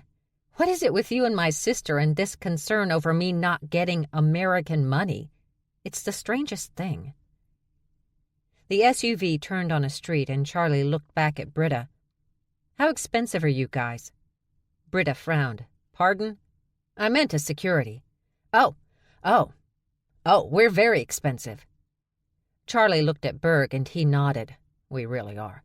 We do it to weed out the reality TV people who just want big guys walking behind them, looking terrifying while they're throwing wine in some woman's face. Why? You and Britta have seen my dad, and I was hoping you could come to the wedding as additional security to keep the idiot from coming in and making an already horrible day even worse. It's this Saturday. I can get you specific times later. We can do that, Berg said, pulling into a large building's parking structure. We'll do it for free. No, you will not, Charlie smirked, but only because I won't be the one paying. My aunt is covering expenses, and she wants my dad not to infiltrate. So I expect you to double what you normally charge. Well, knowing Berg was too nice, she looked at his sister and said, Double charge. Got it. Britta's fingers flew across her phone, and after a few seconds she added, Booked. Berg stopped the SUV at the security booth. A man that had to be at least 7.5 feet tall looked down at him. Berg? Garland. The metal gate went up, and Berg drove in, quickly finding a parking spot. They all got out and walked to the elevator. The doors opened, and Charlie stepped in, her mouth open as she looked around. This thing is huge. We don't like to feel trapped. Berg pressed a button for the top floor. Now, if you don't feel comfortable at any time, if you feel unsafe, you just let us know and we'll get you out. Okay. The floors ticked by. Berg faced her. Are you armed? To the teeth. Anyone even twitches wrong. No. Berg shook his head. I need you not to kill anyone today. But if they twitch, no. What Berg means, Britta explained, is if there are any problems, we'll handle it. Exactly, he agreed, nodding. If, let's say, some feline from Katzenhaus gives you any trouble, we'll be the ones to rip his arms off and beat him to death with them. No, Berg sighed, again shaking his head. That is not what I meant either. Max peeked around the corner, watching her cousin Carrie on her cell phone. She was pacing and crying, but keeping her voice low. Carrie turned to pace in Max's direction, so she quickly moved back behind the wall. "What's going on?" Stevie asked. "She's on the phone and crying." Max looked at her sister. Crying? People cry. Honey badgers don't cry. Honey badgers don't cry. I heard you the first time, but I felt it can't be said enough. Hey, Dutch barked, coming down the hall, and both Max and Stevie shushed him. what? He whispered, dramatically slamming his back against the wall, his gaze bouncing from one end of the hall to the other. Are we under fire? We're spying, Stevie softly explained. Oh, I love spying. So we've heard, Max teased. Dutch grimaced. Okay, I walked into that one. Dumbass. Your sister still hate me? Yes, Max and Stevie said together. Seriously? Well, she hated you before, Stevie explained. Now her hate is just enhanced. Max checked around the corner and saw that Carrie had gone in the back way to the big hall where her wedding was being set up. You know how Charlie is, Stevie was saying when Max leaned back. She's a Leo with a Taurus moon, Max explained. You're lucky all she did was kick the crap out of you. Stevie rolled her eyes, a sound of disgust coming from the back of her throat. What? You still believe in that astrology crap? She asked. You don't? I believe in tangible things, Stevie announced in her haughtiest voice, not ludicrous things. What about Eastern astrology? I bounce back and forth between Eastern and Western. So do you believe in Eastern astrology? No. Where is Charlie anyway? Dutch asked to stop the fight he probably knew was coming. Berg picked her up to take her to some meeting with the BPC, the cats, and your people. Dutch's usual smiling, relaxed face fell. What? No one told you? No. Max studied him a moment. Should I go there and kill everybody? Why is that always your first suggestion? It's the most expedient. Should we be freaking out? Stevie demanded. I feel like we should be freaking out. No, I'm sure it'll be fine. If you're worried, though, I could go. Protect Charlie. Max looked at Stevie, and even her baby sister rolled her eyes. Dude, Max felt the need to point out, she's surrounded by 3 grizzly bears. I think our sister's safe. Is she armed? Stevie snorted. To the teeth. She's crying? Charlie suddenly said out loud while staring at her phone. What does Max mean she's crying? Honey badgers don't cry. Honey badgers don't cry. Berg walked back to her and tapped her arm. She lifted her head, frowning. What? Could we get this done? She looked around and seemed to suddenly remember that she was in the middle of the BPC hallway talking to herself and tapping on her phone. Sorry, she said. Sorry. She walked quickly to catch up to Britta and Dag, and Berg followed behind her. They were headed to the office at the very end of the hallway, Bela Ben-Ziv's office. She was the head of the BPC. Berg cut in front of her so he could walk into the office first. He wanted to look around, make sure everything was as it should be. It wasn't that he was so worried. It was mostly habit. Personal security was his business, after all. Unfortunately, Britta and Dag had the same idea, so the 3 of them ended up briefly caught in the doorway until Britta pulled free first, reaching back with both arms to slap him and Dag on the shoulders. The 2 Van Holtz wolf males immediately looked out the window. Bela sighed and rubbed her temples from behind her desk, and the newest New York head of Katzenhaus, Mary Ellen Kozlowski, a cute but vicious little lynx, just rolled her eyes and sneered, as only a cat can. Sorry we're late, Britta said. Traffic. No problem. Bela motioned to several empty chairs around her desk. Come in. Dag stayed by the door and didn't sit. He just stood there, glaring at the non-bears in the room. Britta sat down by the wolves so she could practically face the cat.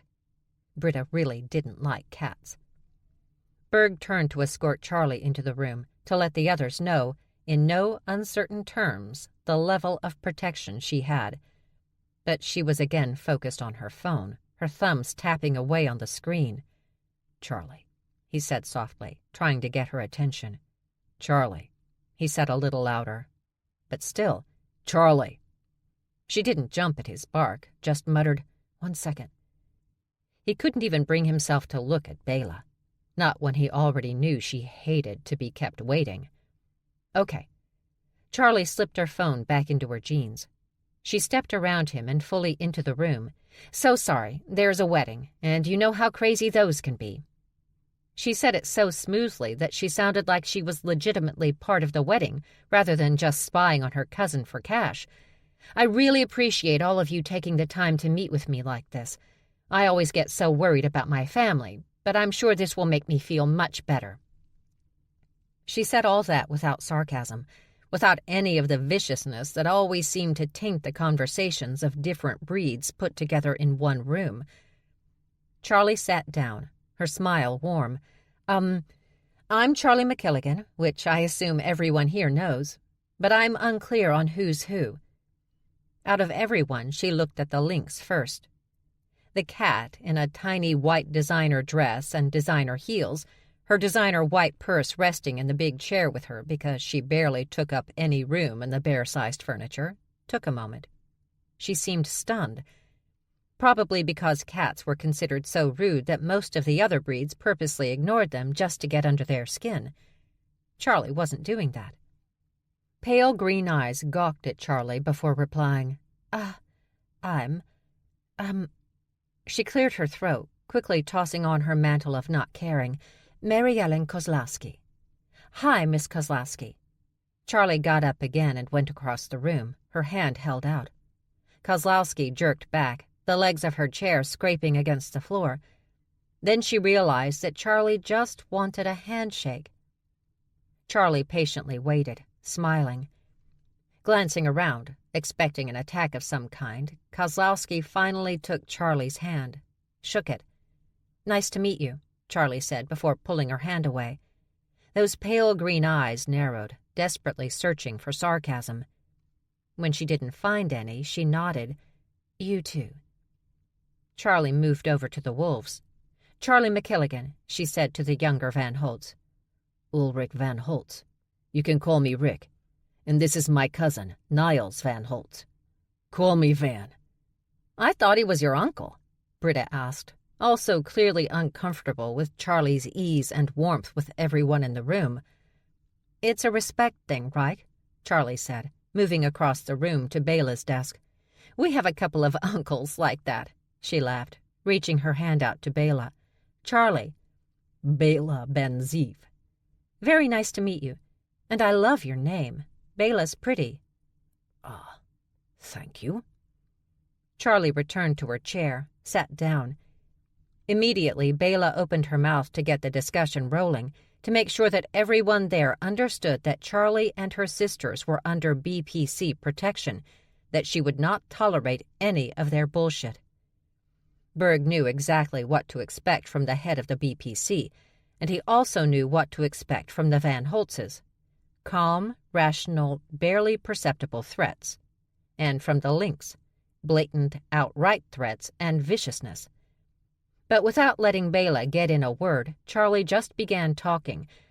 "I have to say that I really appreciate everyone coming here today to help us." Surprised, Berg looked up, his sister already gazing at him, eyes wide. "I usually have to deal with these kinds of problems on my own, and I'm starting to get overwhelmed. I mean, my father stealing money from his own brother, his brother using me and my sisters in the hopes of getting the money back by basically selling us to whoever wants my baby sister, and, I'm not handing over my baby sister to anyone, but especially not full human males. My uncle knows we don't have the money to pay him back, and he also knows that no matter what might happen to me and my sisters, no matter how bad, how horrifying or brutal, it will mean nothing to my father. But my Uncle Will was hoping that I could get the money back from my father, and he felt I would do that if someone had my sister. if her safety was threatened. She blew out a breath. Once again, my father has forced me and my sisters into a situation that could get all of us killed. There was a long silence until the elder Van Holtz asked, "Where's your father now?" "He came to the house I'm renting in Queens. He wanted money and someplace safe to stay. I overreacted a bit, and now I don't know where he is." "But he has the money?" Rick Van Holtz asked. "He did. Max, my middle sister, talked to him after I left, and she seems to believe that he's lost the money." Kozlowski looked around the room before refocusing on Charlie. "I understood that your father took about $100 million. 100 million British sterling, actually. How does one lose 100 million of anything?" "Oh, that's easy," she said with a casual air. "By being the biggest fucking idiot known to man or God." Stevie wished she could say that such lowbrow activities were an insult to her amazing brain power and all her plans to change the world and humanity for good. But she couldn't say that because she was enjoying herself so much. Carrie had stormed away from her mother, screaming, "It all sucks. I hate everything you've done. Why are you trying to ruin my wedding? This is my day." It seemed to Stevie that Carrie had one level, loud and hysterical screaming. She had no off switch. Now she stomped through the hotel like a linebacker in those ridiculous heels. She went straight for the exit and out on the streets.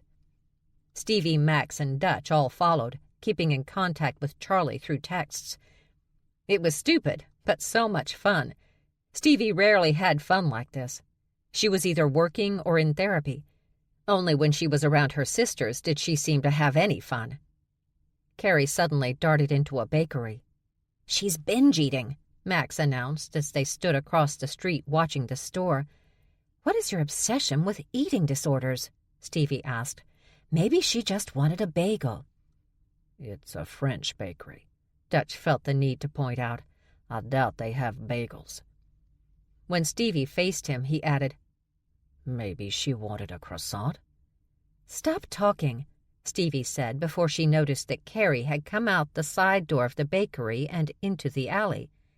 And she wasn't alone. The traffic had stopped, waiting for the light to change, so Stevie ran across the street after Max. They went down the block on the right side of the bakery, going until they reached another alley entrance. Stevie followed right behind Max, only stopping when she ran into Max's back. Her sister didn't even budge, intent on peeking around the wall to watch what Carrie was up to. Not wanting to risk touching the dirty alley floor, Stevie climbed up Max's back until she could look over her head and watch Carrie, too. Max leaned her head back to look at her. "Seriously?" "Shh." Stevie cocked her head in an attempt to hear what the couple was saying. The man towering over Carrie was big.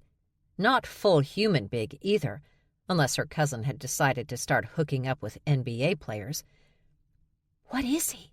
Stevie whispered. "Polar, I think," Max whispered back. The couple was whispering to each other, which made understanding what they were saying nearly impossible, and Carrie began crying at some point, which Stevie could tell shocked Max to her very honey-badgered core. But weddings were stressful events, right up there with funerals and divorce, so Stevie was willing to give her cousin the benefit of the doubt. And if you added in that she was clearly in love with someone besides her fiancé, well, yeah, that had to be stressful too. Then things changed a little, and the making out started. It was like they were trying to swallow each other whole. But after a few minutes, Carrie pulled away and rushed from the alley, forcing Stevie and Max to dive behind a dumpster before their cousin could see them. Once she was gone, Max used her phone to take a picture of their cousin's boyfriend before they made a quick escape as well. "What do you think?" Stevie asked Max as they followed Carrie back to the hotel. "I think she should stick with shorter guys. He was way too big for her. Watching them kiss was just weird." "That's all you have to say?" "Yeah," Max replied, glancing at her as they walked. "Why? Berg opened the door and waited for Charlie to finish shaking the hands of everyone in the room, saying her goodbyes, and walk out. He followed, Britta and Dag bringing up the rear. In silence, they made their way back to the elevator, waited for the doors to open, and got in. They went down all those floors to the parking structure. When the doors opened, Charlie stepped out first, and they all followed. They reached his SUV and got in. He started it, then drove back onto the street. Berg drove for about 5 minutes before he pulled over in a tow zone and stopped. Staring straight ahead, he asked, "What the fuck just happened?" Britta, who was now sitting in the front passenger seat, said, "A hybrid honey badger got 3 groups that detest working together to actually work together in order to find the person who has been trying to kidnap Stevie and shut him down." Berg slowly nodded. "Yeah, that's what I thought happened." He glanced back at Charlie. She was again texting. "And how exactly did you do that?" Charlie looked up, realized he was talking to her, and went back to texting while answering his question. "I didn't let it turn into a pit fight." When no one spoke, Charlie lowered her phone and explained, "If you let it turn into a pit fight, then it becomes all about winning. So you don't let it turn into a pit fight." "We still don't know what that means," Britta pushed. "Okay, I'll give you an example. When I was meeting with my aunt earlier, she brought up the fact that Max almost didn't walk for her graduation for beating up this girl. Most of the family believes Max just beat her up, because she is Honey Badger after all. But trust me, this chick had it coming. For years, since junior high, this girl kept picking on Max.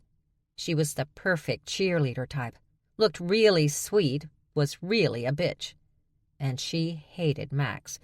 She made fun of her all the time, saying Max has shoulders like a man, she walks like a truck driver. And if the cheerleader got some beer in her, the hoe became racist. Max and I were only 1 grade apart, so when I was in school, I managed to keep the pit fight from happening. How? I already knew Max could destroy her, so I focused on Max rather than the drunk cheerleader. I simply reminded her that we didn't care what that girl said, that it didn't matter what that girl believed, that our only concern was protecting Stevie. And that worked, until I graduated. Stevie was already in college working on her master's, and that left Max alone with the cheerleader and her friends for an entire school year. Max held out, though, for longer than we thought she would. But about a week from graduating, pit fight. Why? Because none of the teachers or the administrators knew how to stop a pit fight before it starts. And once it starts, you end up with a bleeding, babbling cheerleader with no front teeth. Britta cringed. She sometimes had nightmares about losing her front teeth. "But then how did you get Max to still walk at graduation?" Dag suddenly asked. "Oh, I knew the little bitch was going to be a serious problem, and I knew that I'd graduate before Max, so I started keeping a file on the cheerleader. Basically, a dossier. I had enough information to bury her, and I made it clear to her extremely indulgent parents that if they didn't back me with the principal, her daughter could only use that early acceptance from Dartmouth to wipe her ass." There was silence, except for Charlie tapping away on her phone.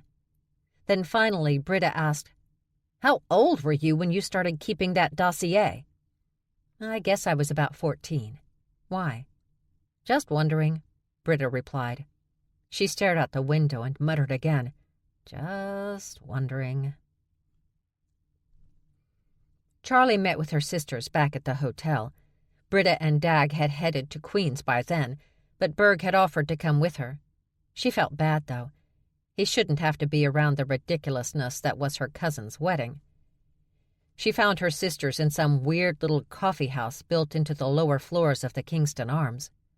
She didn't understand why her sisters were there until she realized that this particular coffee house was all about honey. It wasn't bear-owned, though. It was Honey Badger-owned. And the Honey Badger was ridiculously unpleasant. Max loved it.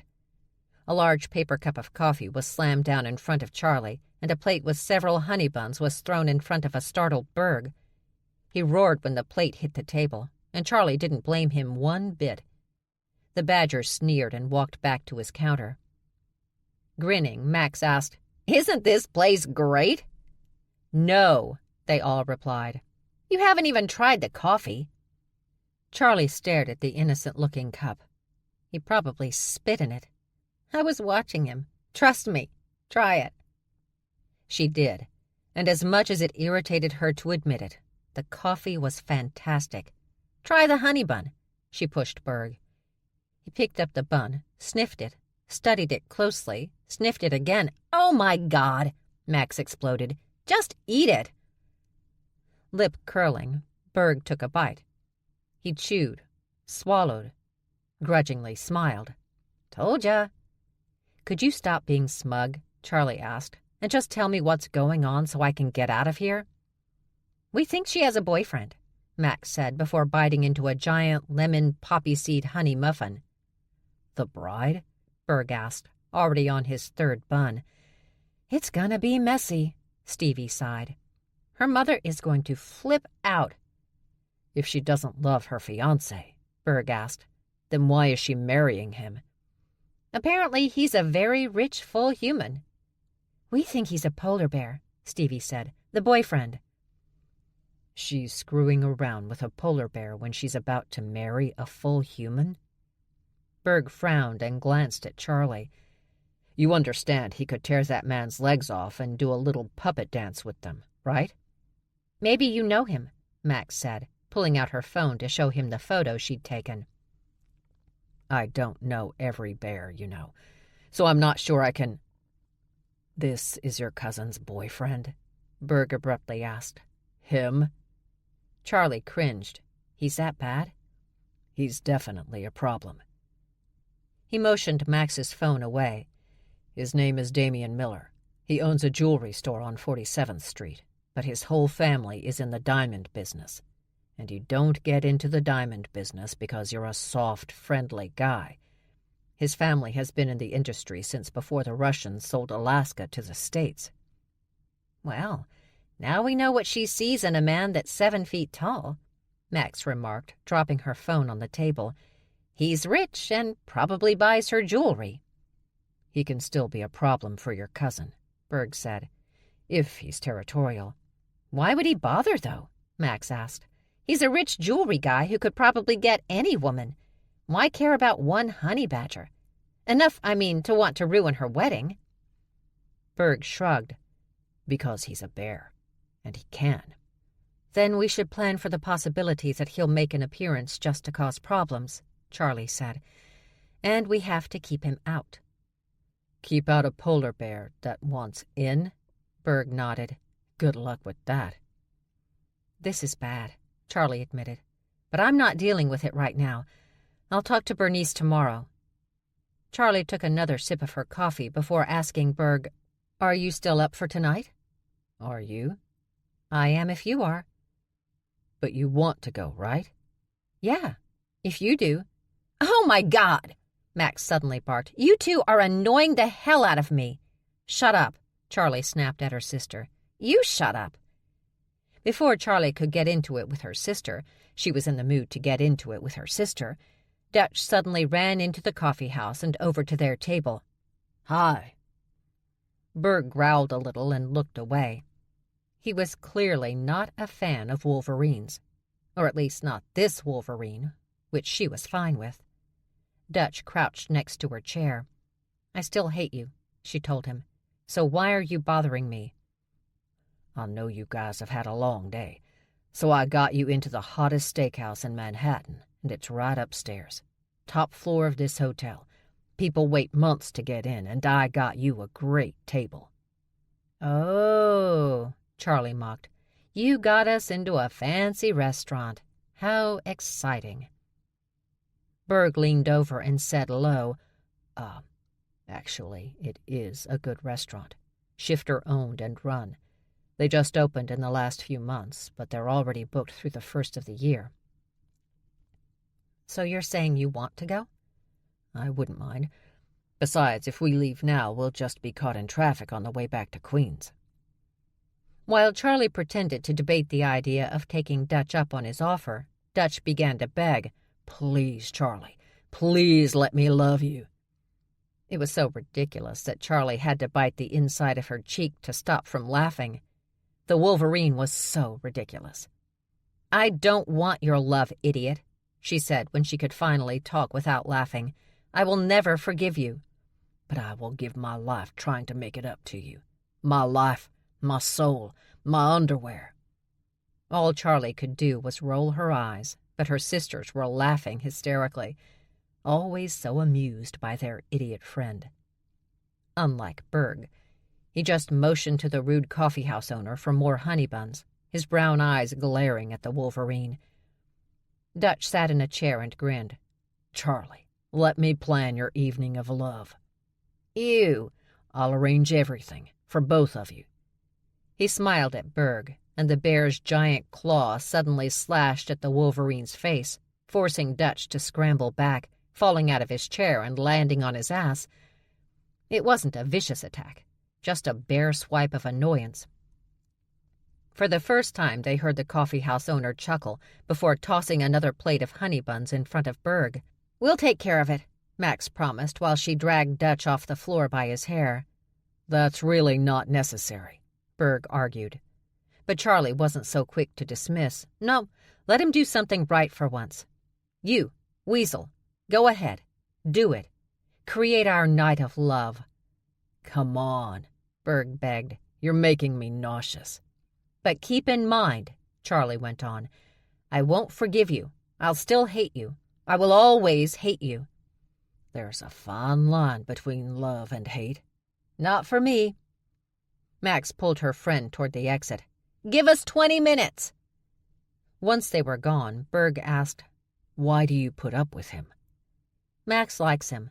She doesn't like a lot of people." "Huh." That was all he said. And yet Stevie slammed her hand down on the table, stood, grabbed her notebooks, her bag, and her cup of coffee, and went across the small room to another table, where she made herself at home, alone. Berg cringed. "Sorry, I didn't mean to upset her." "I don't think you really did. She just wanted an excuse to leave." She glanced at her sister and smiled a little, so she could work. Another plate of honey buns, along with some cinnamon rolls, landed on the table in front of them, causing both Charlie and Berg to jump a little. The badger bared a fang before going back to his counter. Charlie nodded at Berg's confusion. "He likes us," she insisted. "I wouldn't want to see how he treats people he hates." Chapter 22. Berg and Charlie hung out at the Rude Coffee House, as they now called it, until Max returned without Dutch and led them to an elevator that went express to the top floor of the hotel. As the elevator moved, Charlie reminded her sister, "Don't forget to grab Stevie before you leave. Otherwise, she'll be sitting in that coffee shop all night. You know how she gets when she starts working." "Stop worrying. I'm on it." "And we have to check in with Bernice tomorrow. Give her a heads up about what Carrie's up to." "Okay. But don't tell her anything tonight. I'll deal with it." "Okay. And have you heard again from Will?" "Oh my God!" Max exploded yet again. "Would you just fucking relax?" "Well, no need to yell at me.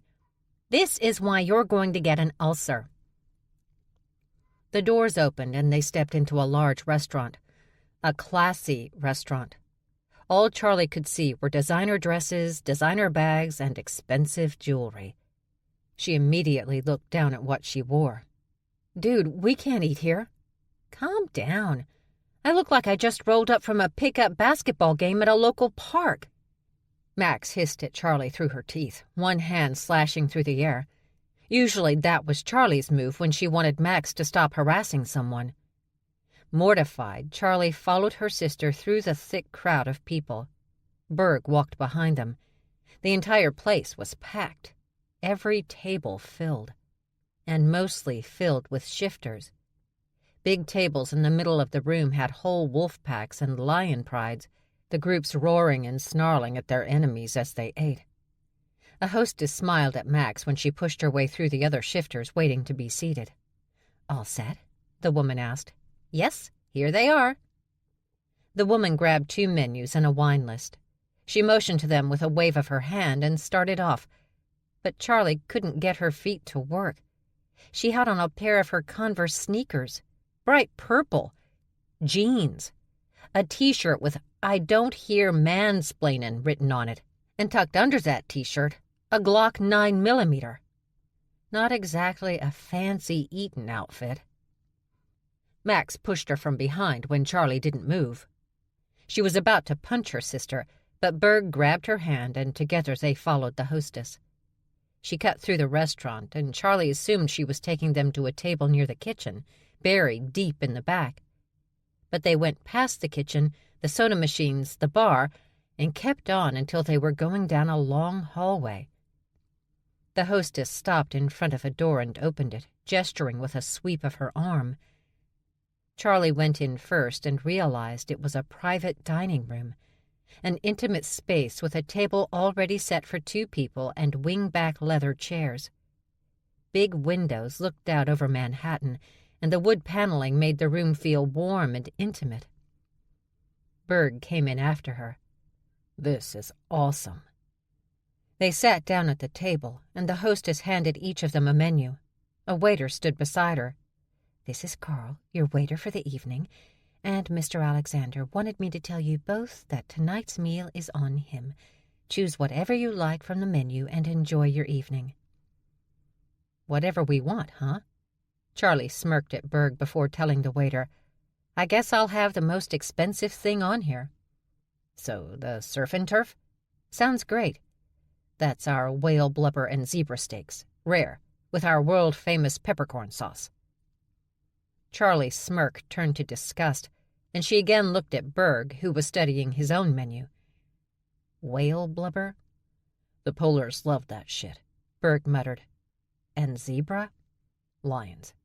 Although I've heard if it's cooked right, it's quite delicious." "Ugh!" She shuddered. "No." Charlie began to study her own menu, but all she saw was stuff she did not want. Bearded seals, gazelle, antelope, beluga walrus, giraffe. "Giraffe?" she asked Berg. "I heard it's gamey." Berg looked at the waiter and said, "I'll have the honey salmon with extra honey, and the honey potatoes and the honey asparagus." "Of course, sir." The waiter turned to Charlie. "Would you like more time?" "Can I just get a steak?" "Of course." Relieved, she smiled. "Great. What kind of steak? Bison, gazelle, elephant, crocodile, rhino. Can I just get cow, please?" "Absolutely. And sides?" To be honest, she was afraid to look at the menu again. Who knew what they might offer as sides? "May I suggest our potatoes au gratin?" "It's just potatoes, right?" The waiter smiled. "Just potatoes and cheese." "Weird cheese?" "No, ma'am. French." "That sounds perfect." "And to drink?" "Beer," Charlie and Berg said together. The waiter pulled a 2-sided laminated sheet out of his apron and held it out for Charlie and Berg to see. "We have beer on tap as well as beer from around the world." "Oh, my God!" "2 Heinekens, please," Berg said quickly. "Bottled. Dark." "Of course. I'll be right back with your drinks." The waiter finally left, taking the menus with him, and Charlie let her head drop back. But she heard Berg laughing, and she had to join him. "Sweet, long-legged giraffes?" she asked. "And aren't rhinos endangered?" "Out in the wild. We have our own, ranches, for restaurants like this one. You've never been to a Van Holt's steakhouse?"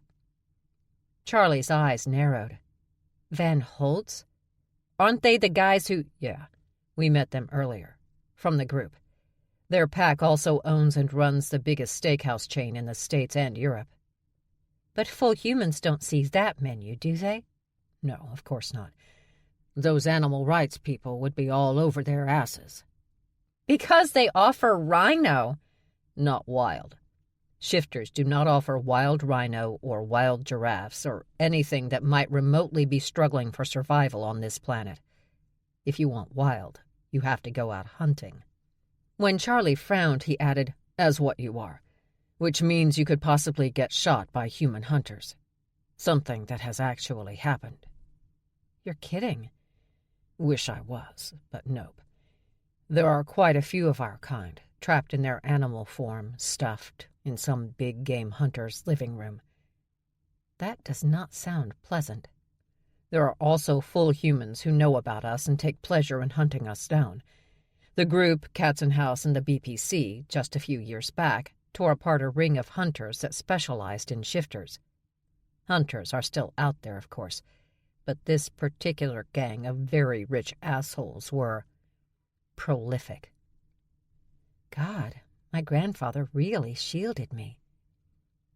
He rested his arms on the table and focused directly on her. "Why?" "Well, my sisters and I had already been through a lot when we came to live with him, and I guess he didn't want to freak us out." "You mean what happened to your mom?" "Yeah, we were kind of there when it went down. My father owed money. My mom didn't have the money." She rubbed the back of her neck, desperate to change the subject. "Have you hunted as bear?" "Yeah, but I grew up in Washington State, and we often vacationed in Alaska. We did the salmon run one year, but we got our asses kicked by the full-blood bears, so yeah, we probably won't do that again." The waiter returned with a busboy in tow. Beer was placed in front of them, water glasses filled, and warm bread, butter, and honey provided. While they worked, the door to the room was left open, and Charlie turned her head, pretty sure she'd seen something out of the corner of her eye. As she watched, something giggling ran by in the other direction. Charlie smiled when she realized it was a child, and hot on her heels was what she guessed was the child's giant-sized father. The kid was fast, too, considering she didn't look much older than 3 or 4. But she kept going, laughing the entire time, shooting one way, then the other, until she was finally scooped up into her father's big arms right outside their open door. With the girl hanging over his shoulder, the giant turned and blinked in surprise at Berg. "Hey, Britta." Berg closed his eyes, rubbed his forehead with one hand. "It's Berg. I'm Berg." "If you say so." The giant walked into the room. Was his hair white and gold? "You," he said, pointing at Charlie. "You punched out that lion at the practice rink yesterday." "Yeah." "Do you know how to skate?" Charlie didn't even bother to look at Berg anymore to make sure she was hearing what she thought she was hearing. "No." "Do you want to learn?" "No." "Are you sure?" "Yes, I'm sure." "What about your sister? Not the sickly one, the other one, with the blue hair. Go away." "Fine." He waved at Berg. "See you at practice, Britta." Berg started to correct him again, but shook his head. "Why bother?" "I ask myself that all the time." They'd brought Mary McKilligan to the private airstrip that his clients owned. Their jet was on the tarmac, and both women were inside, but they hadn't met with Mary yet. After a few hours, 2 of his men brought a bound and gagged male hostage into the hangar. They'd put a black bag over his head and dragged him kicking and screaming into the office with Mary. She sat at John's desk, her feet up on the metal, a fashion magazine open in her lap. She didn't even raise her head when they brought the man in. John briefly wondered if she were pretending not to care, pretending not to be worried about being taken to a foreign country and held for hours, with no idea about what was going on. Then again, John's connections at Sawton couldn't get rid of Mary fast enough. They took the money offered, but he had the feeling that they would have handed her over for free. Standing by the side of the desk, John placed a .45 in front of the woman. She didn't even glance at it. He started his speech. "You want to work for us. My client needs some proof that you're willing to do what they need." He gestured to the still screaming man. "This is your cousin. We grabbed him from your aunt's—" John jumped at the shot. At the same moment, the bound man's head hit the wall from the power of the bullet, and his entire body fell to the floor. The men outside the room scrambled to their feet, weapons drawn, ready to move, but all that activity was unnecessary. Mary dropped the gun back onto the desk and returned to her magazine. Nothing about her changed. Nothing. No signs of stress, no signs of excitement either. Nothing but her one finger flipping the page of the magazine. "That actually wasn't your cousin," John pointed out. "But I sense you really don't care one way or the other." She finally glanced up, and John had known serial killers with warmer eyes. "Is that it?" she asked. "Because I'm bored, and the last thing you want me to be is bored." John nodded, about to go out to the jet and get his clients. But the office door opened, and one walked in, smiling at Mary. Moving quickly, John grabbed the gun, the barrel still hot, and tucked it into the holster attached to the back of his jeans. Once he felt things were a little safer, he went to perform the introductions. But that was when he noticed Mary doing something strange. Strange, even for her. Gawking up at the client standing over her, Mary leaned in and, well, she sniffed. Sniffed her hard. "My perfume, yes?" his client joked. "It is fabulous, I know." Mary continued to stare until she said, "You feel so familiar." Grin wide, his client stroked her hand through Mary's black and white hair and said, "Lovely girl, you have no idea." "Actually," Mary said with a laugh, "I think you have no idea." The food was awesome, the company perfect, and not once did Berg do anything stupid. He didn't accidentally destroy the table. He didn't accidentally stand up and demolish the overhead lights. He didn't accidentally rip the door off the hinges by trying to open it. Part of all that was down to how the restaurant was designed. It was made for shifters, especially bears, so he ended up appearing almost normal to Charlie. As they shared a chocolate souffle that had Charlie's eyes rolling to the back of her head, there was a knock, and Rick Van Holtz peeked around the corner. "Can I come in?" he asked. "No," Berg immediately said. He didn't want some model handsome wolf ruining his night. But Charlie cleared her throat and lifted a brow, silently reminding him that she had asked the group for their help. Sighing, Berg said, "All right." Smiling, and did the bastard really have to be so pretty? And have such a freakishly normal height? How was that fair? Van Holtz stepped into the room, smelling like all the best kinds of food, and asked, "Did you enjoy your meal?" "It was great." "Did you make it?" Charlie asked, probably noting his chef whites. "I did. So I'm glad you enjoyed it. This is our newest restaurant, and I just took over as head chef from one of my aunts." "My salmon could have used more honey," Berg muttered. The wolf's gaze lashed over to Berg, and he growled out, "Then next time bring your own damn hive." They snarled at each other until Charlie asked, "Any word on who is after me and my sisters?" "We have one of our best investigators looking into it. She hopes to have something for you tomorrow morning." "That would be great." "My question, though," the wolf said, moving farther into the room, "is what do you and your sisters plan to do with this information?" "Deal with the situation." "And that's what concerns me," Van Holtz admitted, although he was working hard not to appear threatening. "What happened in the Bronx? We had to have our NYPD contacts handle things so that you and your sisters weren't tracked down and put in prison forever." "It was self-defense." "Of course it was." He smiled.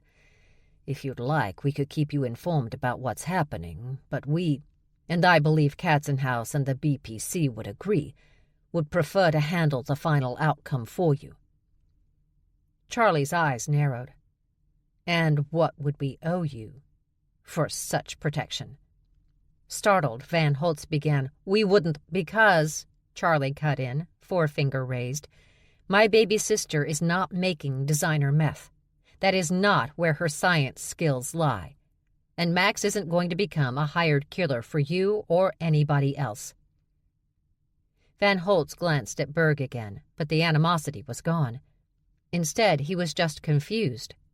"It's a long story," Berg told him. Van Holt nodded, cleared his throat. Miss McKilligan. Charlie. Just call me Charlie. We, the group, just want to protect ourselves. If you are found out, then we will all be found out.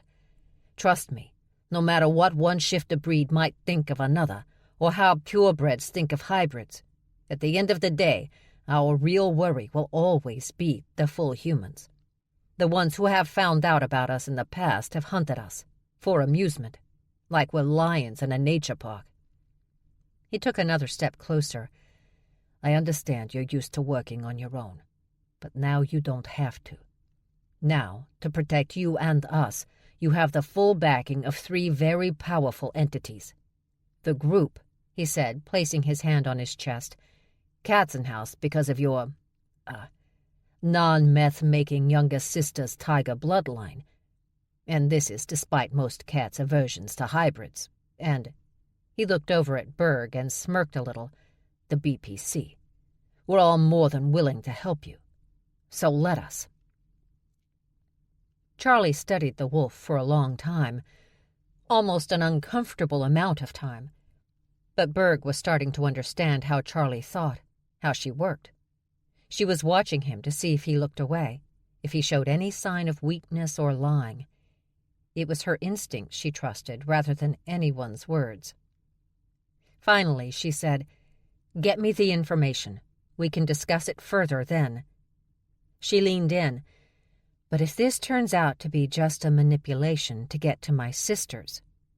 Her head dropped a bit, but her eyes stared up at Van Holt's. "I will be very unhappy." Understood. I'll have my investigator come by your hotel room tomorrow morning. What hotel room? I'm staying in Queens, which you should know since you sent those 2 hulking broads to come get us there. One of those hulking broads was my mate, the other the coach for my hockey team. That being said, Dutch asked me to give this to you. The wolf placed a hotel keycard on the table. He assumed you guys wouldn't want to drive back to Queens tonight. Charlie stared at the single keycard, but before she could complain about the assumptions being made, the wolf pointed out, "It's a Kingston Arms premier suite, completely paid for." He smirked at Berg. "Has 2 bedrooms." Rude bastard. Charlie picked up the gold card, held it between her hands. "That was a waste of Dutch's money," she muttered before looking over at Berg. "God knows we only need the 1 bed." And her gaze was so heated that Berg had to pick up the glass of water he'd ignored all through dinner and drink it down in 1 gulp. Chapter 23. Berg pushed the double doors open, and together they walked into the suite. "Wow," Charlie sighed. "I didn't even have to duck," he noted, looking up to see that he still had headspace beneath the doorframe. "It's like how I imagine heaven." Steps led down into the living room. "I want to live here forever." Charlie did a little spin around. "Look at this place." Berg closed the doors. "Does this mean I need to be nice to the weasel?" "Absolutely not." She grinned before diving onto the couch.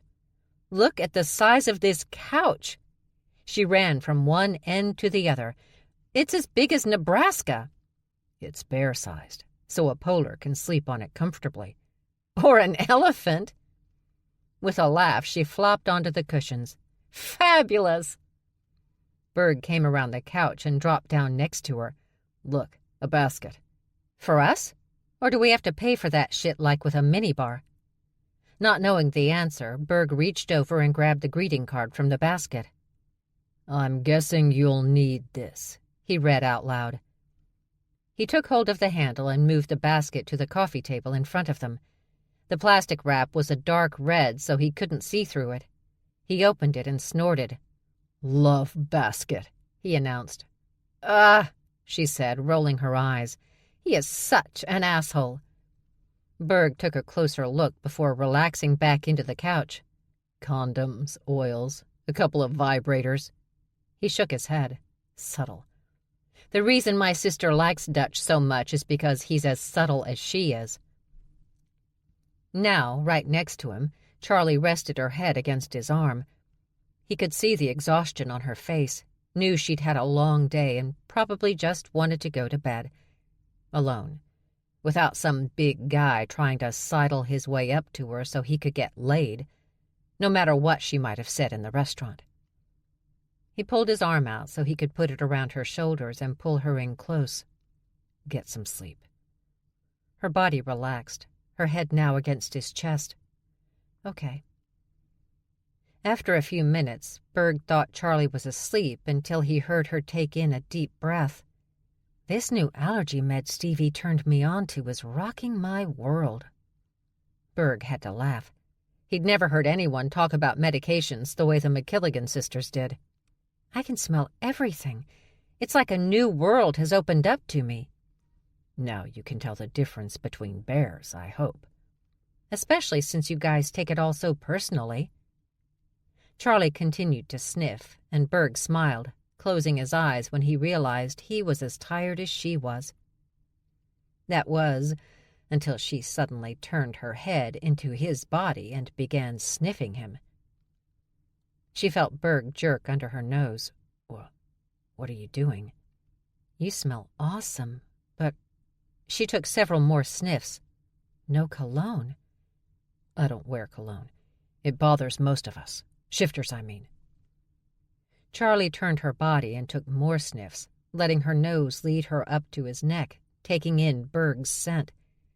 When she pulled away, about to say again how awesome he smelled, she found his gaze locked on her face, jaw tight, brow pulled low. It should have frightened her, that particular expression. But nope. Charlie leaned in, keeping her eyes locked on his, not wanting to lose the contact, not wanting to lose him. As she had earlier that morning. Christ, had that only been this morning? Charlie pressed her lips against Berg's. She really wasn't tired anymore. The thought of going to sleep now, nope, she didn't want to do that. She continued to kiss him, his body rigid beneath her. Maybe he'd suggested getting some sleep because once he was alone with her, he wasn't really interested. Didn't really want to be bothered with a crazy female and her even crazier sisters and the psychotic family they belonged to, despite the fact the family wanted nothing to do with Charlie and her siblings. What sane male wanted to be part of all that? Realizing she'd made a mistake, Charlie started to pull away, but he must have felt it, must have felt her retreat, because his big hands suddenly framed her face and he kissed her back. Hard and wonderfully overwhelming. His tongue slid into her mouth, tangled with hers, while he pulled her onto his lap. All sleepiness and doubt wiped from her mind, Charlie could only think about getting Berg Dunn's clothes off. She went for his T-shirt first, gripping the fabric with her hands and lifting, revealing abs and a chest that Charlie had assumed she'd only find in comic book hero movies.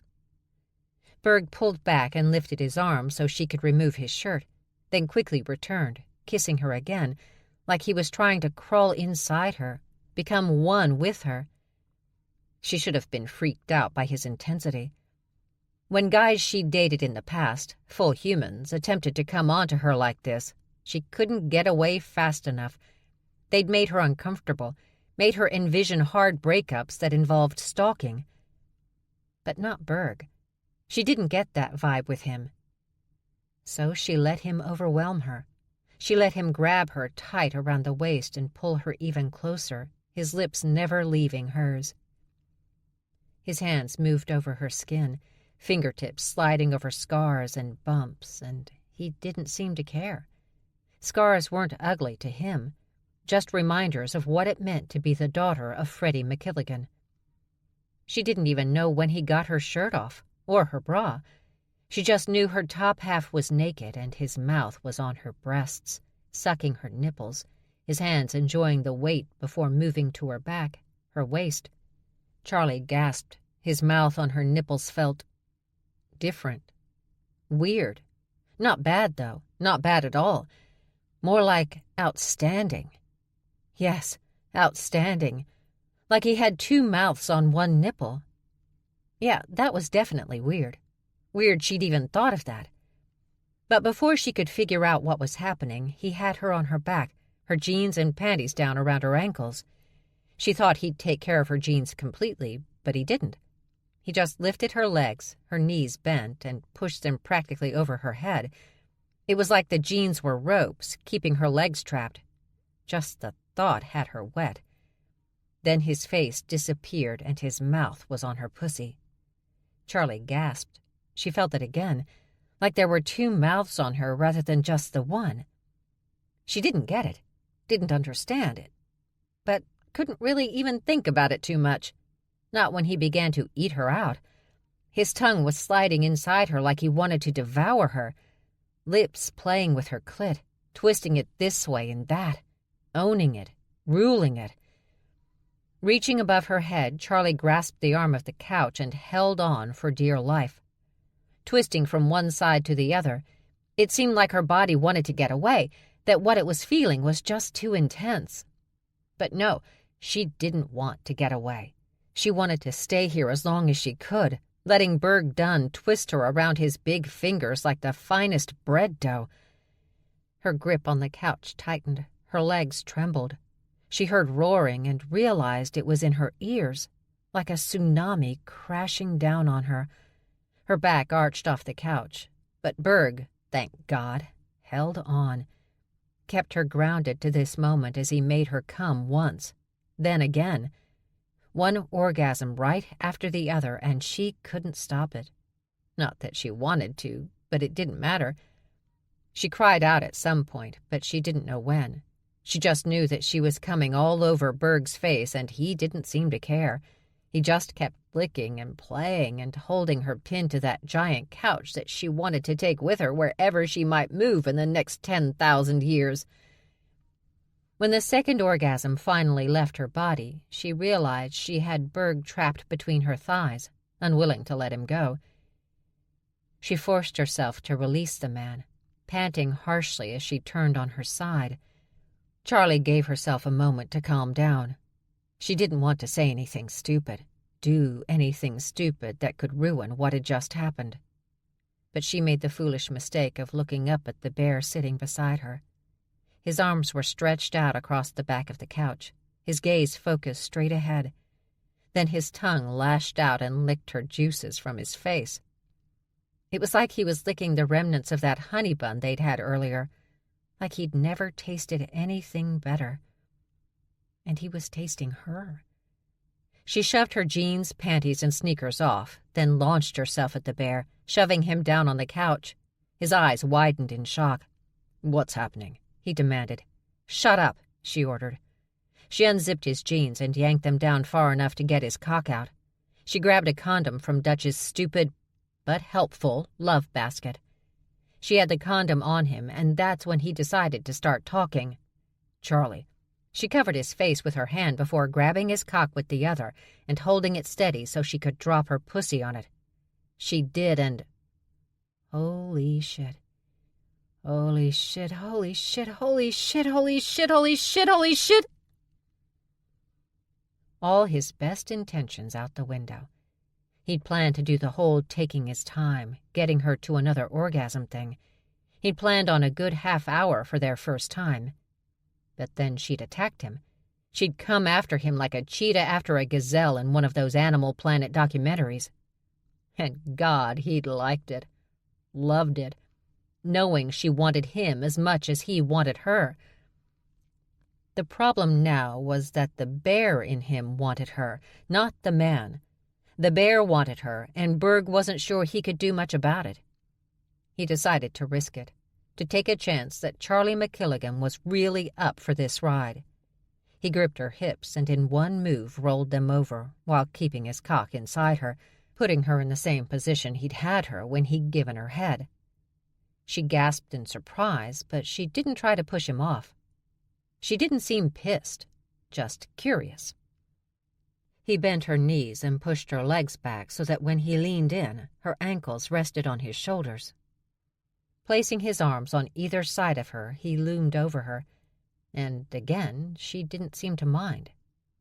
He moved his hips a bit, this way, that, until he heard her make a sound that was distinct, and he felt it, the way her pussy clenched hard. Knowing he'd hit the right spot, he plowed into her, not taking his time, not really thinking about much besides how good she felt. He just fucked her, hard. But he'd been smart, like most bears, found the right spot so that, as he fucked her, his cock kept hitting it, kept slamming into it. Now her entire body clenched around him. Her hands reached up and grabbed hold of the couch arm again. He was grateful, too, because her claws came out, ripping into the leather rather than his flesh. Her eyes were open wide, and she stared right through him, her breath shortening, her body beginning to shake, and he just kept going. The grizzly had taken over, claiming what was his, making Charlie his, at least as far as the bear was concerned. She began to curse, the same phrase over and over, "Oh shit, oh shit, oh shit," until it was one long word, "Oh shit, oh shit, oh shit, oh shit, oh shit, oh shit, oh shit, oh shit, oh shit." Charlie exploded around him, her curses becoming a silent shout, her sweat mingling with Berg's, the couch arm devastated by those claws. And he came right behind her, unable to stop himself once he'd looked down into that beautiful face and saw such pleasure, such happiness at what he was doing to her, oblivious to what she was doing to him. When the last spasm rolled through him, he collapsed on top of her, unable to move for at least 2 minutes. Then he was afraid he would crush her, so he moved them both onto their sides, staring at each other, panting, sweating, smiling. "This doesn't have to mean anything," she finally said, not hurting his feelings because he could hear the teasing in her voice. "Oh, yeah?" "Yeah. It could just be the haze of first-time sex. I bet if we try again, we'll find out it was a fluke." To Berg's amazement, even before he registered what she was really saying to him, his cock understood. It twitched, still inside her, still wearing the condom. "We should definitely try again." He was still panting, but his body didn't care. He reached over her to the basket, grabbed another condom. "You know, to be sure." Chapter 24. With her head buried in the mattress, blocking the scream she couldn't stop, the orgasm shot through Charlie's body. She couldn't really move, though. Berg had his hand on her back, keeping her pinned to the mattress, her ass in the air so he could fuck her from behind, his free hand teasing her clit, managing to get yet another orgasm out of her. She felt him stiffen above her, and then he was coming, roaring. The goddamn windows shook a bit. When he was wrung dry, he collapsed next to her, but he didn't relax until he'd pulled her into his body, holding her against his chest. "Okay," she admitted. "Maybe it's more than just a first-time sex haze." "Yeah," he said, chuckling. "Maybe." No longer wearing her watch, because all her clothes were in the other room, Charlie asked, "What time is it?" "No idea." He blindly grabbed the remote control by the bed and hit a button. The dark drapes flew back, and they both screamed at the bright morning sun flooding their room. "Close it!" she yelled at him. "Close it!" The drapes quickly closed, and they again collapsed onto the mattress. "We've been fucking all night," she admitted out loud. "Yes, we have been fucking all night." "Awesome," she sighed, enjoying Berg's laugh as he hugged her tight. They ordered breakfast from room service, and nothing was more enjoyable than watching Charlie's reaction to the amount of waffles, bacon, and honey that was brought. "Who is going to eat all this?" she demanded, staring at the platters of food. Like Berg, she wore one of the hotel terry-cloth robes, but this was a bear suite, so it was a robe for someone Britta's size, and Charlie was swimming in it. The back dragged behind her like some medieval train, and she looked like a queen to Berg. "Is your brother coming?" she asked while Berg walked around the large table on the terrace. He is not coming, and stop making me feel bad about how much food I eat. I'm a bear. I have an appetite. Uh-huh, she said, eyeing him when he ended up behind her and pulled out her chair. She jumped a bit. What are you doing? Being a gentleman. Enjoy it. This won't last. She laughed. That's probably a good thing. I'm not used to gentlemen. Berg sat down in the chair next to her, but leaned over to kiss her before she started to eat. She kissed him back, her mouth smiling against his, the palms of her hands pressed against the sides of his neck. When he pulled back, his gaze focused on her lips, she pointed at him. My stomach is growling. We're eating. He grinned. Knowing she still wanted him, even after their long night, meant he could wait to get her back to bed. They ate and talked, enjoying being on the terrace without anyone attempting to kill Charlie at that very moment. It was windy, but the walls on either side that separated them from the other terraces cut down on that problem considerably. Tell me about your mom, he said after a little time. My mom?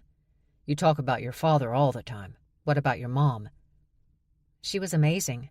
And I'm not saying that simply because I lost her early. Her smile was so warm, so loving, that Berg felt it in his chest. She was the hardcore artist type, although she had no artistic skill whatsoever. She called herself a muse. She was there to inspire others to feats of greatness, she said, while stretching her arms in the air, and Berg had the feeling that was a move her mother used to make. Stevie's mom, although I never forgave her for just deserting her child, knew that there was no one better for Stevie than my mom. She knew how to get brilliance out of people without pressuring, without pushing. You never want to push Stevie. How long has Stevie been? He searched for the least insulting word. Nervous, high-strung, and panicky? He shrugged. Okay. Always. When you have an IQ as high as possibly anyone ever, it's hard not to also be kind of a mess. We're lucky she only has a panic disorder. She could have just as easily turned into the Unabomber. Charlie lowered her voice, and that nearly happened. But we managed it. And Max? She went back to her normal voice. Max was the first to move in with us. Her mother called mine, asked her to babysit while she took on a job. Turned out the job was a jewelry heist that my father arranged. When things went bad, he ran, leaving her and the others behind. After that, Max just never left us. And what about your mother? She asked, bringing the mug of coffee to her lips. My mother smokes pot. He wasn't really surprised when her sip of coffee spewed across the table. Pardon? Charlie asked, unable to stop her giggling. My mother has, as long as I've known her, been an aficionado of the leaf. Seriously? Yeah, she's a very laid-back bear. Of course, now she's got the business. The business? She used to make THC-infused honey for her and her friends, but now she makes it for anyone willing to pay for it. Her business is getting huge, much to my sister's shame. Britta's not a fan? My mother has always embarrassed her. She'd come to parent-teacher conferences in her tie-dye dresses with Bob Marley silk-screened on the front. She never smoked, though, when she was pregnant with us, which I appreciate. I thought she bred dogs. She did that, legally. I am loving this story. You're making fun of me. No, not at all. My mother wasn't exactly a saint, She was just awesome. And that sounds like your mom, too. I love awesome moms. And your dad? Just a regular grizzly. If he could hibernate part of his life away in a cave, he would. Instead, he just sleeps in his recliner, watches a lot of TV, and manages the hives my mother uses for her honey business. They're a good couple. At some point, I'm assuming you'll meet her. She swallowed her bacon, noticing that Berg was staring at her. Am I supposed to be freaked out because you mentioned meeting your parents? Charlie asked, snorting when he gave a small, adorably embarrassed shrug. I guess you forgot I'm half wolf, and we attach. I just spent all night fucking you. I wasn't planning on going anywhere anytime soon. And since you seem to have poor decision-making skills when it comes to choosing a woman, I'm going to assume that's not a problem for you." "It's not," he said quickly, smiling. "This doesn't mean we're married," she felt the need to amend. "It just means I'm not a one-night stand kind of girl. We just do what normal people do." Berg looked off, thinking, and she knew he was trying to figure out what normal people do. "Date, dumbass," she explained. "Get to know each other better. Keep having sex." "Oh." His smile returned.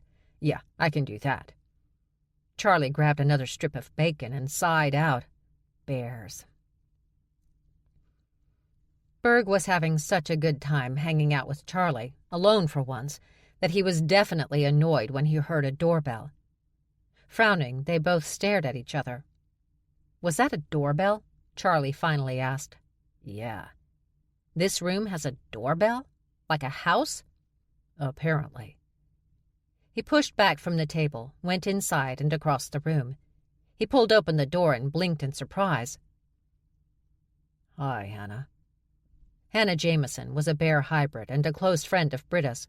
They'd played in the hockey minors together a few years back. Hannah went on to become Hannah the Destroyer of Worlds Jameson on the Carnivores team, a power forward that his bear friends who loved hockey worshipped. She was a high scorer, or whatever, and almost every time she was on the ice, she had two grinder foxes who protected her, the Gallo twins. At least one of his younger cousins had a poster of the three women on his bedroom ceiling. They were in full hockey gear except for their helmets, and looked absolutely terrifying. But the kid loved them. But Hannah also did investigative work for the group. They'd rescued her years ago from a pit fighting operation somewhere up north, and had paid for her room and board and education. She never did the wet work, as guys in the Marines used to call that sort of thing. At the same time, Hannah wasn't above taking on a challenge, especially when she and Britta went to a bar and received less than respectful come-ons from drunk, full humans who thought it would be funny to get a ride on the big girl. At 6'3", Hannah never took that particular insult very well. Neither did Britta. They'd bonded early on from their barroom brawls, and the group had always been nice enough to use its connections in the NYPD to get both out of jail in a timely manner, and without any black marks on their records. Still, he had no idea why Hannah was here now. Da. He frowned, and she quickly changed it to, Berg. Da, Berg. Really? I knew it was one of you. He liked Hannah, so he wouldn't hold it against her that after all these years she still couldn't tell him and Dag apart. Britta said she couldn't tell the Gallo twin foxes apart either. She just called each of them twin and pointed. "So what's up?" he asked. "Is there a Charlie here?" "Yeah, why?" "I found out some information about her recent problems. I usually just hand my research off to the agent in charge of the case, but I was told that would not happen because apparently she kicked that agent's ass." She smirked. "Brava, by the way." Laughing, Berg stepped back. "Come on in." Charlie stared at the remains of the bacon.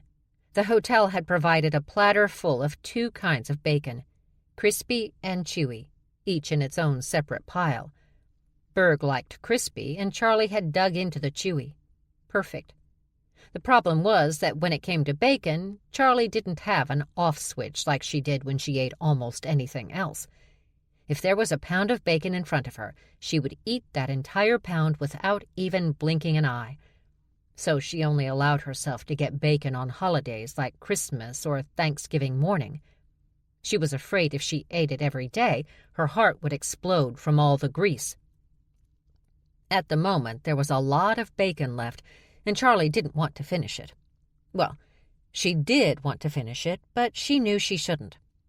Cholesterol could still be an issue with shifters. They weren't immune. But her resistance was fading.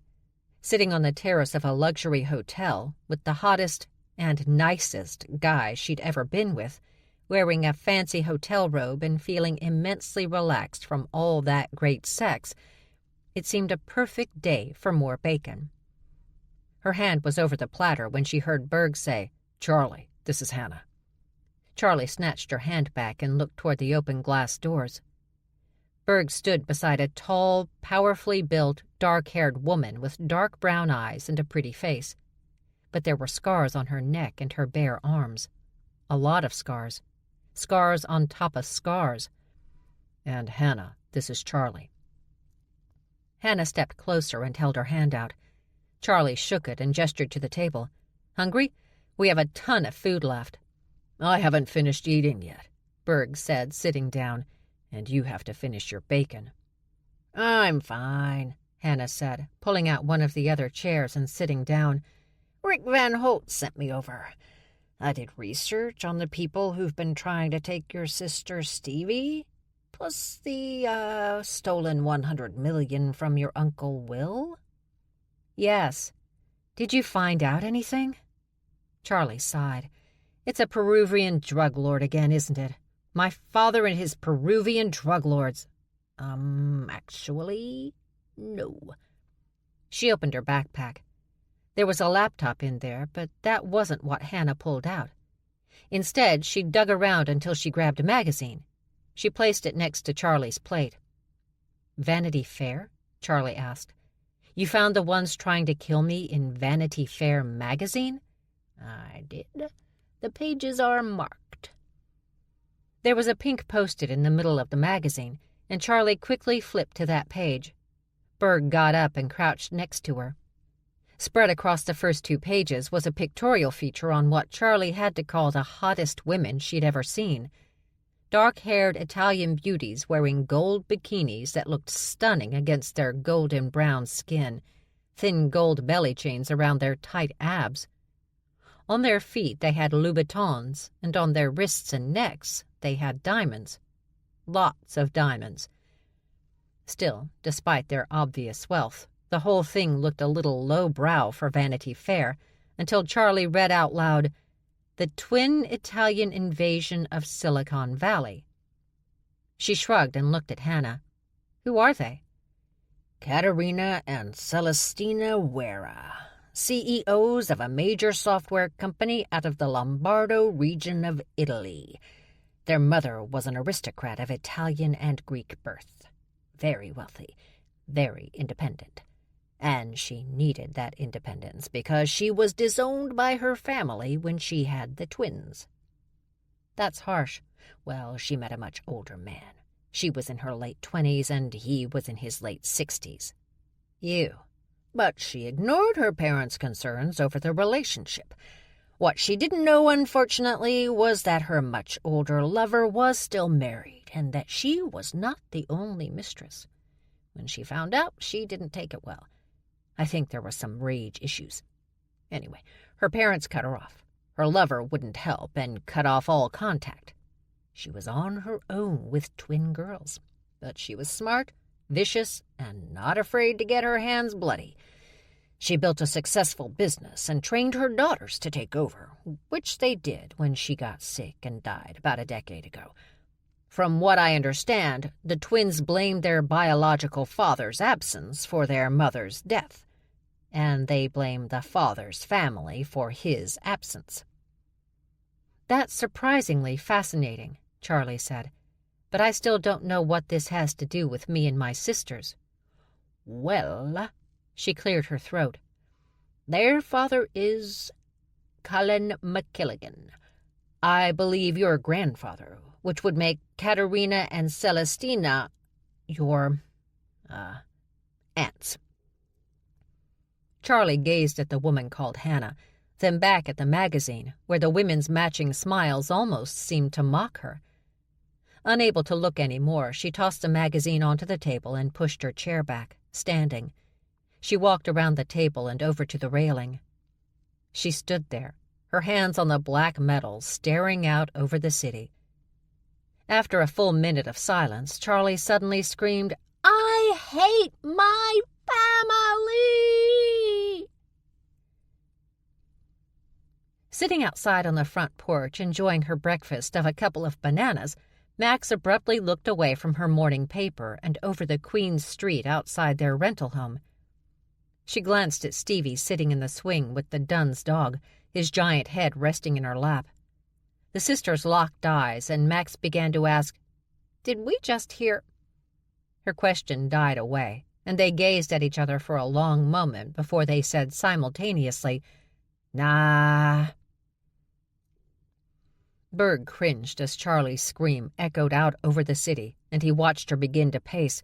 "What is wrong with these people?" Charlie demanded of the air. "If I looked back into the McKilligan lineage, would I only find assholes and scumbags? Are there any other kinds of McKilligans? Am I a scumbag or asshole?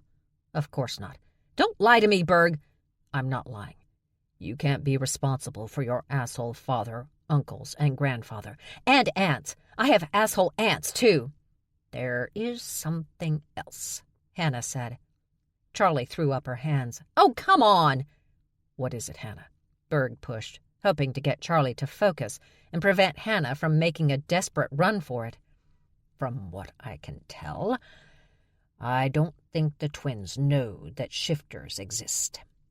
I don't think they know they're not completely human." Charlie stopped pacing, stared at the hybrid. "Is that even possible?" "It's rare," Berg replied, "but it's been known to happen." "How did they get through puberty and not know?"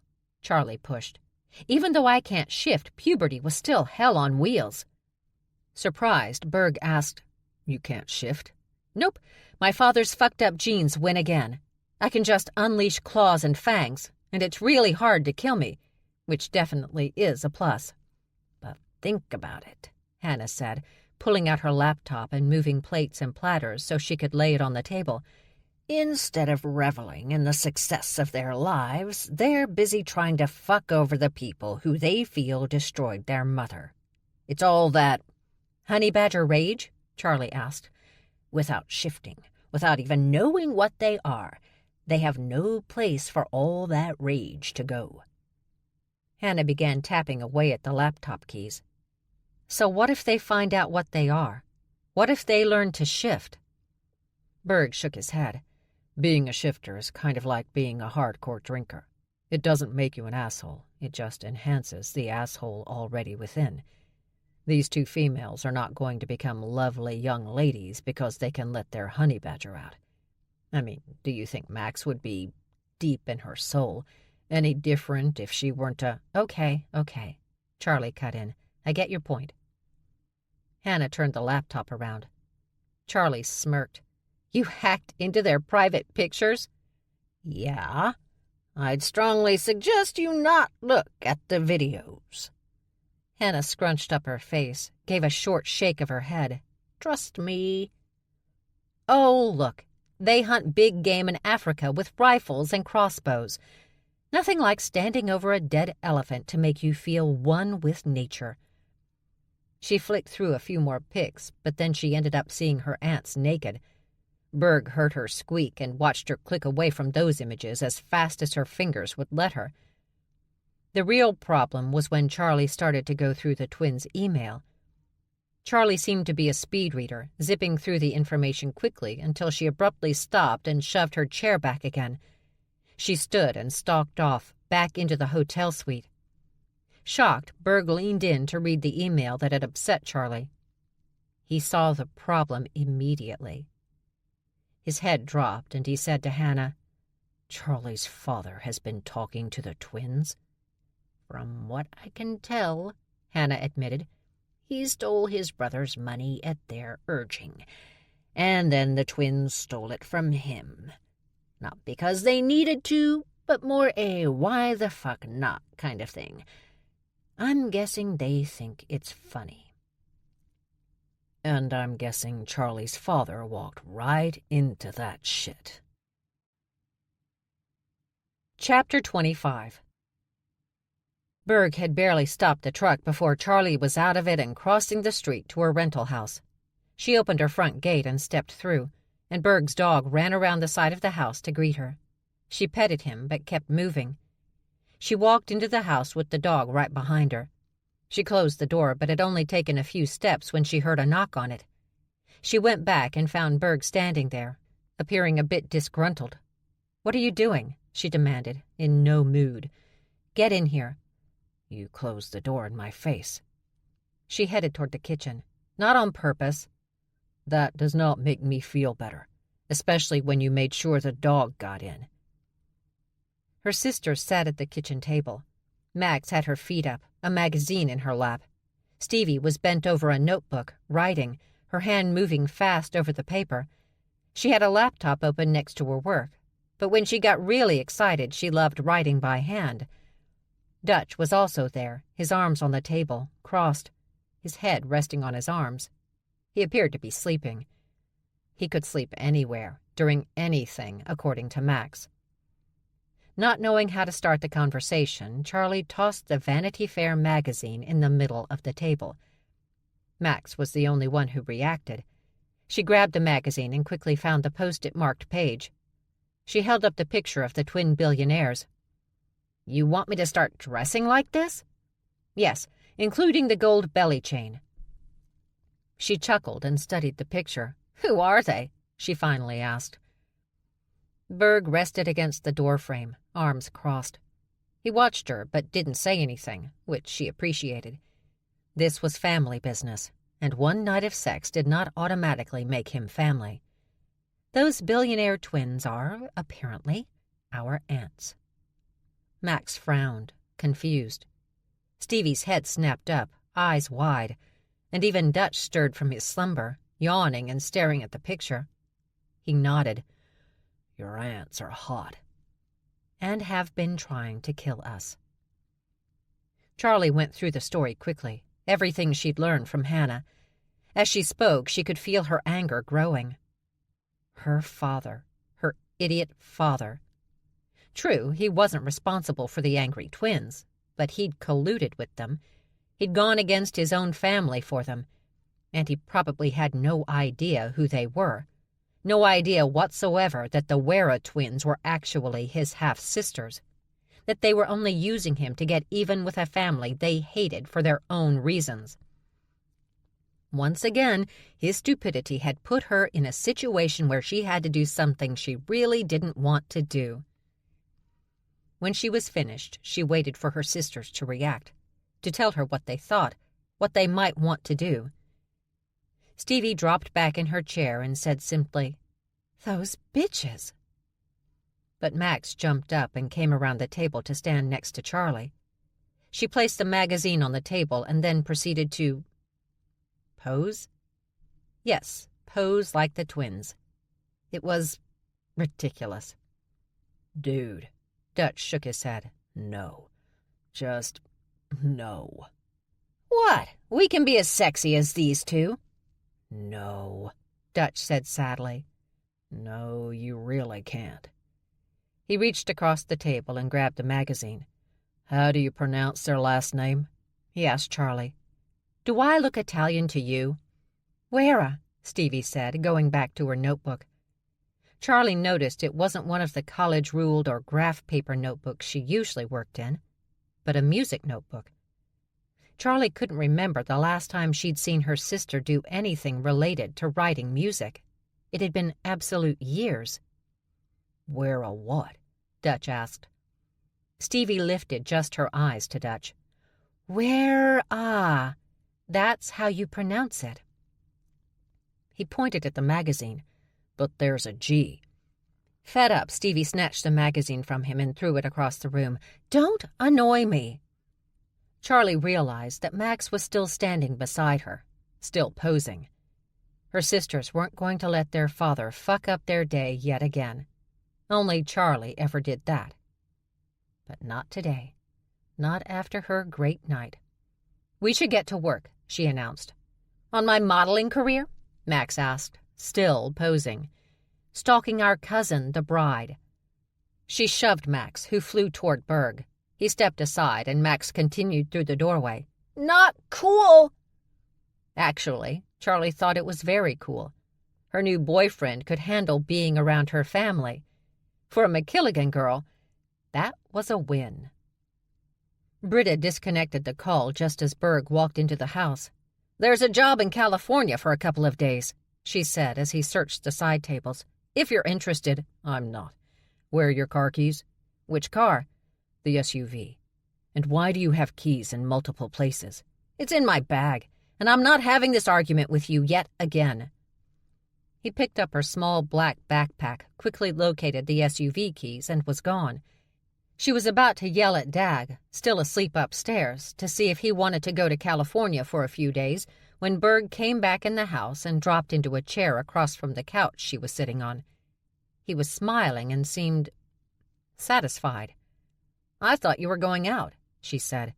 "I never said I was going out." "Then why did you need my car?" "Charlie and her sisters needed a car to go into the city." Britta sat up, pointing a finger at her brother. "You gave those lunatics my car?" "I need my car." He thought a moment, then added, "And they're not lunatics. They're what?" "Honey badgers. Mostly." Britta was moments from yelling at her brother, but she heard someone come creeping down the stairs. The cat shifter her brother had picked up the night before was wearing the clothes she'd been wearing when Britta saw her coming into their house with Dag. She silently watched the puma walk by, heading toward the door. The twat smiled at Berg, but didn't even acknowledge Britta, and it was her house, too. So Britta did what any sister would do. "I really wish you'd stop bringing your whores here, Dag," she yelled at the cat's back. The cat stopped at the living room doorway, back muscles flexing, but after a few seconds she headed out.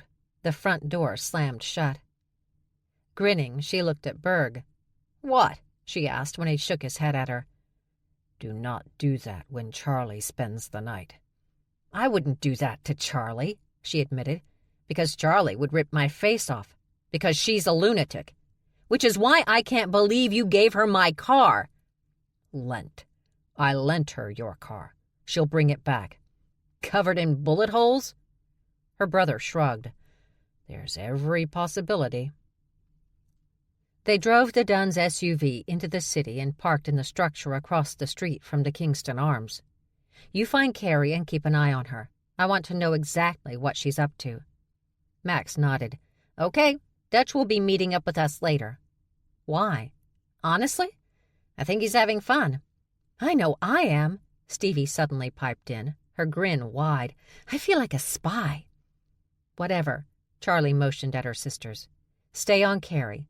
I'll talk to Bernice." She sighed. I guess she needs to know about her crazy half-sisters, too. "What makes you think she doesn't know already?" Max asked, so casually that Charlie began to worry. "Okay, forget I said that. Forget I said anything." Max sounded so concerned that Charlie asked, "What are you talking about?" She ran her fingers over Charlie's forehead. "You've got the I'm freaking out frown lines." "Did you take your meds today?" Stevie abruptly asked Charlie. "I've got some Xanax in my bag." "Why do you have—" Charlie took a step back, mentally and physically. "Nope, I'm not doing this. Do what I tell you to do, and I'll deal with Bernice. Okay? Great." Charlie walked away, but Max's voice followed after her. "For someone who just got laid—" Charlie turned fast, her arm raised, her fingers pointing like a gun. It felt good to see Max dodge behind the closest car, a move Charlie had trained her to do right after their mother had died. But she was worried that Stevie just stood there, staring, until Max grabbed her arm and yanked her behind the car, too. "Hopeless!" Charlie yelled, heading off again. So very fucking hopeless. "We love you, too!" Max yelled back. Max was shocked to see their cousin up before noon. Even with her wedding day fast approaching, they never thought Carrie would drag her ass out of bed and face the day. Not when she had her mother and bridesmaids handling most of the bullshit duties. But there she was, clearly sneaking out of her hotel room. Knowing her cousins, Max assumed the others had gotten high on the hotel offerings of snake poison-infused vodka and promptly passed out in a big pile of honey badger females, allowing Carrie to sneak away simply by stepping over her passed-out relatives. Carrie eased the door closed and took a quick look around before running toward the elevators. Max stepped back and pressed herself against the wall before her cousin passed the hallway she was hiding in with Stevie. Once their cousin passed and they heard the ding of the elevator, they went after her, catching the next elevator. Max assumed that her cousin was going to the first floor. The fiancé was somewhere in the hotel with all his dude bro groomsmen, but Max doubted that's where Carrie was headed.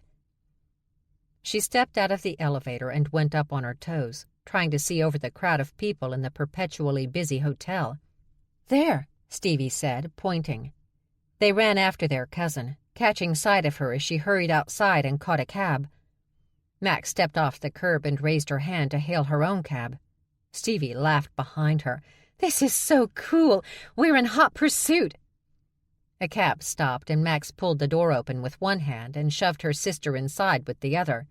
"Dork," she muttered before ordering the driver to follow that cab. A statement that got almost hysterical laughter from her ridiculous baby sister. Chapter 26. Charlie tracked down her aunt in the hotel bar, sitting with eldest daughter Kinsey. Charlie had to stop and look at her watch to make sure she'd read the time correctly. It didn't seem as though her aunt was a raging alcoholic, but maybe the pressure of a wedding her daughter apparently didn't want was putting her under undue stress. A stress eased by 40-year-old scotch. Charlie dropped onto the booth next to Kinsey and across from her aunt. "Well?" Bernice asked, her eyes so bloodshot Charlie almost felt bad for her. "It looks like she's been seeing some polar bear on the side, named Damian Miller." "A bear? Seriously?" Bernice demanded. "That girl—" Kinsey relaxed back in the booth so that she was sitting at an angle, able to see both of them. "Are you really shocked by this? It's not like my sister makes good life choices." "But she did. With Ron. The very rich Ron with wonderful connections." Kinsey smirked at Charlie.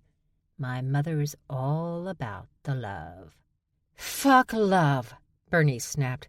"I'm talking about the financial future of this family, resting on the giant shoulders of a spoiled brat." Kinsey gave her mother a thumbs up. "Good job, Ma." "But she loves Ron. I know she does," Bernice insisted. "I see it in her eyes." "In her cold, dead eyes," Kinsey muttered, making Charlie snort. "Stop it." Bernice pressed her fingertips to her temples. "I'm not letting her ruin this. I'm not letting Carrie ruin what could be the love of her life. So I want you and your sisters to stay on her." "We're not PIs," Charlie reminded her. "Other than finding out what we've already found out, I'm not sure what you want us to do." "I want you to keep her out of trouble." "Good luck with that." Bernice slammed her hand on the table and barked at Kinsey. "Stop muttering shit under your breath." "Look," Charlie cut in, trying to keep the situation calm, "we have nothing confirmed yet. Max and Stevie are on her right now anyway. We'll just keep doing that, monitoring the situation." "Thank you." "But there is something else." "About Carrie?" "No." Charlie let out a breath. "About your father." Bernice frowned, glancing at Carrie. "What about him?" Charlie reached into her messenger bag and pulled out the issue of Vanity Fair. She opened it up to the Wera spread and laid it in front of her aunt. "Do you know them?" She studied the picture of the twins before admitting, "Yes." She nodded. "They were in an ad for Versace a year or so back." "Is that all you know about them? What else is there to know about two vapid bitches from Italy?" "That they're your half-sisters?" Bloodshot eyes blinking wide, Bernice leaned forward to get a closer look at the picture. Kinsey did the same. "They could be badgers, Ma. Look at those shoulders, like linebackers. Big Italian linebackers." Bernice shook her head. "He couldn't have." "Why are you so surprised?" Kinsey asked her mother. He pretty much started a brand new family over here without actually separating himself from the family he had in Scotland, and Italy is a hell of a lot closer. Bernice raised her hands, palms out. You know what? I can't deal with this right now, and I'm not sure why I should give a shit. Who knows how many pathetic women the old fucker impregnated in his extremely long life? I don't know how that's my problem. I didn't say it was your problem, Charlie explained. But these are the two who have been trying to kill me and Max and grab Stevie. These broads are very rich, very determined, and very pissed off at the McKilligans. No offense, Charlie, but you and your sisters are not exactly considered family. Ma, Kenzie said, glaring at her mother across the table. It's okay, Charlie told her cousin, appreciating that she was at least attempting to protect Charlie's feelings. But you should know that it seems they helped Freddie steal the £100 million from Will. That's when Bernice slammed her head down on the table and then rammed it there a few more times. Charlie cringed a little and mouthed sorry to her cousin. Kenzie shrugged back seconds before her mother's head suddenly jerked up and Bernice growled, "Will there ever be a time when my brother does not find ways to fuck up my life?" Charlie leaned away from that scream and admitted to her aunt, "Probably not." Carrie met her 7-foot-tall polar boyfriend on 47th Street, where he led her to one of the many jewelry stores. Stevie watched through the shop window as her cousin fingered a 4-carat diamond set in a simple gold necklace. "Is that a wedding gift?" Stevie asked Max. "You got me." Once he put the necklace around Carrie's throat, the polar led her through the store. They were arm in arm, and Carrie seemed to enjoy herself as the bear showed her all the sparkly jewels and the entire layout of his store. So they wouldn't be seen, Stevie and Max moved away from the window and stood near a hot dog vendor where they had a clear view of the entrance. "This is so not cool, what she's doing to her poor fiancé." "Not everybody has the same opinion of love," Max said. "Maybe they have an arrangement." "The arrangement should be either we're together or we're not together, not I'll be getting jewelry from other guys before our wedding day together." "Maybe you're a little naive." "Maybe you're an idiot." Max punched her shoulder, so she punched her back. They had headlocks on each other when the vendor finally pulled them apart. "Stop it, both of you. Love is different for each couple. Now stop it." They separated, with the vendor pointing a warning finger at both of them before again focusing on his cart. Max leaned close to Stevie and whispered, "We just got schooled by a hot dog vendor." Stevie whispered back, "Are you saying that because you're putting down the hot dog vendor, or because you really want a hot dog?" She shrugged. "I really want a hot dog. And a pretzel." They left the bar, and Bernice went to the large room where the already arriving gifts for the bride and groom were being stored. She left Charlie and Kenzie out in the hallway while she went inside and began making calls. Charlie sat on the floor, her back against the wall, and waited. She could hear her aunt yelling. There was also some crying, but it was mostly yelling. Such hysterical yelling, Charlie really couldn't understand what was being said. Kenzie sat down next to her. "I'm sorry about all this," she said, shocking Charlie. "You didn't do anything. In fact," Charlie thought a moment, "you have nothing to do with any of this." "I know, but still." She raised her knees and rested her elbows on them. "I might as well warn you now that I doubt any of my aunts and uncles will be much help. They will all be looking to protect themselves." "I already know that. I just figured I should let Bernice know what was going on since I am taking her money." "That's not true. You have a loyalty to family, even this family. I'm just sorry we suck at returning it." "Again, not your fault. You're the only cousin who's actually nice to us." "Well, if I have a big family wedding, you and your sisters are definitely invited.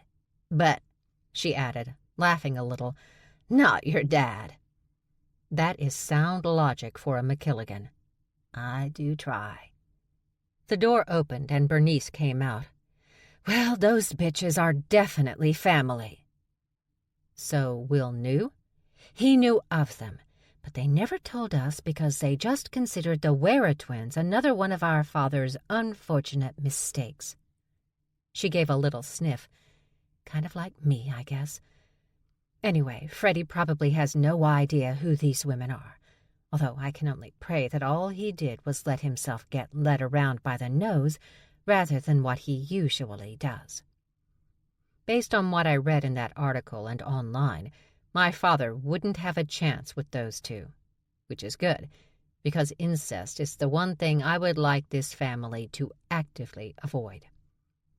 Bernice looked at the phone she had clutched in her hand. There's something else about my brother's daughter, Mary. Which Mary? Charlie asked. Mary Pat? Mary Christina? Mary Cecile? No. Mary spelled Mairi. What about her? She was doing hard time in Edinburgh prison, but she's out. She was paroled? Escaped, and the family thinks she's headed to the States.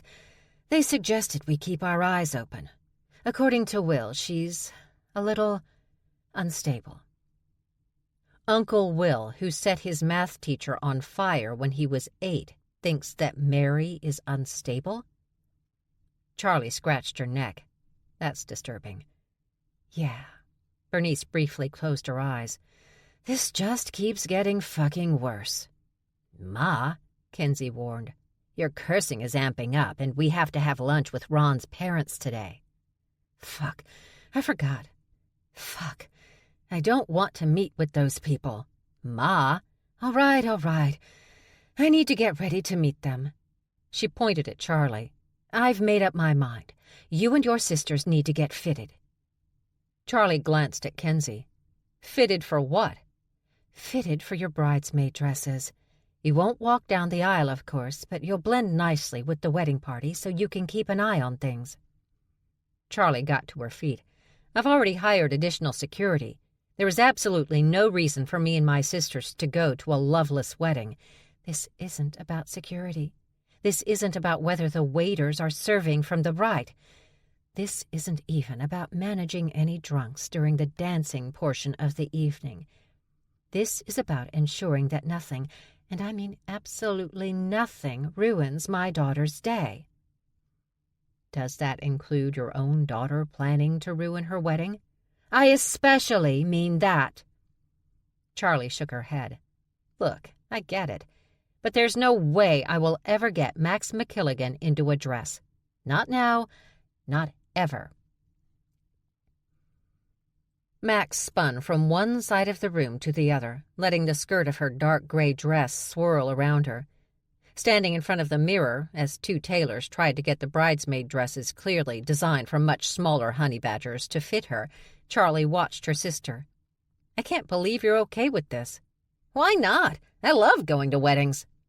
You do? Absolutely.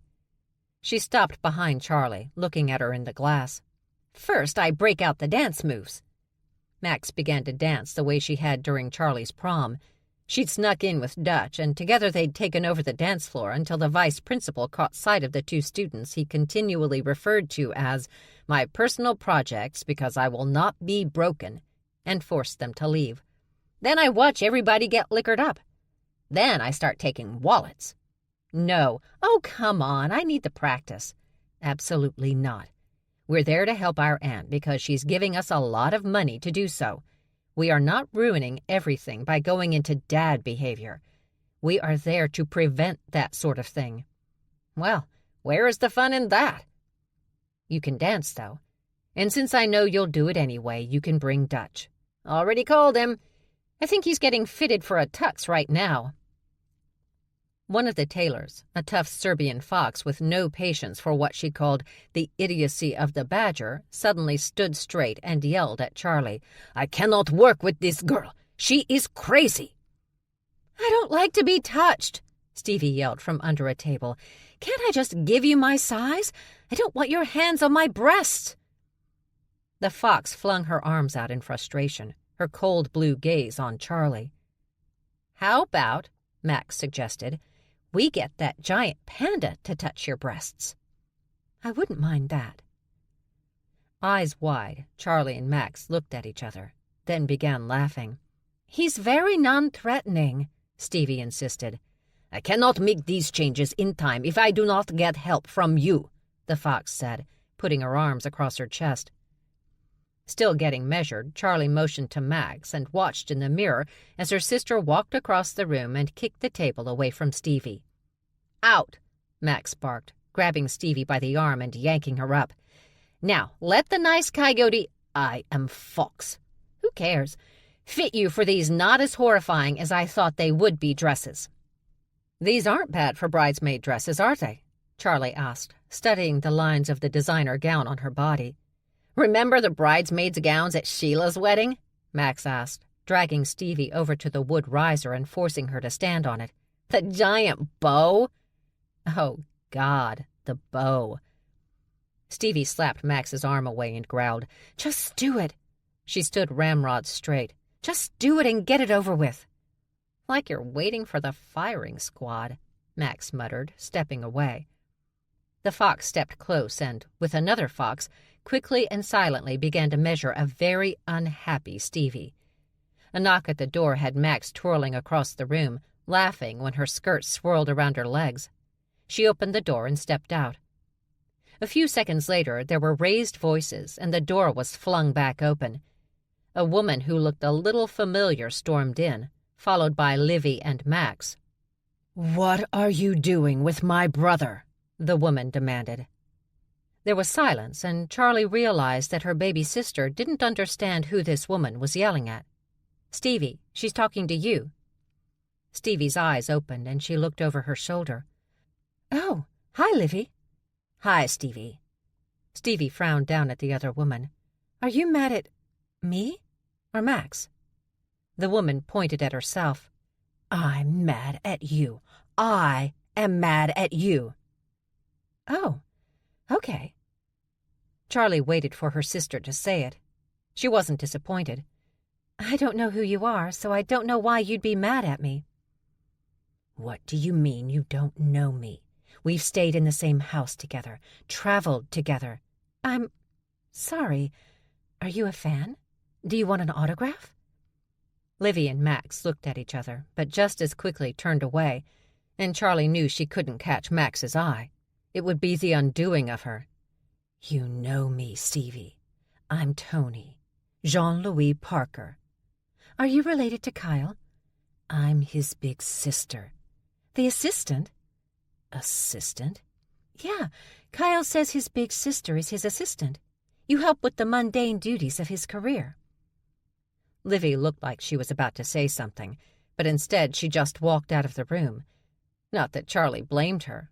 She would have done the same thing in her place. "I am not Kyle's assistant," Tony responded. "I am his sister, and I want to know what you're doing with my brother." "I want to know what you're accusing my sister of," Charlie cut in, nodding at the fox now that they were done. She stepped off the riser and let them unzip and slip the dress off her. Charlie grabbed her T-shirt and pulled it on, then went for her jeans. "My brother says he's living with you guys. He's only 17. "Kyle's renting a room," Stevie said. Tugging on her sneakers, Charlie hopped around so she could focus on her sister. "Since when?" "Since this morning. He says it's impossible to work in the intolerable situation his parents have going at their rental house in Manhattan, and I totally understand that. Not everyone is like my sisters, respectful of what extraordinary people need to do to create. It sounds like Kyle's family is not like you guys at all." Shaking, Tony's hands curled into fists and she barked, "I am not respectful of extraordinary people. I—" she bellowed. Livy returned, sort of zooming into the room, grabbing the jackal's arm and pulling her toward the door. "This isn't acceptable," she screamed as Livy dragged her away. "He's only a kid. He's only 17. If I find out anything weird is going on between you and my baby brother—" "Done," the Serbian fox said, stepping back. "Oh." Stevie smiled at her image in the mirror. "That wasn't so bad." Nothing is going on with you and that kid, right? Charlie felt the need to ask. Nope, but now we're getting rent that will cover him and his security guard, which also means we actually have extra security. It's a win-win for us. Okay. Besides, she added, slipping out of her dress, I love Kyle, but if I had to date that boy, I'd put a pillow over his head until he stopped moving. And that would be a great loss for art, don't you think? Charlie nodded and told her sister, I love your sound logic. It's just one of my many gifts. Chapter 27. Deanne sat in Rick's office, Malone in the chair next to her. They didn't speak. Not because they were mad at each other, they just didn't have anything to say. That's one of the reasons Deanne tolerated Malone as well as she did. She didn't need to run her mouth. Rick walked in. Sorry I'm late. He dropped into the chair behind his desk, taking a few seconds to bring something up on his computer. He turned the monitor around to face Deanne and Malone. These are the Wera twins. It turns out they're also part of the McKilligan family. They were, however, never in touch with their father, and they were raised by their full human mother only. They seem to have no idea they're honey badgers, but they have joined forces with one of the younger McKilligans, a Mary McKilligan who is known among her own in Scotland as the Beast of Bray Willow, the honey badger village most of the McKilligans come from. And if honey badgers are giving you a nickname like that... Who do you want us to go after first? Deanne asked. We think the twins and Mary are in the States right now together, but the twins are unbelievably wealthy. If they run, it'll be harder to track them down. But the Beast, considering the body count she had on her when she went into prison in Scotland, I'm sure it will be easier to find her once we've got the twins under control. Although I'm hoping she doesn't do as much damage here as she did in her homeland. Rick looked at Malone. What's Katzenhaus's direction on this? They're leaving it up to the group, since they don't really have an opinion on badgers. But if you want me to work with Deanne to eliminate this issue, my bosses won't care. Should we bring those McKilligan sisters into this? Deanne asked. I'm surprised you asked, Deanne. Me too, Malone piped in. And you were so nice about it. I'm just asking whether we should warn them. Excellent idea, Rick replied. I'll take care of it. Now, anything you ladies need, please let me know. I want these twins dealt with.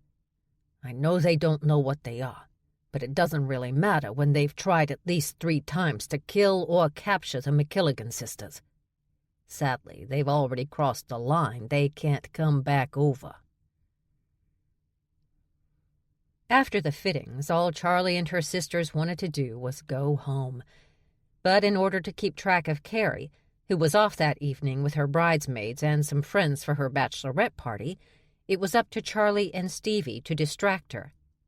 Not hard, though, when all Charlie had to say to the bride was, "The gowns are long, so we can wear sneakers instead of heels, right?" Which led to a whole lot of hysterical yelling, while Max took Carrie's phone and set it up with a GPS app. Then she put GPS trackers into Carrie's multiple bags, which she carried with her everywhere. Once they'd done that and checked in with a weary Kenzie, they all headed back to the house in Queens. It was hot, so Charlie changed into jean shorts and a tank top before going outside. Entertaining the idea of treating Berg and his siblings with a little barbecue, Charlie went out the back kitchen door to see if a barbecue was one of the things that Tiny had in his hoarder house garage. But as she went toward the garage, she sensed something coming at her, flying at her. She only had time to turn her head as a fist slammed into her jaw, sending Charlie flipping into the middle of the yard. Her head stuck in the freezer, trying to find at least one more of those frozen honeycomb ice cream treats that Britta had turned her on to. Max didn't hear the yelling, but she heard and felt Stevie run by her. Stevie didn't run toward anything. She always ran away. But there was nothing behind her, and no bears in the house. Max closed the freezer door, and that's when she did hear the yelling. Charging outside, she came around the corner just as Stevie threw herself at the back of a female that Max recognized but couldn't believe was attacking her sister. Charlie was on the ground with 5 females over her, punching. Her sister hadn't gotten up yet, too busy trying to protect her face and side and, knowing Charlie, trying to figure out what was happening. But Max didn't need to know what was going on. She didn't care. Snarling, claws and fangs unleashing, Max crouched a bit, and feeling her anger soar through her, she moved. Berg and his siblings stepped out of the SUV. They'd been out on the island all day helping a company shore up their security. But despite all the work he'd done, his mind had been on Charlie. He couldn't stop thinking about her. Not just having sex with her, although he really wanted that. Soon. He just wanted to see her, talk to her, see her smile, hear her laugh, watch her roll her eyes at something weird or funny her sister said. Deciding not to wait, he started down the driveway to go over to Charlie's house. But before he even reached the sidewalk, he watched a souped-up '73 Camaro tear down the street and slam to a stop, double parking in front of the Badger's house. Dutch jumped out, tore around his car, and jumped over the fence. Not liking any of this, Berg continued walking toward Charlie's place. But he'd only gone a few steps when Dutch came running back out and waved at him. Berg took off running, yelling over his shoulder, "Dag! Britta!" He didn't wait to see if his siblings were coming. He knew they would. He heard the screaming and yelling before he even reached the front gate. He charged through and ran around the side of the house. That's when he saw it. A fight. A really nasty, violent fight. Not between military-trained killers and the McKilligan sisters either, but a bunch of angry females and the McKilligan sisters. Even little Stevie was on the back of some redhead, screaming, small fingers trying to dig into the female's eyes. The weasel was trying his best to separate the women, but he didn't want to hurt anyone, so they were ignoring him. And the only rational person who could calm this out-of-control situation was down on the ground getting pummeled. Berg ran over and waded into the melee, trying to grab hold of one of the viciously fighting females. He didn't care which one. Dag was already next to him. He'd managed to get hold of Stevie. She was screaming and thrashing. Dag could barely hold on to her. Wondering how they would get a handle on all of this, Berg tried again to dig in and grab his Badger. But just as he caught hold of Charlie's arm, a massive roar startled him, and Dag jerked away. Britta stepped in, her shoulder hump raised high, and began swinging her arms. Much smaller females flew, tossed across the yard. Berg and Dag ducked. Once she got the women off Charlie, Britta bellowed, "That is enough!" That same bellow used to send Marines running for cover, made even generals find the closest exit. But these small women didn't seem to care. They started to come for Charlie again, but the weasel jumped between them and said, "No, Mia, no." Stevie fought her way out of Dag's arms and launched herself at the one called Mia. And instead of stopping her, Max screamed, "Get her, Stevie! Get the bitch!" That's when all the yelling began. Each set of females screaming at the other. Except for Charlie. She was getting to her feet. Berg only noticed her because she was using his leg to help herself up. He grabbed her hands and pulled. Was all Berg managed before Charlie, bloody and snarling, pushed her way past Dag and Max. She yanked Stevie away from Mia, tossing her over her shoulder and into Berg's arms. "What the fuck was that?" Charlie demanded of Mia. "What the fuck do you think that was?" Mia abruptly grabbed Dutch, pulling him in close. Still clinging to his arm, she grabbed the weasel's face with her hand, squeezing his cheeks hard. "Look what you did to his face! Look what you did! He deserved it! He betrayed my family! Then you should have come to me! I don't have to ask your permission to kick the shit out of your idiot brother!" Mia shoved Charlie. "Only I can call him an idiot!" "Idiot!" Shove. "Idiot!" Shove. "Idiot!" And that led to a punch. Berg started to step in again, but Britta held him and Dag back with a raised hand. Then she caught both women by their hair. They tried to swing on her, but it was a waste of effort. She was half a foot taller than Charlie and a whole foot taller than Mia. Britta simply held them off the ground by their hair and waited. Eventually, they stopped swinging, and when they relaxed, Britta dropped them both. "Are we going to be rational now?" Britta asked calmly, her grizzly hump gone. "That psychotic bitch," Mia yelled, but still sitting on the ground, rubbing her head, "attacked our baby brother." Dutch turned red, his gaze unwilling to meet Berg's or Dag's, because he was smart enough to know they were grinning now. "How would you feel, Charlie," Mia asked, "if I attacked Max the way you attacked Dutch?"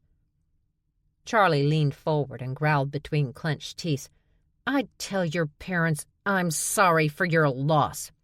"Okay," Britta barked before the battle could begin again.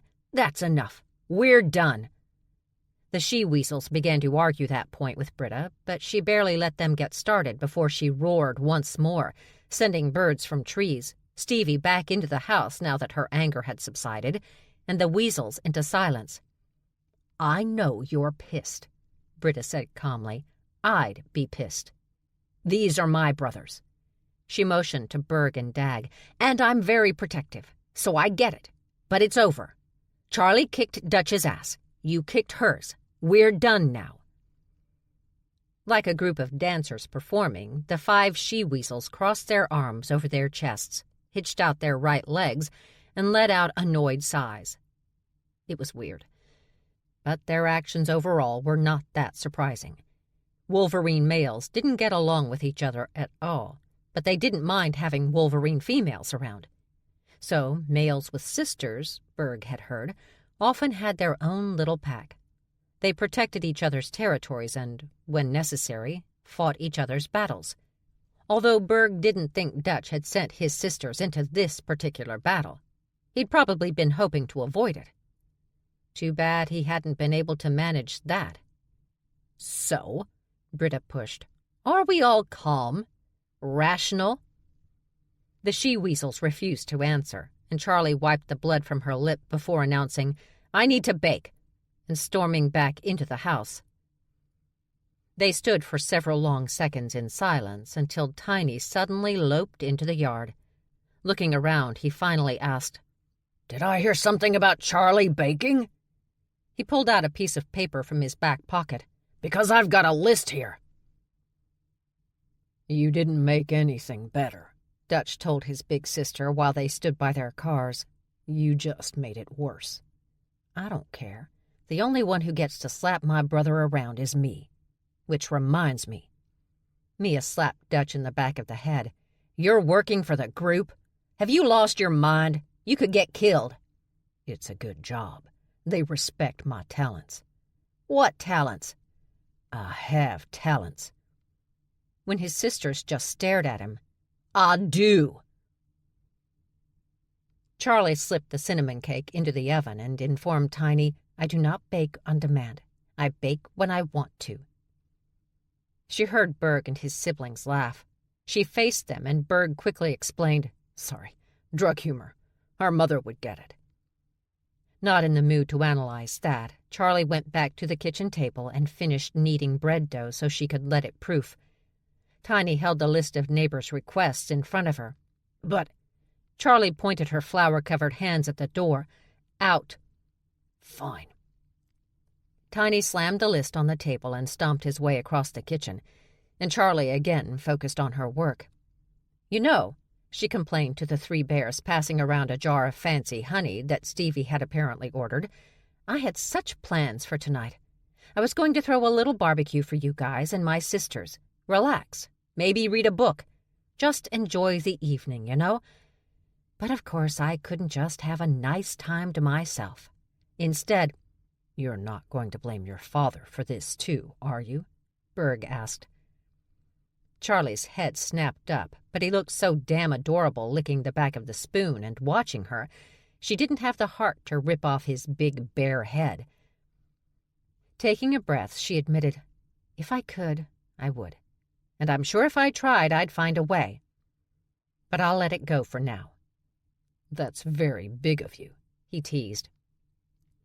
Dag was refusing to give up the honey, So Britta went to the cabinet over the refrigerator.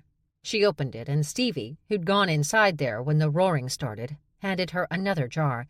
"This one is infused with lemon." "Ooh, yum. Thanks, Stevie." Britta closed the cabinet door and opened the honey. Dag tried to get a taste, but she moved across the room so she could eat in peace. "There's no reason we still can't have a little barbecue," Britta said. "Just the 6 of us." "I'm not sure I'm in the mood to cook right now." They silently watched her kneading the bread dough, and Charlie pointed out, "This is baking, not cooking." "We'll barbecue," Dag said. "I'll get the supplies," Britta offered. Charlie used her foot to point out her backpack. "Take the Visa card that's in there," she told Britta. "It's okay. I'll pay." "No, I'm going to expense this as a—" She thought a moment. "Team meeting." "Is that fair to your aunt?" Berg asked.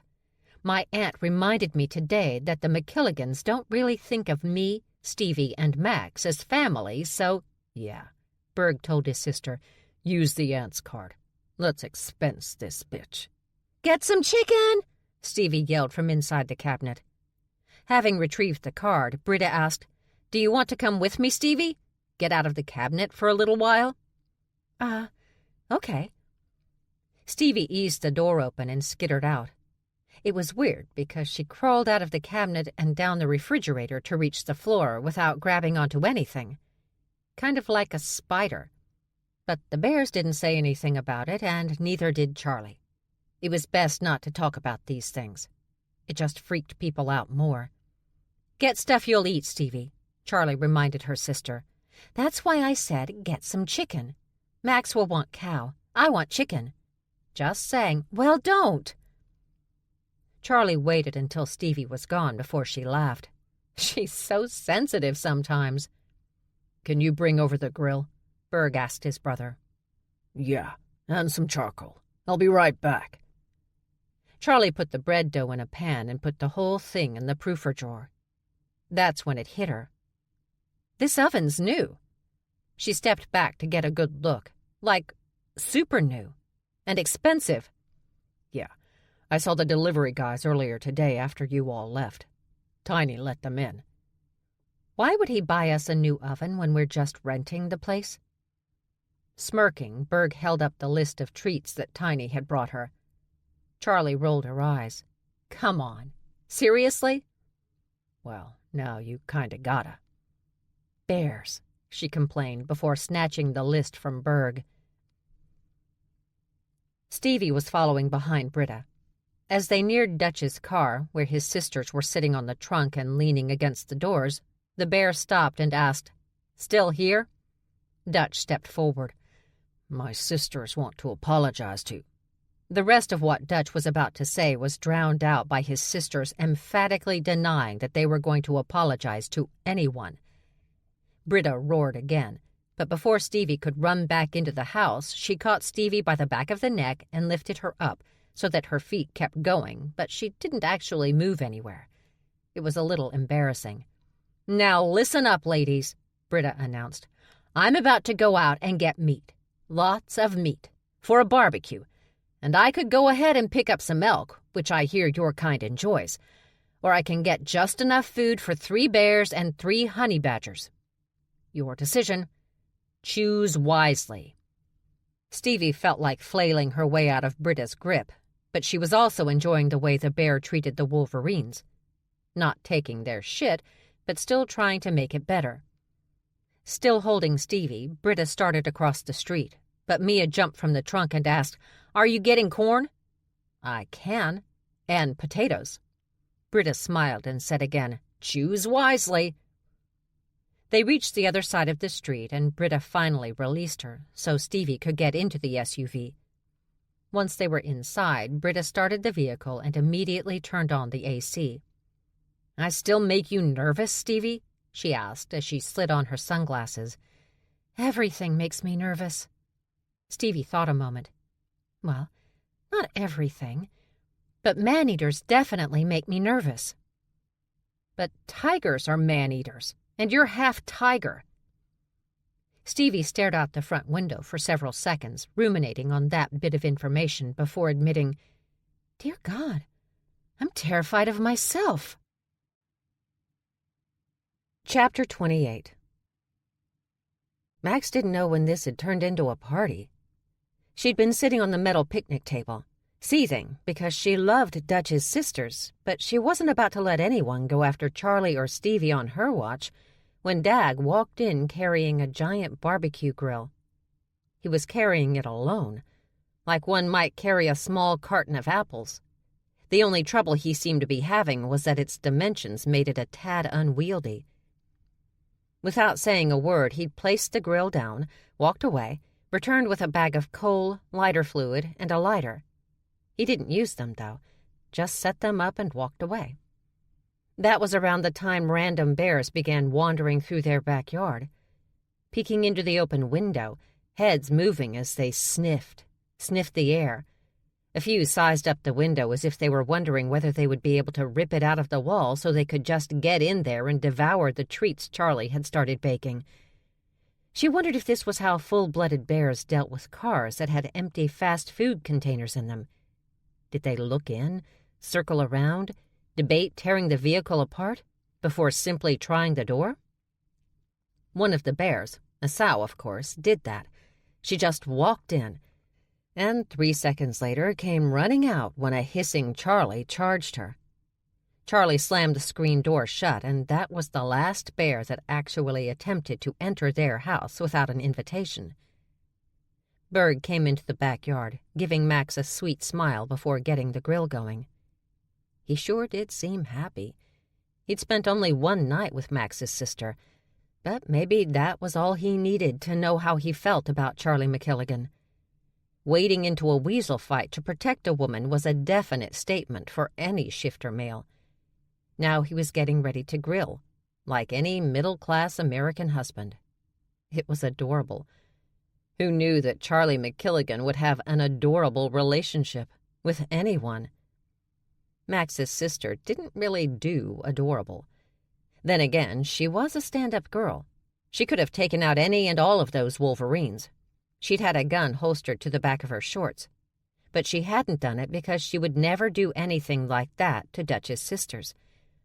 Max wasn't sure that she could be as honorable as her sister, not when a group of crazy broads were screaming at her and hitting.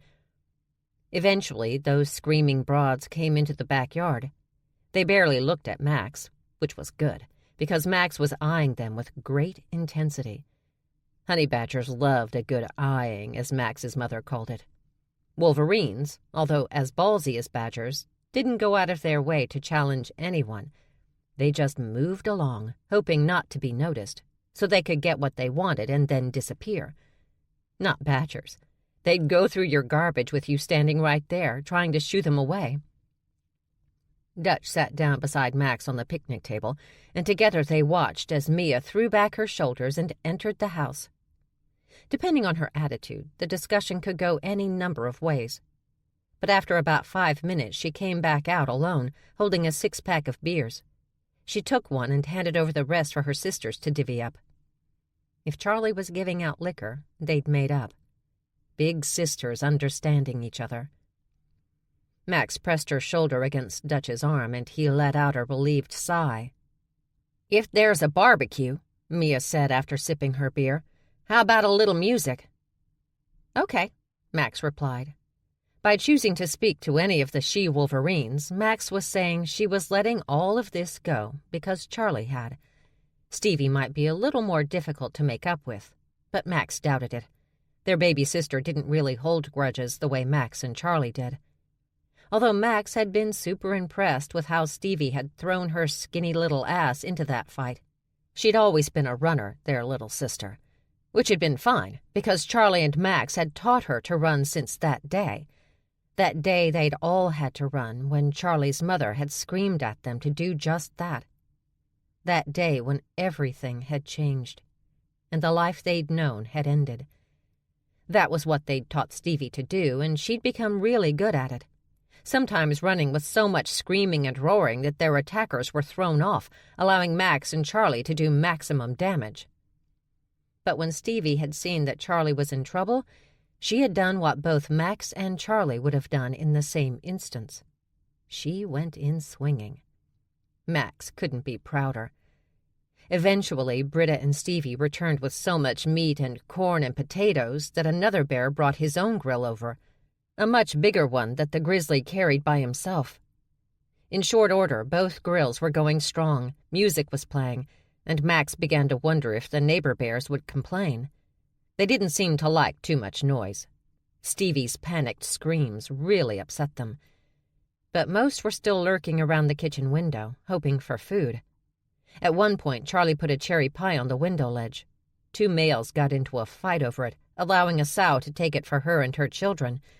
It was pretty funny. But as soon as a couple of black bears dived into the pool Max and her sisters had yet to use, it was officially a summer party. Berg turned the deer legs over, added some more seasoning, and covered the grill.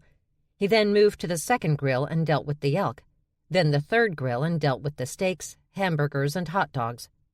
Britta had already gone back to the shift-her-own grocery store for more meat and sides. Mrs. Fitzbear was helping out by roasting the corn and potatoes, but she was doing it from her house. She didn't feel like having some hulking man-bear take my grill away. Charlie was still in the kitchen baking, getting everything on that list done. Tiny had already gotten his honey pineapple cake and had happily carried it home to hide away before coming back and invading the pool with a beer and a few of his friends. Then things got weird. Dag bumped Berg's arm to let him know that a lion male was walking into what Berg was considering a bear party that just happened to have badgers and wolverines. That was only a minor weirdness, though. Lion males were always attracted by food and had no problem just wandering into your yard and taking some, because they were lion males and they thought they could get away with it. But the big weirdness was that when the lion male walked in, with several wolf females, also weird, he threw his arms open and Dutch ran into them. Dutch, a few inches shorter than the lion, jumped up into the feline's arms, wrapping himself around him like they were reuniting after the lion had gone off to war or something. "I have nothing to say about that," Dag muttered. "Probably for the best. Don't like having cats here, though." Berg shrugged. "Who does?" The weasel walked around the party with his lion and the lion's friends, showing them around, introducing them to some people, until they reached Berg and Dag. "Berg and Dag done?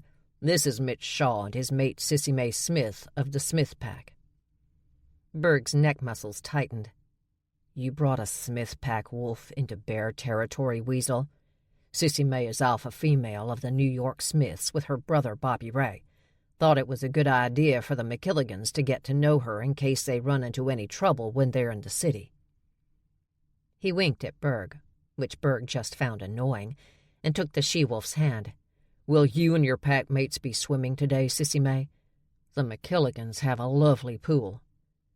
The she-wolves looked over at the pool filled with bears. No wolf with sense would get into a watering hole with bears.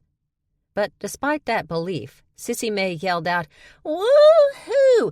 Let's get wet, ladies!" Extra small T-shirts and tiny denim shorts were dropped, revealing even tinier bikinis, and the she-wolves took off running, jumping into the pool without caring about the bears already in there. A few seconds later, stripped-down she-weasels in equally tiny bikinis followed the wolves, screaming and diving into the water. "Isn't my girl amazing?" the lion male asked. "She can start a party at a gravesite. Oh, wait, she did that once," he recalled. "It wasn't planned, of course, but no one really liked the deceased anyway, and we all had such a great time." The lion smiled before asking, "So, is that zebra I smell?" Charlie was loving this oven, loving it like sunshine. She was able to make several of her best baked goods at the same time. She knew she was missing the party outside, but she was enjoying her time inside baking. With such a big crowd of shifters in the yard, she felt confident she didn't have to worry about any outsiders coming for her sisters or her, so she could bake without worry, without stress. She got through Tiny's list pretty quickly since there were a lot of cakes and quick breads, nothing with yeast. While those baked, she worked on the more complicated breads, perfect to go with all the meats and sides grilling outside. It wasn't until she was taking the last batch of rolls out of the oven that she realized the music outside had increased, as had the sound of voices. Drying her freshly washed hands, Charlie went out the back door. It was as if she'd stepped into one of those desert raves, only it was in her backyard. She'd be worried about complaints if most of the neighborhood didn't seem to be in attendance. Charlie went looking for Stevie first and found her sitting on a low-hanging tree limb with Kyle, his giant panda protection not too far away, amiably chatting with local giant pandas from down the block. Stevie and Kyle were eating grilled meats and corn and people-watching. Stevie people-watching was a good thing. She seemed to get her best ideas doing that, either for science or music, and hanging around geniuses such as Kyle somehow grounded her. A kid like that, so full of himself, reminded Stevie that she needed to be more human sometimes, that her work affected actual human beings. It kept her from just creating to create without thinking about long-term consequences. Most scientists and artists were firm believers that to worry about those kinds of consequences stifled creativity, stifled their work and the greatness that could come out of it. And Charlie would agree, except where her sister was concerned, because Stevie's creations could not just destroy thousands or even millions. Without meaning to, she could destroy the planet. She had that kind of brain, that kind of genius. One of her early physics teachers affectionately called her the God Killer. He hadn't really been joking either. So Charlie and Max kept an eye on their baby sister, one of them always on her, at least from a distance, just to make sure that she didn't do anything that they'd all end up regretting, seconds before the world imploded. Although, as Max pointed out, at least we won't have to feel bad about failing for long, with the world ending and all. But right now, Charlie didn't have those worries, not with Stevie right in front of her, on a tree limb, laughing and chatting with Kyle, being part of the human experience and, it seemed, enjoying it. Charlie could relax, at least for a little while. Except she didn't really know what to do with it. Relaxing, that is. Not worrying. Not plotting 20 different ways out of any possible situation that might come up. Although she did have 20 different ways off this street if it was necessary, but she'd come up with those contingencies the first hour after Berg had brought her here. "Well, a female voice said from beside her. Charlie looked over at the tall, dark-haired woman smiling at her. She wore a minuscule bikini top and unzipped denim jean shorts over her bikini bottoms. She held a beer and had her wet hair gathered in a loose topknot. "You must be Charlie McKilligan," she said with a thick-as-molasses southern accent when Charlie silently stared at her. "Must I?" Charlie finally asked. "I'm Sissy Mae Smith." And she said it like Charlie was supposed to know her or something. But Charlie didn't know her. She'd never seen her before, so she said, "I don't know you." "Of course, we've never met." She suddenly leaned in and said, "But I am Sissy Mae Smith." Charlie leaned in, too, and said, "And I am Charlie McKilligan." The woman straightened up. "I heard you're part wolf, raised by some pack in Wisconsin, I think." "Yeah. So? And you've never heard of the Smiths?" "I beat the shit out of a Smith recently. That was fun. And my grandfather told me not to date any Smiths.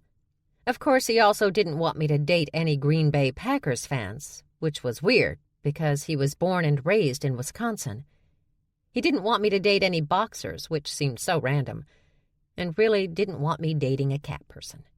So you'll have to forgive me if the 'don't date a Smith' speech was lost among all that." "Wait," the she-wolf sized Charlie up. "Which Smith did you beat up?" I think Dutch called her Deanne. That was it, Deanne." "You?" she asked, gawking at Charlie. "You beat up Deanne Smith? You?" "Broke her arm." Charlie smirked. "Broke her friend Malone's face. Anyway," she shrugged. "Hope you enjoy the party. Charlie left the she-wolf standing there, her mouth open, eyes wide and confused. Berg didn't know what to say when the lion male began the conga line, mostly because he never thought he'd see bears actually join a conga line. But there they were, bears conga-ing around Charlie's yard. "Where's Charlie?" Britta asked. He was proud that she wasn't on that conga line. Of course, she hadn't drunk that much. Sadly, Berg couldn't say that about his brother, who'd had a little too much tequila and was now dancing by as Berg and Britta watched. Pinching the bridge of his nose between thumb and forefinger, Berg asked Britta, "Could you?" She laughed. "Look, I'll take care of stuff here with Max and Stevie. Why don't you find Charlie?" "I just saw her." Berg realized that Charlie was no longer where she'd been. "Go," Britta pushed. She kissed her brother's cheek. "I'll make these bitchy weasels handle the cleanup. It's the least they can do." "If you can do that, I'll get us out of Mom's Labor Day Grateful Dead celebration barbecue this year." Britta held her hand out. "Deal." They shook on it, and Berg went off to find Charlie. He didn't have to look far, though. She was sitting on the trunk of one of the weasel cars. They really had a thing for 70s American muscle cars, drinking a beer and using her bare feet to pet his dog's back. "Hey," he said when he was close enough not to yell. She smiled at him, and he loved how happy she seemed to see him. She didn't look at people that way very often. "I've got a name for your dog. Benny." "Benny?" "He loves it. Licked my foot when I asked him." "He's weird. He likes to lick feet." I thought about other names like Atlas or Titan, but that seems so typical for a big dog. So I went with Benny, which is much better than your non-existent name. He rested his ass on the car trunk beside Charlie, but even that little bit, he barely put any weight on it, had the car dropping down as if an anvil had been placed on it. Berg cringed, embarrassed, but Charlie only laughed and handed him her beer. He took a sip, and she rested her head on his arm. "Thank you for this," she said. "For what?" "Bringing me someplace where I can leave my sisters alone for 5 minutes. It's a nice feeling." "Are you going to leave?" he abruptly asked. Charlie gazed at him. "What? Are you going to leave? Like soon? Or, you know, ever?" "Ever? I can't tell you. Sometimes the McKilligans leave, and sometimes we are run off. But I wasn't planning on going anywhere soon." "This thing with the Wera twins and your dad all gets resolved, say, tomorrow. You're out of here?" "I don't know. I hadn't really thought about it. I kind of like it here, except for the weird demands for baked goods. But then again, the bears do give me ovens, so that seems fair." "I don't want you to go," he admitted. "I'm not going anywhere. Yet. And this seems like a really intense conversation for two people who've known each other for a very short amount of time." "Did your wolf grandfather have a mate?" "Yeah. I never had a chance to meet her." "Is he a good-looking guy? Tall? Handsome?" Charlie took out her phone, pulled up a picture of her and her grandfather at a packed Christmas get-together a few years back. Berg looked and said, "Then the answer is, yes, he is. Your grandfather is the kind of guy who would have gotten a new woman eventually. Except that he couldn't." "He dated. I know he dated." "He had sex. But I bet he never brought anybody home and said, 'This is your new grandma.'" "No." She gave a small shake of her head. "He never did that." "Because he'd found the one. And for shifters, that's all there is." "Unless you're a McKilligan male, apparently." "I can't speak for that bloodline. I can only tell you what I know about the rest of us." "And you think I'm the one for you?" "I don't know." He was lying. He already knew. "But I won't be sure if you leave suddenly." "If I leave, it's because I need to protect my sisters." "But they seem happy here." "Except Stevie's career is in Switzerland right now." "She doesn't seem to be in a hurry. Actually, she seems really comfortable right now. I mean, As comfortable as she can be when she's not screaming and running from bears." Charlie chuckled. "She does seem comfortable. For her. But my sisters come first. I have to protect them. That's my job." "I feel the same way about Britta and Dag, but... What? Nothing for you?" "I honestly don't know." She rubbed her forehead. "But I'm not trying to, get away from you either, which for me is a lot." "All I ask is that you tell me if you need to go, for whatever reason, even if it's to get away from me." She rolled her eyes. "You are the most amiable person I've ever met. Why would I need to get away from you?" "That makes me sound boring." Charlie jumped off the truck and faced Berg head-on. "Dude," she practically snarled, "you can shift into a 1,500-pound bear. How fucking boring can you be?" Berg gave a little shrug. "Polars shift into 1,500 pounds. I only shift to 1,000. Charlie threw up her hands. "Oh, well then." He was so frustrating. Cute, sweet, goddamn lovable. He could have any woman who didn't have a fear of heights. But he was worried about being too boring for her. God, she needed boring. If boring meant stable and loving and caring, if it meant taking care of those you loved, then yeah, the dude was boring. The kind of boring she'd always wanted in her life. From the moment Charlie had been conceived, everything about her life was a surprise. Even her. Never had anyone been with her just because they wanted to be. Things had worked out, even when she'd been dumped on some unsuspecting person's doorstep, like her grandfather. But it would have been great to know she'd always been wanted, always been needed, and not just because she could kill 20 people in a room without working up a sweat. And to her shock, she'd finally found that, in a bear who was a triplet. Could she stay around forever? She still didn't know. But while she was here... Charlie moved in and kissed Berg, without warning, just grabbed him and kissed him, because she wanted to and she knew he wouldn't mind. And boy, did he not mind. His big arms wrapped around her and lifted her up so that she could wrap her legs around his waist and dig her fingers into his hair. That great, thick, sexy bear hair. "Come home with me," he whispered when he pulled away. The party was still going on, and her sisters couldn't be more secure. So she kissed him again, and that seemed to be the only answer he needed. He carried her back to his house, the pair kissing the entire way. Her body was warm and pliable in his arms, but she was also demanding. They reached his front door, and he carried her inside, closing the door in Benny's face, much to his annoyance. Damn dog. Berg wanted to get her upstairs, but he only got her as far as the wall beside the stairs. That's where he pinned her, still kissing her, but now with his hands moving all over her. She pulled his t-shirt off, forcing him to stop long enough so she could get it over his head. Charlie tossed it aside and then removed her own, her bra quickly following.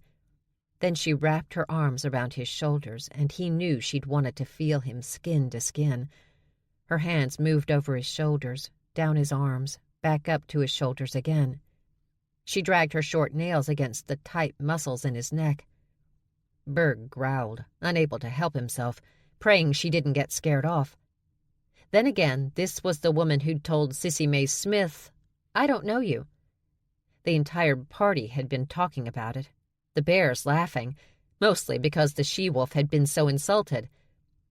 But that was not a woman who was going to be frightened off by some growling, or a little snarling, or fangs brushing against her shoulder. He was right, too. It didn't scare her off. It turned her on. Charlie's grip on him tightened, her breath growing harsher, her nipples hard against his chest. Berg unleashed his claws and shredded the shorts and panties from her body. She shuddered hard and kissed him deeper. He grabbed a condom he'd put in his back pocket in case an opportunity with Charlie presented itself that night. Thankfully, it had. Right now. Berg didn't believe in missing opportunities. He slipped a condom on and buried himself so deep inside Charlie McKilligan he felt part of her, until he knew he'd never find anyone who could replace her. Who could fill the Charlie-sized hole she'd built for herself inside his heart? Berg stopped moving, letting himself just feel her pulsating around him, warm and needy, loving and demanding, ballsy and ridiculous. No wonder she'd warned him away from her at the beginning, not because of some curse, but because she was like a drug where one hit was too much and 1,000 hits were not enough. She was in his blood now, in his soul. Her concerns were his, her troubles his, her family his. Her sisters had problems that he'd feel responsible to help fix, the same as he did with his own siblings, because that's what happened when you found your mate. His father had warned him. "Your mother may drive me nuts," he'd often complain, "but I can't imagine my life without her." Now he understood his father as he never had before. He pulled out of their kiss and looked down into her face, studied it, pushing her curly hair off her cheeks so he could see her clearly. "Are you okay?" she asked, stroking her hands down his chest. His Charlie. No matter what was going on, she was always thinking about others. It was her way. He didn't think she knew any other. He wanted to tell her he loved her, but it was too soon. The big shifter world was still kind of foreign to her, still an oddity. So he began to slowly fuck her, taking his time, stroking his cock inside her as he watched her face, enjoying the way she smiled when he thrust in. Berg wouldn't tell her he loved her. Not yet. But he would tell her the truth, so she understood. "You mean everything to me, Charlie," he said, leaning in so his breath hit her ear. "If you have to leave, tell me first. Just tell me." She gasped, her entire body throbbing around him, her pussy beginning to squeeze him so hard he was sure he was seeing stars. "Okay," she said around her gasps. "Okay." "Promise me." Yes, I promise," she finally got out before burying her face against his shoulder, her fangs biting down on his flesh, the pain sending him over the edge. He came so hard he could barely remember his name. Charlie opened her eyes when she tasted blood in her mouth. "Oh, my God!"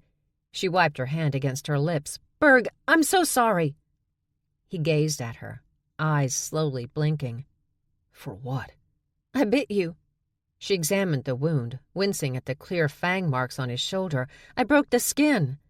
"So?" She lifted her head. "We're not vampires, dude." "No, but we're predators. Biting's expected."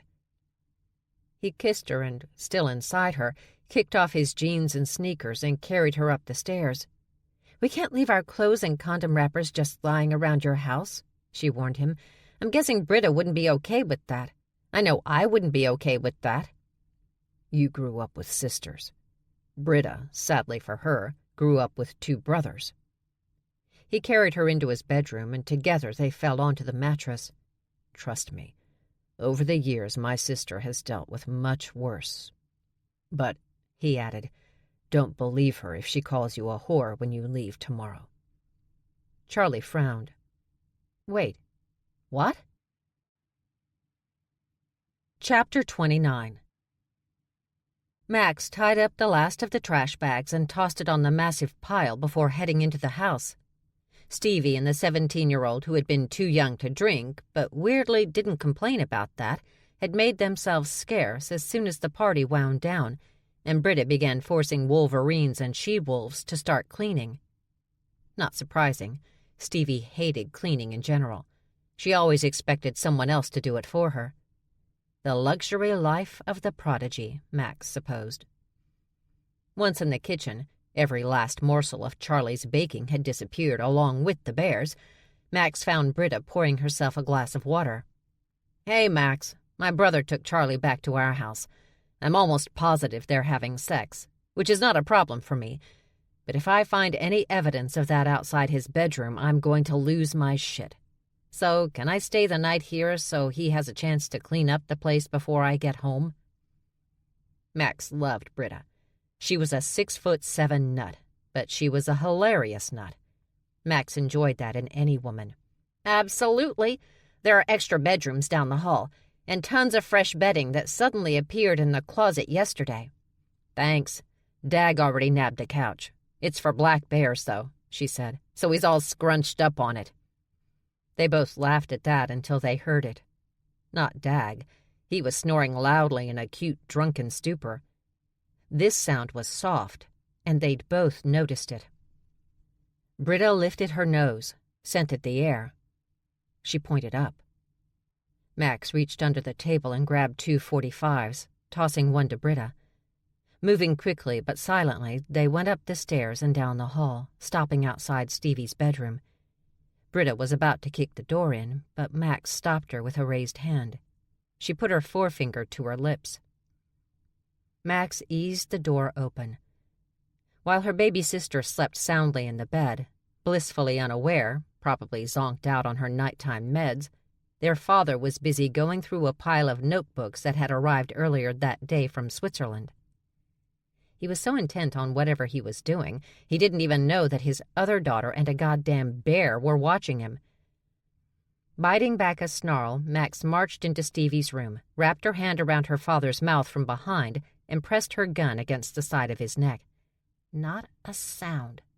Not a word. She started to drag him to the door, but Britta was suddenly there, grabbing Freddie's legs and lifting them off the floor. Together they carried him out into the hallway. That's where they met a shirtless Shen. He had his own .45 out, and he was ready for whatever. Max motioned at Stevie's door. "Close it," she said low. "Then go back to bed. We've got this." Britta never expected the McKilligan sisters' idiot father would dare come back to New York, much less his daughter's house in the middle of bear territory. But here they were. They carried the honey badger out into the yard and threw him into the garage wall. When he tried to get up, Britta rammed her foot against his shoulder, pinning him there. Max crouched next to Freddie McKilligan. "What the fuck are you doing here?" "Nothing. I just needed a place to—" Max grabbed her father by the throat with one hand and squeezed. He began choking, slapping at her hand, trying to get her to release him. She did, just when he started to turn blue. While he coughed and took in big gulps of air, she asked again, "What the fuck are you doing here?" He gazed at his daughter with bloodshot eyes. "Go to hell." Calmly, Max let out a breath. "I will have this she-bear break your windpipe for me, and then I'll hold your nose closed until you suffocate. And we all know that I am the crazy McKilligan to do it and not lose a moment of sleep. So are you really going to make me ask you again? Or are you just going to tell me? Because we both know you're not brave." Freddie looked up at Britta, and she balled up one fist, knowing her knuckles would crack. An irritating sound that drove her brothers crazy, but was so effective on others. Swallowing, Freddie looked at his daughter and said, "Please, please don't hurt." The damn badger suddenly slipped out from under Britta's foot, and with a surprising amount of that hidden strength badgers were known for, he tossed his daughter at Britta. Britta caught Max, but when she put her down on the ground, one of the worst fathers Britta had ever known was long gone. When they were back in the kitchen, coffee brewing and open jars of honey out on the table, Britta asked, "Are you going to tell Charlie?" "I don't hide anything from Charlie. I just delay. So let her have her night with Berg, and we'll tell her in the morning." "She's gonna be mad, huh?" "When it comes to my father, Charlie always ends up mad. Not because she's irrational, but because he's an asshole." "What do you think he really wanted?" "I have no idea. But the good news is, although it has to do with Stevie, it's not Stevie herself. Honestly, that's the first bit of good news we've gotten in a long time." Britta ran her finger over the rim of her still empty mug. "Are you guys going to run?" "No," Stevie said from the kitchen doorway. "Go back to bed, Stevie," Max said gently. "I'm up now." Stevie walked over to the double coffee maker, pulling off one of the carafes and coming back to the kitchen table. She filled up Britta's and Max's cups before getting her own from the cabinet and pouring coffee for herself. Once she put the carafe back, she asked, "When did we get a coffee maker?" "I think that's from Mrs. Fitzbear," Britta offered. "A thank you for the cinnamon buns." Stevie sat down at the table, across from her sister.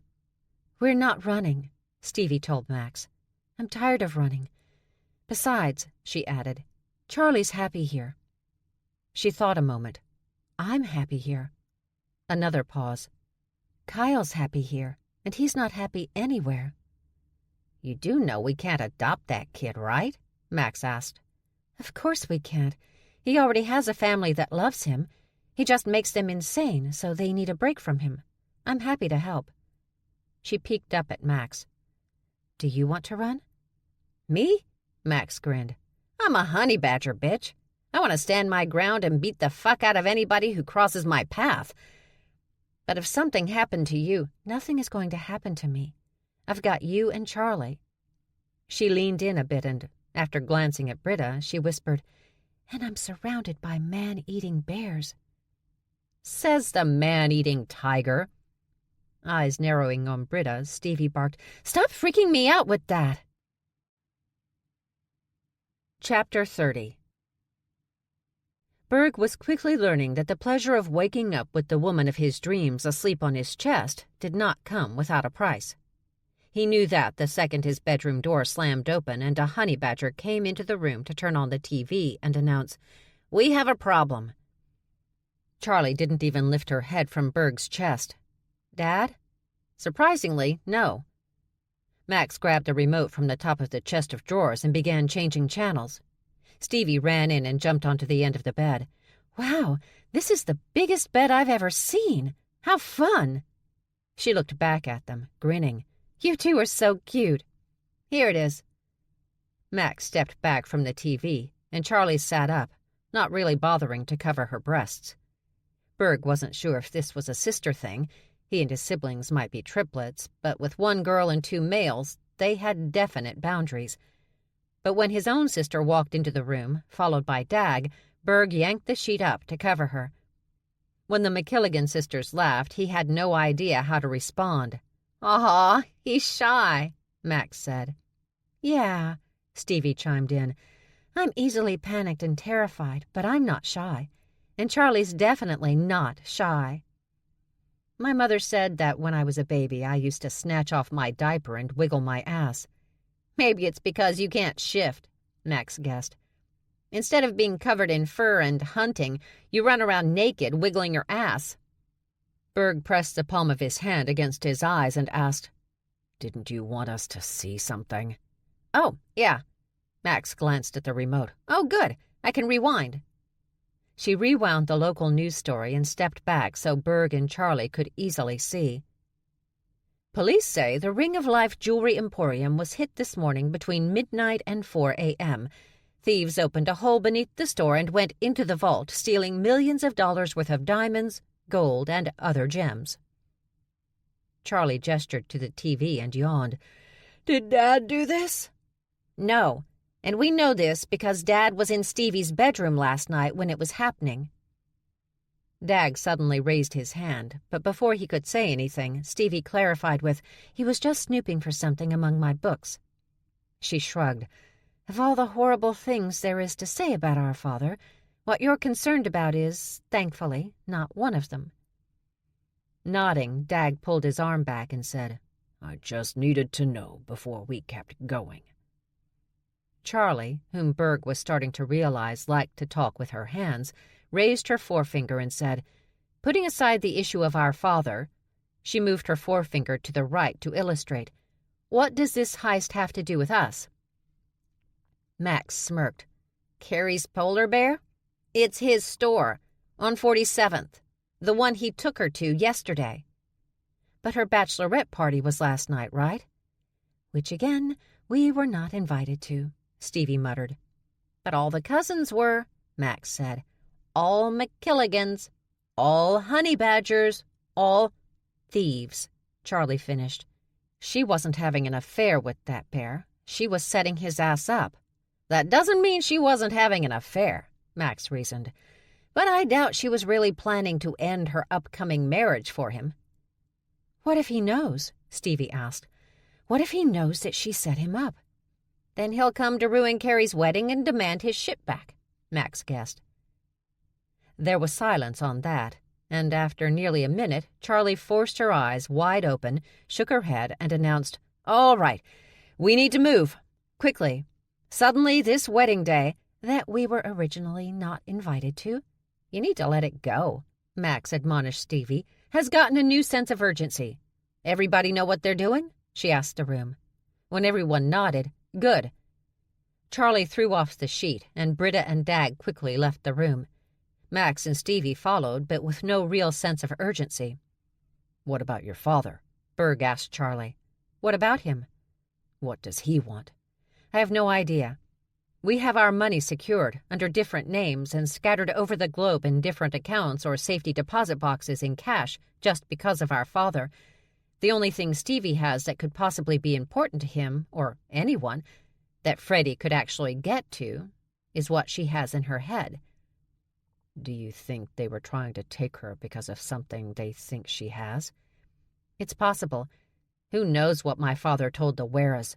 What he's convinced himself Stevie has in her notebooks that he must get his hands on because it'll give him everything he's ever wanted." She pointed at her own head. "He's stupid." "Do you think he'll really show up today?" "An event with a lot of rich people drinking and showing off their expensive jewelry? And he's desperate and out of control? What do you think?" They arrived about an hour before the nuptials. The Dunns were sent off to meet up with the security forces Bernice and her wedding planner had already arranged for, while Charlie and her sisters went to find their cousins. Before walking away, Berg grabbed Charlie's hand, smiled at her. "You look great in that dress." "Enjoy it while it lasts. I'm not big on wearing dresses. Too limiting. I may know fashion, but I do not abide by fashion." "I don't know what that means." She tugged on his hand until he leaned down a bit so she could kiss him. When she pulled away, brushing her hand against his jaw, she said, "I know you don't, and I'm learning to find that charming." Grinning wide and shaking his head, Berg followed after his siblings. Charlie caught up with her sisters by the elevators. They got in, pushed the button for the correct floor, and as soon as the doors closed, Stevie suddenly announced, "I sent my resignation to CERN." Shocked, Charlie gawked at her baby sister. "You did what?" Stevie let out a sigh. "Do I really have to say it again? Because nothing annoys me more than someone who says what, but they actually heard fine, and all they really need is a moment to gather their thoughts." Charlie shook her head and barked, "What?" "I gave my notice." "Why?" "I thought we should stay." "Where?" "Here." Charlie looked around. "In the Kingston Arms? Dude, we can't afford this." "Oh, my God!" Stevie snapped. Chuckling, Max offered, "I think, Charlie, she's talking about staying in New York. Most likely the Queen's abode we are currently living in." "Why would we do that?" Max sighed. "Gee, I don't know. Maybe because you're in love with that mountain of a man you just soul-kissed in the middle of a hotel hallway. We've never seen you do that before. Look, I appreciate that you guys are happy that I am—" She searched for the right words. "Finding romance." Max couldn't even hold back a snort, and Charlie glared at her until she looked away, something she didn't do with anyone else. "But your career," Charlie said to Stevie, "is more important than whether I get laid." "My career?" Stevie asked, stepping out of the elevator now that the doors were open. "What does CERN have to do with my career?" "I don't know," Charlie replied, glancing at an equally confused, but less caring Max. "Everything?" Stevie's back suddenly straightened, and her chin jerked up a notch. "You think that my brilliance—" "Uh-oh," Max warned, "is due to where I lay my hat?" "You don't wear hats," Max unhelpfully pointed out. "Shut up," Stevie snapped before refocusing on Charlie. "Do you?" "Of course not," Charlie said quickly. "But I've always thought that— Max blinked when she noticed that Charlie had turned toward her. "What are you looking at me for? I don't know how to help you out of this." "I just assumed it was, helpful for your career." "You know what helps my career?" Stevie asked. "Me. Not to sound smug, but it's all about me. My brilliance, my skills, my ability to think beyond the plebes of this universe." "Wow," Max burst out. "Hanging with Kyle has brought out an interesting side of you." "Kyle is a child. He has years to realize how amazing he is. I, however, already know." "Dude, you're 23. "I'm 24, but that's not the point. You—" "Peons?" Charlie suggested. "Yes, peons. I love you both, and I appreciate your protection and absolutely everything you've done for me." "But," Max pushed. "But my career is my own. And if you think that CERN—" "We don't think that CERN defines you," Charlie quickly told her. "I know it has not made you who you are, but I thought it was a good fit for you because you mostly got along with the staff. You got to do whatever you wanted, when you wanted, and they paid for your weird mental health facility obsession." Stevie shrugged. "Bluntly, I can get that anywhere. I can get any job, anywhere I want in the universe. I've got Silicon Valley coming at me. I've got universities from all over the globe coming at me. I'm a girl and I'm smart, and I've got 2 sisters who are women of color. I'm their diversity wet dream. So I don't need to lock myself into anything. You two, however—" "What about us?" Max asked, sounding indignant for the first time. "Not to be rude, but if either of you find a man, you need to hold that man." "What the fuck does that mean?" Max demanded. "Yeah," Charlie chimed in. "What the fuck does that mean?" "It's that you need me to explain that hurts." "Stevie!" "What? Do you think just any guy would be okay with your sisters bursting into his bedroom to discuss the thievery of other family members? No, but Berg puts up with it because he loves you and he's already a triplet. He gets siblings. He'll understand if you need to take off for Norway because Dad has done—" She sighed. "Something stupid, and you have to fix it before one of us goes to jail for his fuck-up.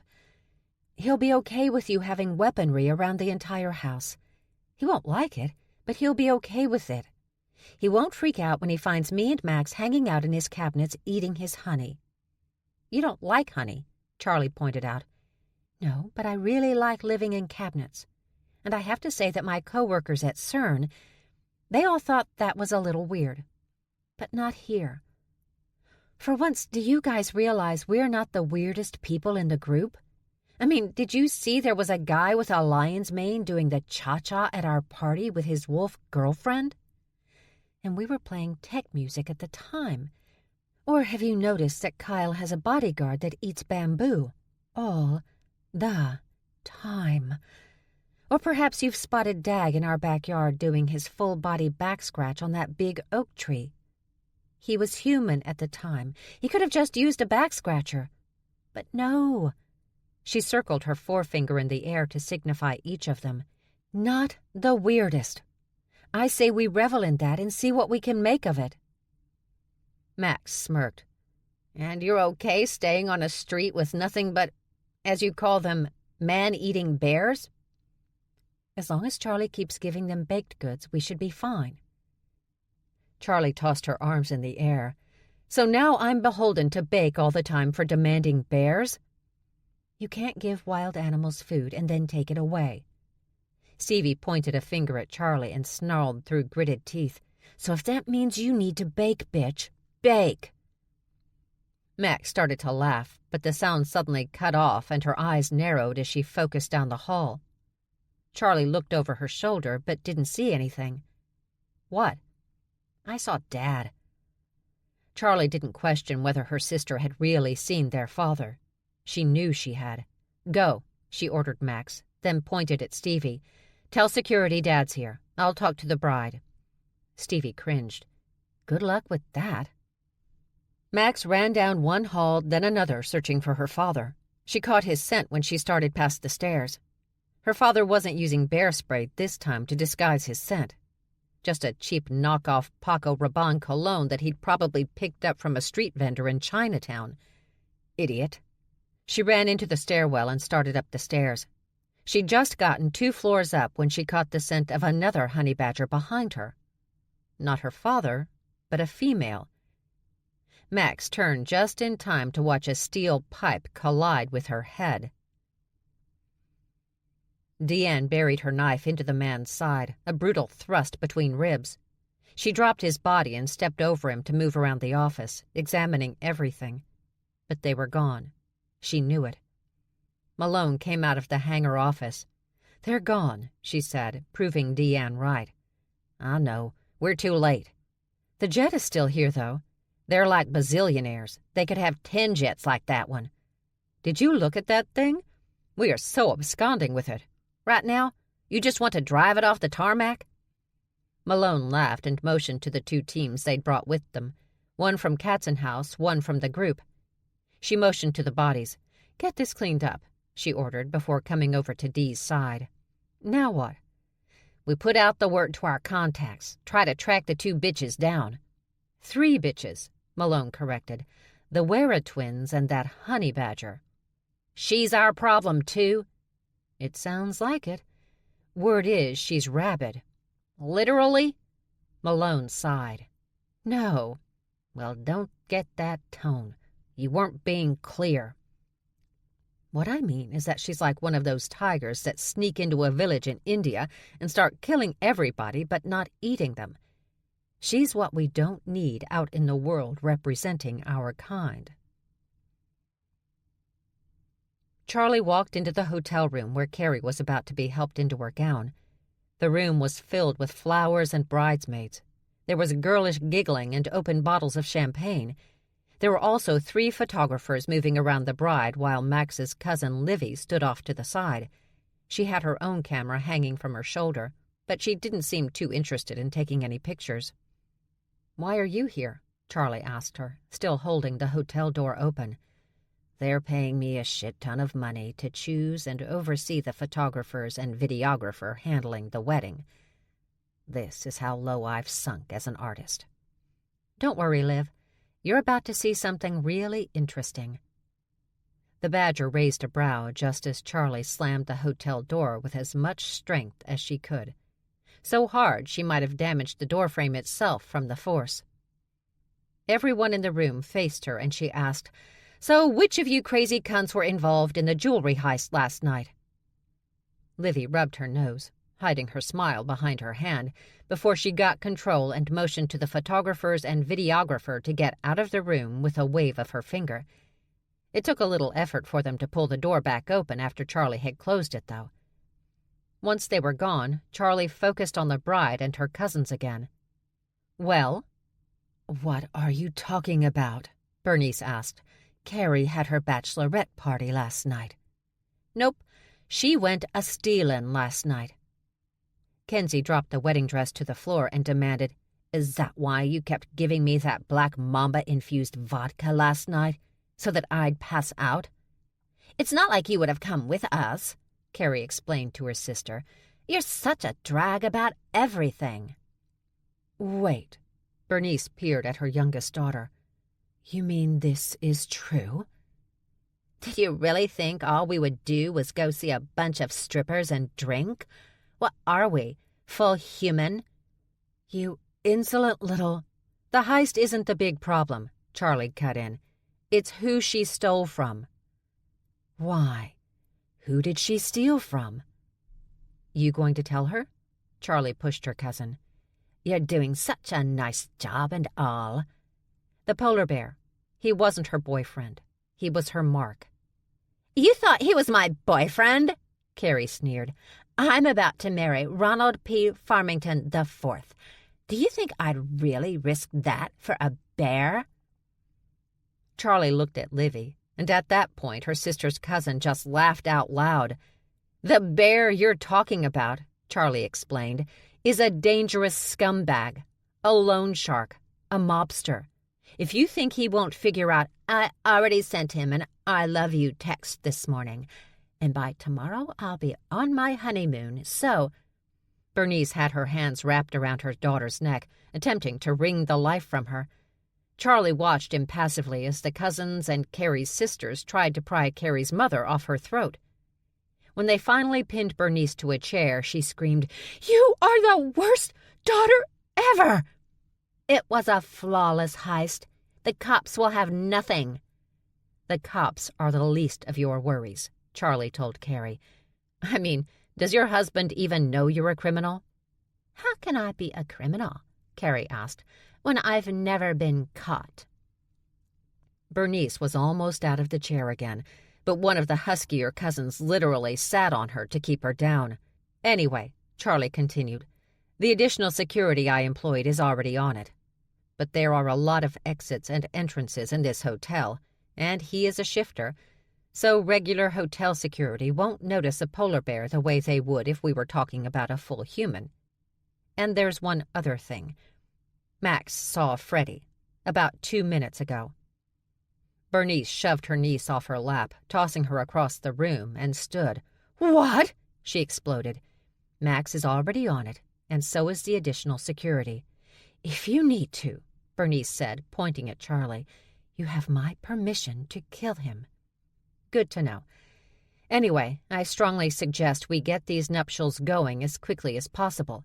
And I also strongly suggest that after the I-do's are said, cousin," she looked directly at Carrie, "you drag that new husband of yours off to a closet somewhere and fuck his brains out. It'll be harder for him to annul this sham of a marriage if you've already fucked after the ceremony." She spread her arms out. "Are we all clear? Great." She winked at Livy and walked out, leaving a room full of screaming honey badgers throwing expensive glass things around in her wake. As Charlie moved down the hall, she heard the room door open and looked over her shoulder to see Livy sticking her head out, her team of photographers standing by. "Charlie," she called out. "Yeah?" Livy smiled, tears in her eyes. "I love you." Grinning, Charlie replied, "I know you do." Laughing, Livy motioned her team in. "Let's go, people. We have lifelong memories to photograph." Chapter 31. Max woke up as her body was dragged down some hallway. She opened her eyes to see pipes over her head. She was in the hotel basement, or at least that's what she was assuming. Hotels like this didn't have unattractive things such as plumbing on floors with guest rooms. That would be tacky. A full human male dragged her into a room. "Here," he said. Max didn't know, though, to whom he was speaking. She'd closed her eyes to maintain the illusion she was still out cold. "Where is our little friend?" She went to find the notebook. Ah, that's what they wanted from Stevie. One of the notebooks she obsessively wrote in. Max had no idea what her sister put into those books, but she'd always assumed if it wasn't music, it was probably some amazing Leonardo da Vinci-style prototype that would change the world. The Wera twins were the kind who could easily afford to make any of Stevie's ideas into reality with all the money and connections they had. Of course, for Max, there was another question. Was Freddie also trying to get Stevie's notebook for himself? Or was he still working for the twins? "Hello, niece," a female voice said above Max. "We know you are awake." Max opened her eyes and gazed up at one of the women she'd seen in the Vanity Fair article. "It's so nice to meet family, is it not?" she asked with an Italian accent. An accent Max normally found sexy, from a man trying to pick her up in a Rome bar, not on some broad holding a .45 aimed at Max's head. The mirror image of the woman standing over her stepped to Max's side. "So nice to meet family. Although we must admit, you do not look like a McKilligan, but your father assured us that you are." "Your father," said the other, "has been so helpful. He just can't do enough for us." "He specifically told us to take you. He said, what was it, Rena? He said to take the Chinese one, Tina. That would keep the others from doing something stupid." Wasn't that helpful? Actually, it wasn't helpful. not to Max's enemies. Unlike her sisters, anxiety and reason did not rule Max McKilligan. Insanity did, and her father knew that. For once, he'd done something right. "My sisters would never put me at risk," Max admitted. "That's kind of my job." The one crouching over her, the one who was probably Rena, narrowed her eyes on Max. Max smiled. Grinned, really. A big, wide one. Then she unleashed her claws, reached up, and slashed Rena across the face from her jaw to her forehead. Screaming, Rena fell to the floor, and Max rolled backward until she was able to get to her feet. Tina fired her weapon, and Max turned. The bullets rammed her in the back, 2 hitting close to her spine.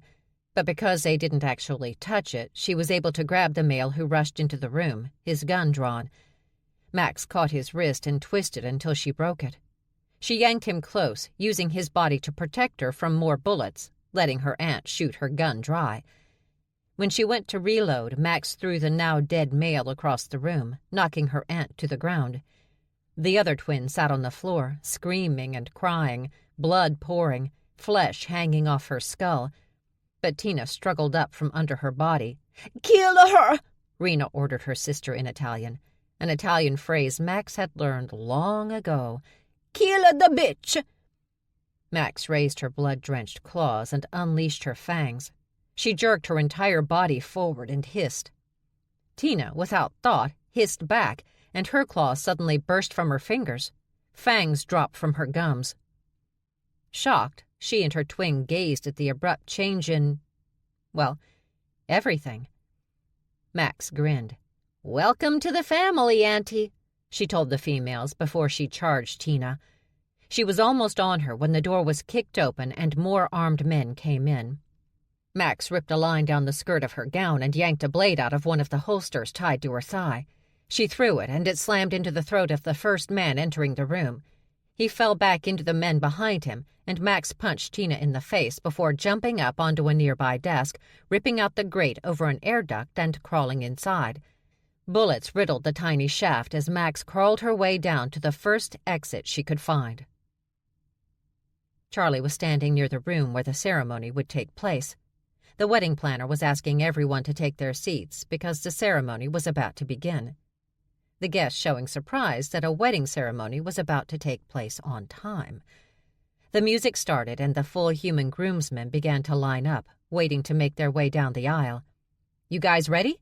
Charlie asked with a false smile. "Then let's go, let's go, let's go." "Is there a problem?" the groom asked her. "No, of course not. The bride is just excited to start her new life with you." With an annoyed snarl, the wedding planner pushed Charlie away from the groomsmen. "All right, gentlemen," the she-tiger said, a headset firmly in place, an iPad desperately clutched in her hand. "You remember what to do. And smile, everyone. Smile." As the men started to go, the she-tiger turned on Charlie. "What are you doing?" "Trying to get this thing moving. It's a wedding, not a business meeting." "You can't be in that much denial." Charlie jerked to the side so she could see over the taller woman's shoulder. Her father had crept out of a room where the bridesmaids and groomsmen were allowed to store their stuff during the ceremony, and he now held Stevie's backpack. Even worse, when he saw his eldest daughter, he ran. He ran. "Get this thing moving," Charlie ordered the she-tiger before she lifted up the skirt of her gown and took off after her old man.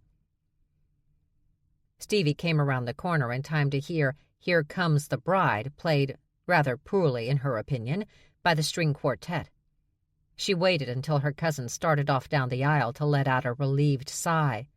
"Hey," Dutch said, coming up behind her in a perfectly tailored suit. Thankfully not a tux. "Everything going okay?" "Doubtful." Stevie faced him. "But Carrie's heading off down the aisle, so I think she's ahead of the—" "Oh, shit." "What?" Dutch looked over his shoulder, and he immediately begged, "Please tell me they're not our problem." "They're our problem." There were 10 of them. 10 polar bears. A few 7, others maybe 8 feet tall. And all Stevie wanted to do was run. She wanted to run and never look back. But she couldn't. She'd made a commitment, and she didn't have time to dash off a letter of resignation to her sisters. "Look," Dutch said, "I'll distract them. You go and get the Grizzlies." "They'll just squeeze you until you pop like a zit." Stevie motioned to the wedding planner to close the doors leading into the wedding venue. And once she heard those doors close, Stevie grabbed the gun she knew Dutch had holstered under his jacket. Even better, it already had a silencer on it. She aimed and shot Damian Miller 5 times in the chest, which did nothing really except redirect his focus from finding the honey badger who'd ripped him off to destroying the honey badger who'd fucked up his nice white English suit. The bear roared, and Stevie tossed the gun back to a stunned Dutch. "Run!" she told Max's best friend. "Run away!" Then that's exactly what she did. Charlie caught up to her father near the lobby and threw herself at him, landing on his back and taking them both down to the ground. They rolled right into the middle of people trying to walk to the nearby stores or to the elevators, but Charlie didn't care. Grabbing her father by the hair, she yanked him onto his back and straddled his chest. She had just leaned in to start asking him questions when she felt she was being watched. She looked up to see Bo Novikov standing over her with one child on his shoulders, another in his arms. Beside him was a tall black woman holding onto a baby. "Seriously, though," Novikov said, "I can teach you and your sister to skate. That's like the easiest part." "What?" "Hockey. I can teach you to play hockey." Charlie started to say something, but her father was trying to get out from under her. She punched the idiot in the face 3 times before looking back up at Novikov. "Can this wait?" "Well, you're not getting any younger." "Bo," the woman said. "Later. You can talk to her later." "Whatever." He sighed, walked off. The woman smiled warmly, pressing her hand to her chest, and said, "I don't care. Could you go?" Charlie barked. Looking hurt, the woman walked off, but Charlie wasn't too concerned. She had other issues at the moment. "Help!" her father suddenly yelled. "She's trying to kill me!" They both waited, but everyone kept moving except for a couple of teenagers who started filming on their phones. "Seriously, Dad," Charlie told him, "if you're going to try that move, you really need to pick another city." Max was crawling through the air ducts, moving fast, but sadly not really knowing where she was going. Exactly. Still, she didn't expect the bottom to go out from under her. Literally. The hatch opened and Max fell to the floor. She turned over, swinging her fists, her eyes closed. But when she didn't actually hit anything, she looked up and saw Dutch and Stevie. "Told you I smelled her," Dutch told Stevie proudly. "That's just weird," Stevie replied. "I'd appreciate you not saying something like that to me ever again." Dutch held his hand out, and Max reached to grab it, but then Dutch was gone, picked up and flung across the room by Carrie's polar bear dupe. He reached down for Max, but she grabbed another knife from her holster and slashed. The bear roared, his severed thumb hitting Stevie in the head before bouncing across the room. Another polar grabbed Max from behind, but Stevie unleashed her ridiculously sized claws and slashed, tearing a massive amount of flesh and muscle from a shoulder. That bear roared in pain and dropped Max. Now on her feet, Max used her elbow to push her sister toward another door, since her claws were still out, and together they ran, the bears right behind them. Charlie's father was turning blue by the time Berg was able to pry her hands from around his throat, and Dag was able to yank her off. Freddie rolled to his knees, coughing and taking in big gulps of air. It was quite dramatic until he suddenly grabbed Stevie's pink and burgundy backpack and tried to make a run for it. But Britta caught him around the neck Charlie had tried to wring and dragged him away from the lobby. Berg took a cursing and hissing Charlie from a terrified Dag, and they followed Britta down the hallway. They moved into a room that wasn't near the wedding festivities and carried the 2 McKilligans inside. Dag kicked the door closed, and Britta pressed her .45 under Freddie's chin. And before he could speak a word, she said, "Keep in mind, old man, I am not your child. I do not like you, and no one in your family will miss you." Charlie fought her way out of Berg's arms and adjusted her dress. "You should have let me kill him," she said to Berg without looking at him. You were being filmed. I'm pretty sure that's one of those situations you can't McKilligan your way out of." Charlie took in a breath, let it out. "You're right. Thank you." She pointed at her father. "Why did you take Stevie's backpack?" Her father gave a shrug and false smile. "No reason." Charlie's fingers curled into fists, and after a few seconds she said, "Dag, rip off his arm." Dag started across the room like he was going to do it, and Britta even forced Freddie to extend a limb. When his brother grabbed hold of it and looked like he was going to start pulling while his sister held the other half of Freddie, the badger screamed out, "Okay, okay." Charlie cocked her head. "Well?" "I needed one of the notebooks." "Tell me you're not trying to sell secrets to the North Koreans again." Britta's eyes widened. "Again?" "He never actually did," Charlie explained. "It's just that, She shook her head. "I'm sorry. It's too stupid a story."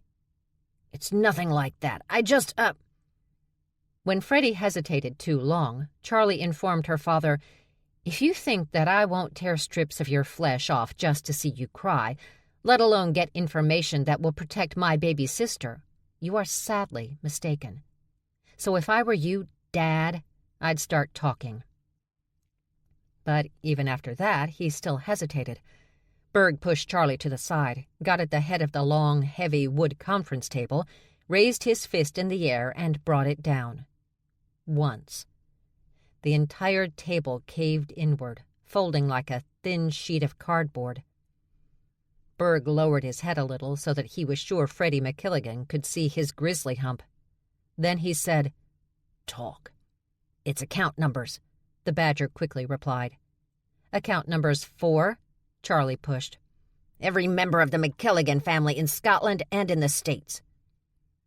Aghast, Charlie demanded, "How the fuck did you get that?" "I just—" Freddie's gaze bounced around the room, examining them all before he told his daughter, "You don't have to worry. I don't have yours and your sister's, since you won't give me that information. Spoiled brats that you are." "Seriously?" Britta snapped, pissed for the McKilligan sisters. "They're my daughters. They wouldn't exist if it wasn't for me." Charlie started to go for her father, but Berg caught her arm and pulled her back. "Just finish," he ordered Freddie. "Anyway, I sold Will's info to the Weras to prove what I had." "Uh-huh. And?" Charlie pushed. "But then Will got so mad about it." "Shocking," Charlie dryly replied. "He owes me!" her father yelled. "Fucking cheap ass!" "Can we just keep going, please?" "So I wasn't going to sell the book to the Weras since Will was all bitchy about it. But then they—" "Then they—" He cleared his throat. "Then they got me drunk one night, and I must have told them where it was, or how they could get it." "How could they get it?" "Well, I know your sister likes to write in those composition notebooks. So I just bought one, put the info in there, and then slipped it into the middle of the stack she already had in her backpack. I figured she'd never notice." Without moving, without blinking, Charlie asked her father, "And when was this?" He shrugged. "I don't know. A month ago, maybe." You let your daughter walk around for a month with a target on her back?" "I wouldn't put it that way." Her voice tight, Charlie asked, "And how would you put it?"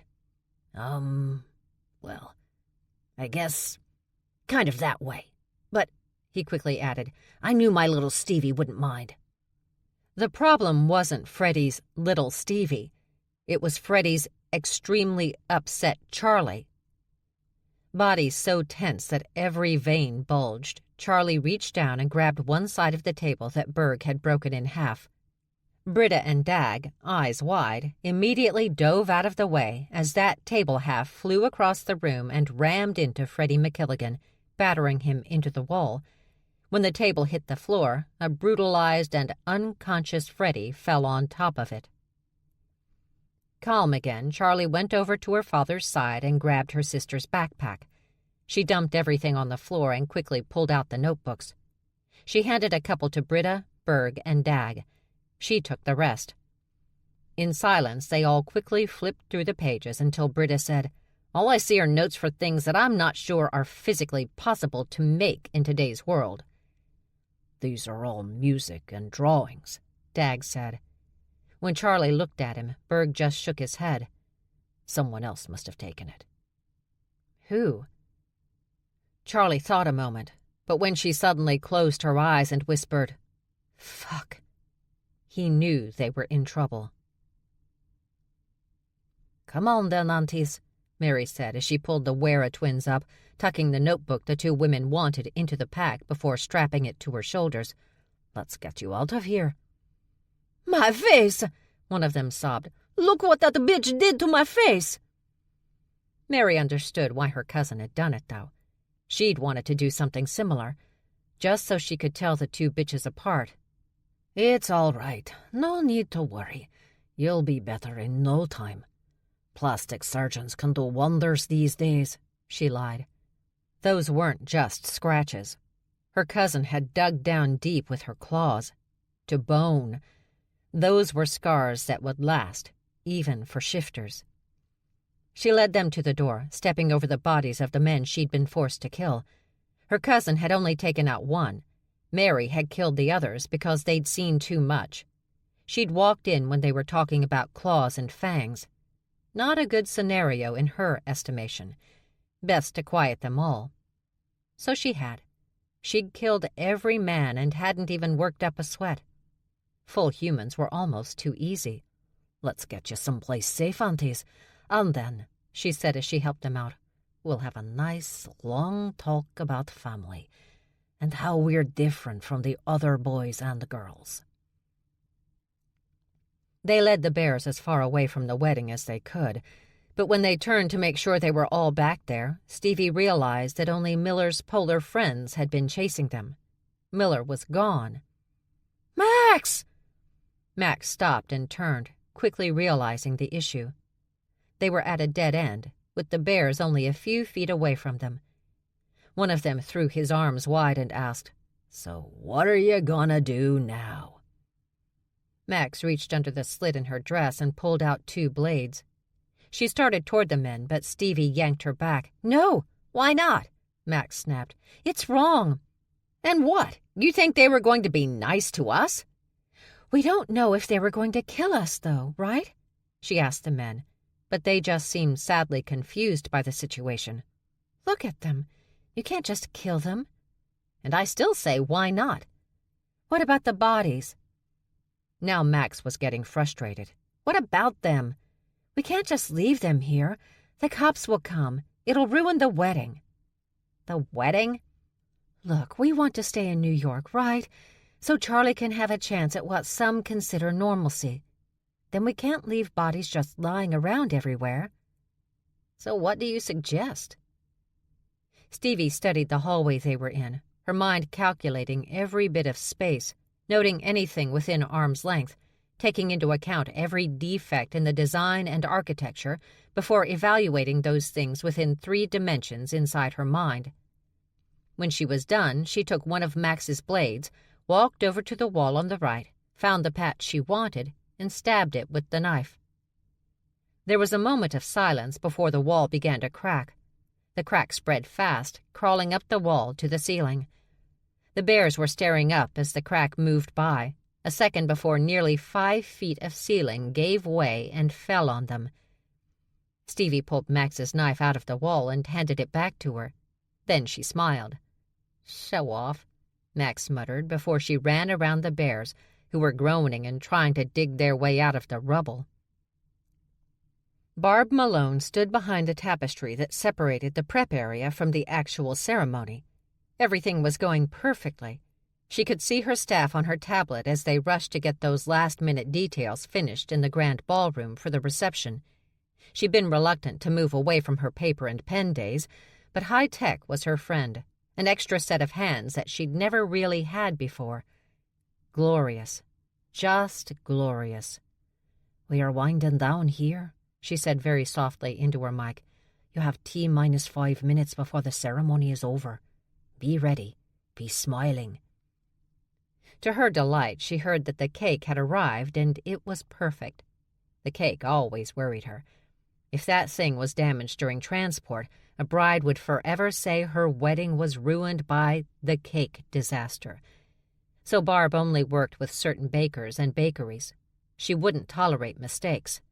Not now, not ever. She was about to move back to the front of the room when she saw a polar bear come in through one of the doors and start moving toward the ceremony. Barb quickly and quietly moved across the floor until she stood in front of the man. Why was blood on him? She shook her head. No time for those kind of questions. "I'm sorry, sir," she whispered, "but you can't be back here." He tried to push her out of the way, but Barb Malone was a Siberian tiger. You didn't push her anywhere. She unleashed her fangs, and he started to roar. A roar that would travel. But then two of the bride's cousins were suddenly there, throwing themselves onto the back of the bear, trying to stop him and, thankfully, distracting the polar from roaring. Unfortunately for the two cousins, they were honey badgers. Honey badgers on a polar bear? Seriously? "This wouldn't be so bad if I could use my knife," one cousin complained. Too loudly. "I said no," the other barked back. "Keep quiet," Barb ordered. A muffled scream startled Barb, but a wolverine landing on the bear's back startled her more. What the unholy fuck was happening? "Dutch, get him!" one cousin squealed. "I'm trying."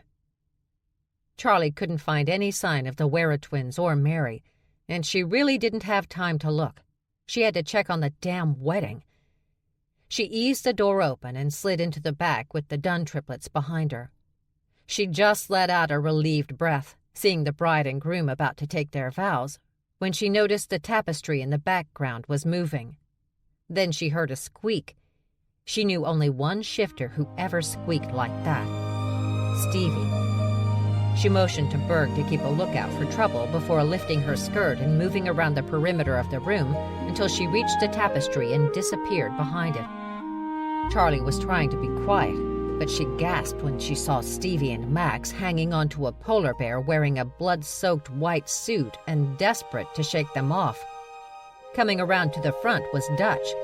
He grabbed the bear around the waist and was using all of his brawny weasel strength to try to take the bear down to the ground. But Miller wasn't having any of it. Charlie ran toward the bear just as he opened his mouth to roar. She slapped her hand over his face and started pushing him back with Dutch. "Get him out of here!"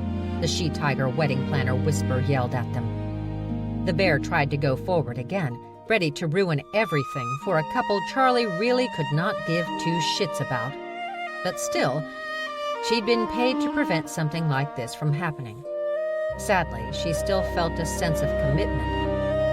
But just when the bear managed to get within inches of the tapestry, his hand reaching down to pull it off and reveal all of this to the rich, full humans about to marry into this insanity, a big hand caught hold of the polar bear's wrist and yanked him back. Max and Stevie were quickly removed from the polar's back, and Dag wrapped his arms around the polar, slapping his hand over Miller's mouth. Then there was Britta. Standing in front of the polar, smirking, she reached down and grabbed Miller's balls. Then she twisted. His high-pitched squeal, despite Dag's hand over his mouth, still made every shifter in the place wince, but the full humans probably hadn't heard a thing. "Let's go," Britta ordered, and as one, the Dunns lifted the polar up and carried him out. Just as the door closed behind them, Charlie heard applause and cheers, and knew that the bride and groom were now wife and husband. Grinning, she looked at her sisters, and together they all did their own little awkward celebratory dances. Charlie knew it wasn't pretty, but she also didn't care. Chapter 32. Their table at the reception ended up being all the way in the back, by the kitchen doors, but Charlie still didn't care. How could she when she was just relieved the worst of it was over? Carrie, for once, had taken someone's advice other than her own and had nailed her husband almost immediately after the ceremony. A good thing, because 4 hours later, after the toasts had been made, the the dinner served and the cake cut, Damian Miller had shown up again with his thumb reattached. Shifter surgeons could do amazing work, and his rage unhampered by all the pain meds he was on. He slurred his way through accusations of whoring and thievery, but he was such a mess that Ronald Farmington and the Farmington family didn't believe a word of it. Eventually, the intruder passed out, and he was dragged from the room by the wedding planner's security detail. Charlie doubted it was over. Multi-millions had been stolen from that bear. But her involvement in all of it sure was. She looked out over the dance floor and watched Max and Dutch tango from one corner to the other. Charlie winced at the bandages easily visible on her sister due to the cut of her dress. Shot in the back, and Max refused to go home to get some rest. Even worse, she'd let Dutch, of all people, yank out the bullets before the area was cleaned and bandages taped over the wounds. Charlie sighed and focused on the slice of honey cake a waiter had placed in front of her. Berg came back to the table and, lifting Charlie up, sat in her chair and then put her on his lap. "Is this a thing we do?" she asked. "It is now." He gave her a short but warm hug. She liked it. "You all right?" he asked. "I'm fine. Did you see them?" "Nope.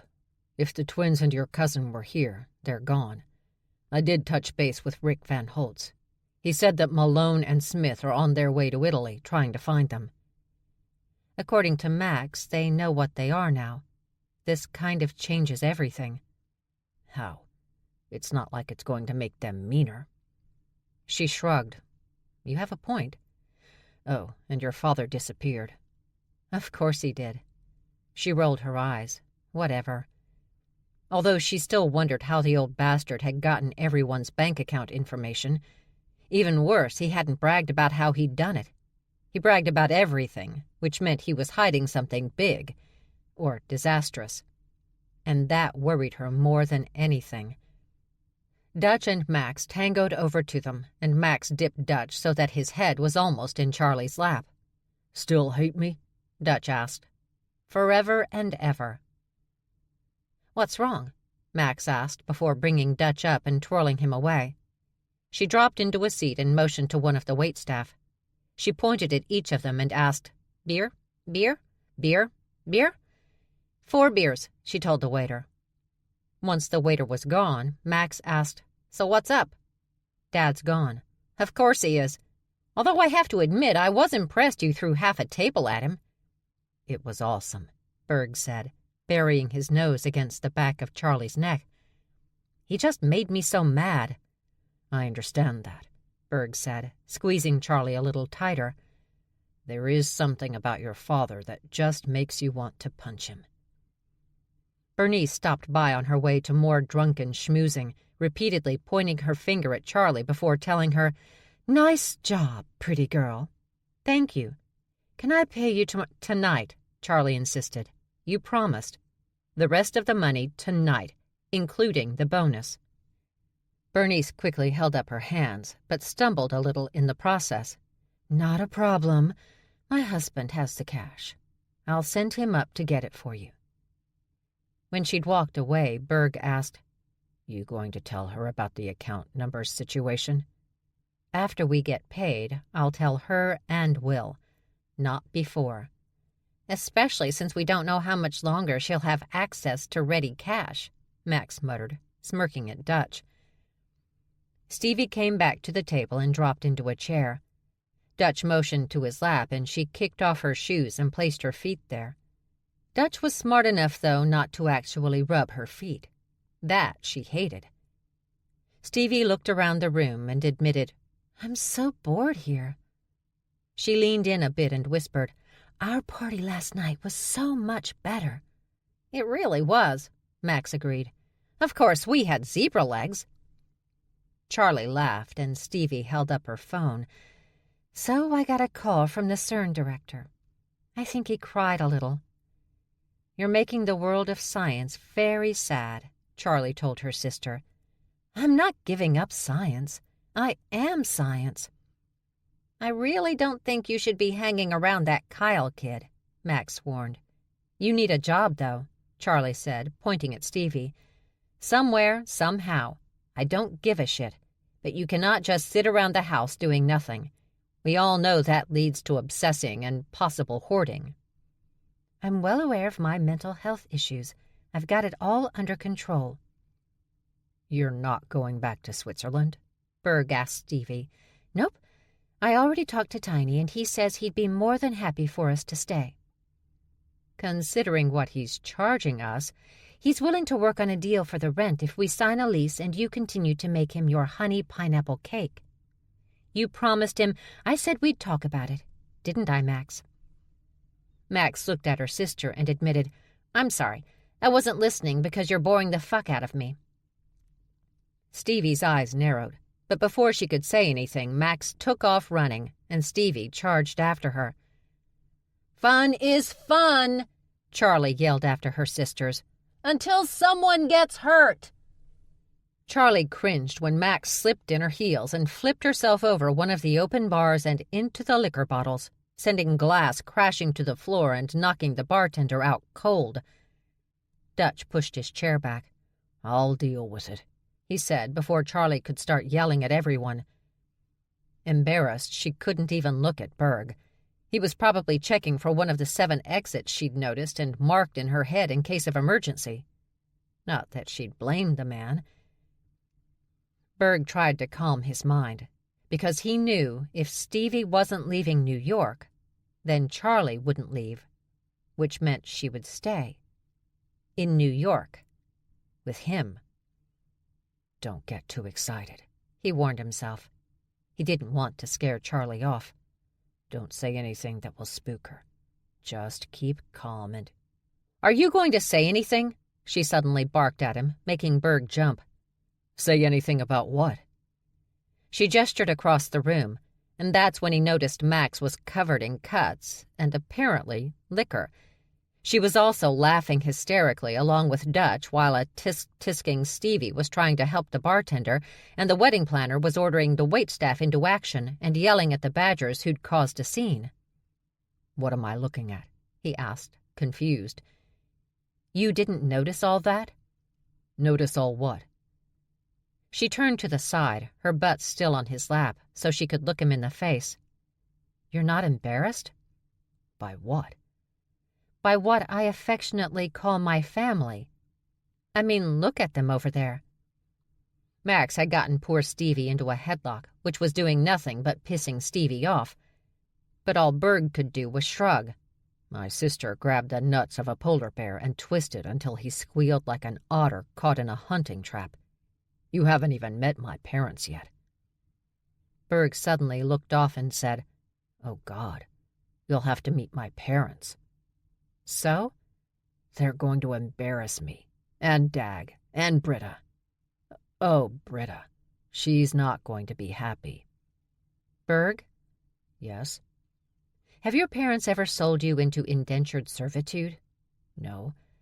"Then I don't think you have to worry about me judging them." "And you're staying?" The question was out of his mouth before he could stop it. He hadn't meant to ask her so directly. Stevie wants to stay. I don't know what Max is doing, but that's nothing new. "But you're staying?" "I have to. I have to bake food for Tiny." Realizing she wasn't getting what he was asking her, Berg just closed his eyes and came out with it. "I love you, and I want you to stay." Charlie let out an annoyed sigh. "Well, that's all on you." Eyes snapping open, Berg demanded, "What the hell does that mean? You don't love me?" "Of course I love you." She glared at him and added, "Idiot. But I'm just saying, if you've chosen to fall in love with a McKilligan after everything you've seen, then that is on you. I will not take responsibility for your continued poor decision-making." Instead of responding to that logic, Berg decided to simply keep quiet and hold Charlie on his lap. While they sat there silent, Stevie ran by, yelling, "It was an accident! It was an accident!" Max chased after her baby sister. Max's nose now bloody from where, Berg was guessing, Stevie had punched her. Dutch quickly followed, promising Charlie as he ran past, "I'll get him. I've got it all under control. Don't worry. Trust me." Lips pursed, Charlie looked at Berg. He shrugged and admitted, "Sorry, but I'm still glad you're staying."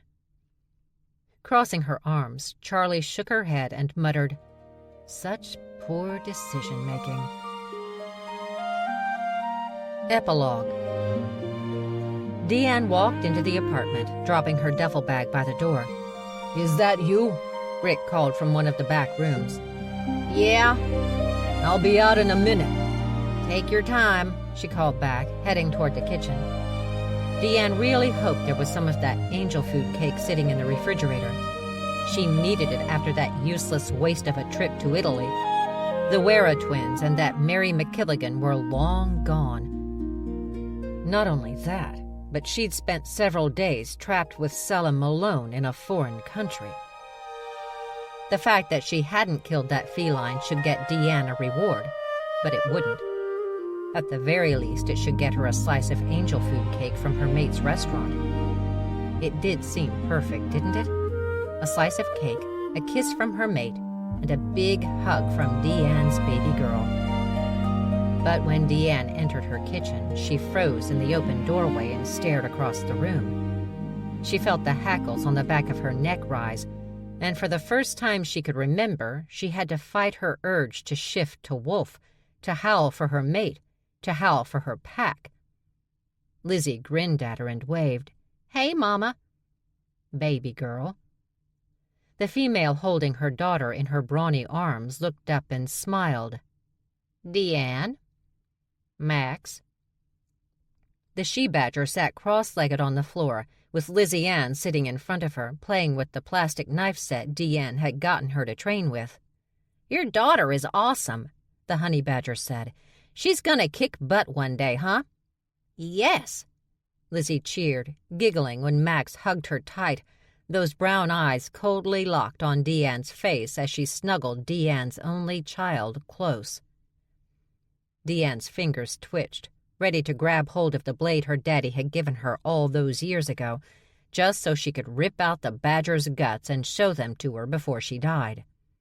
Now, the badger cautioned. "None of that's necessary. I'm just here to talk." "About?" "Family." "You mean the Wera twins?" "I do. And of course Mary McKilligan.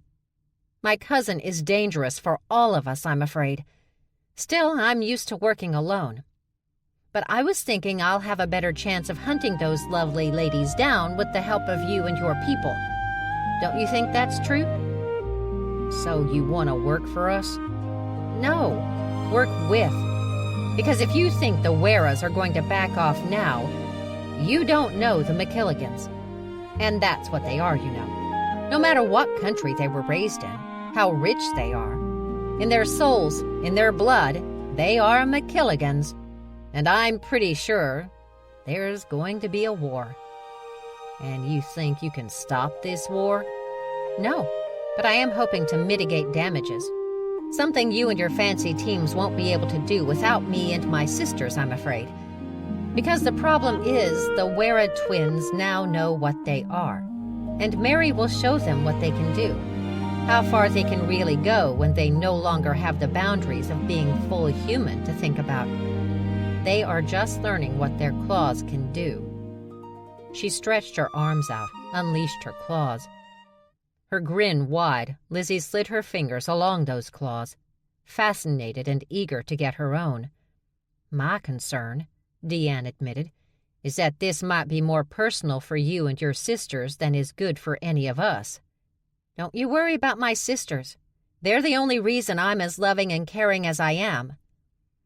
Max glanced down at Lizzie, who was still exploring the badger's claws. "They're the only reason I'm willing to work with people I don't necessarily like. Because family is everything, Deanne.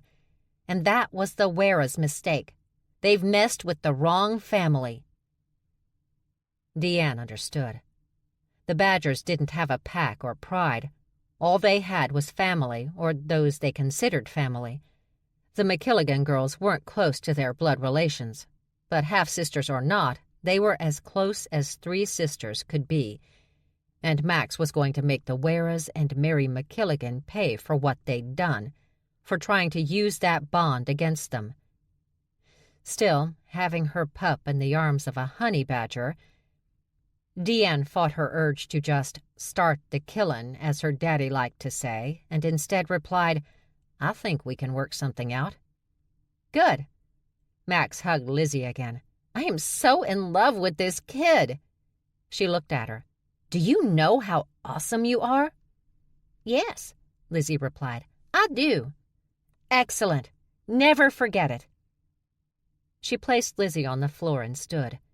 With one more smile at Deanne's daughter, she silently moved through the kitchen until the badger stood beside her. She stopped there, a tiny little thing, and if she were anyone else, Deanne would assume she could crush the bitch under her big she-wolf feet. But Deanne knew better now. "Don't feel bad," Max said.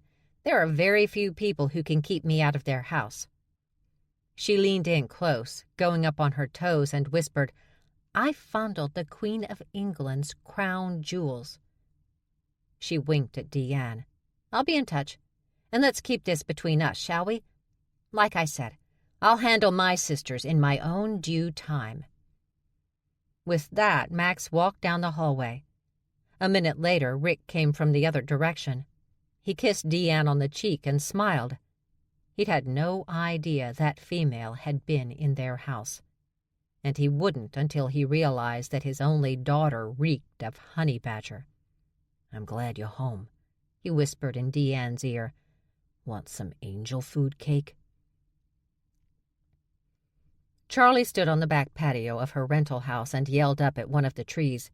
"Get your ass out of that tree!" "Why? I'm comfortable." "Did you go off your meds?" "No." "You should just let her stay up there. She's comfortable." Charlie looked at the child eating her food. "Why are you still here?" "I live here now." "You do?" "I pay rent." She faced Kyle. "You're not even 18. "I will be." "Does your mother even know you're here?" "She will eventually," he said, already walking away, still eating her food. "I don't think his mother knows," the panda said from beside her, munching away at bamboo, a noise that was really beginning to grate on Charlie's nerves. "But his sister knows, and she's the only one you have to worry about. That's why I'm here, to protect him." "Does he need protection?" "No, but his sister thinks he does. Besides, I'd rather stay here with you guys. He's got these twin sisters that freak me out." He finished one bamboo stalk and pulled out another from a small pack, like a cigarette pack. "One favor, though. Could you tell your baby sister to stop hugging me?" "Absolutely. But do you really mind?" "No, and that's a problem. Because she's not actually interested. She just thinks I'm cute, like a stuffed toy. That can only end badly for me." "I'll take care of it," Max announced to the panda as she came around the side of the house. "Hey, crazy!" she yelled up to the trees. "Leave the giant panda alone." "But he's so cute. You're making his dick hard. Stop it."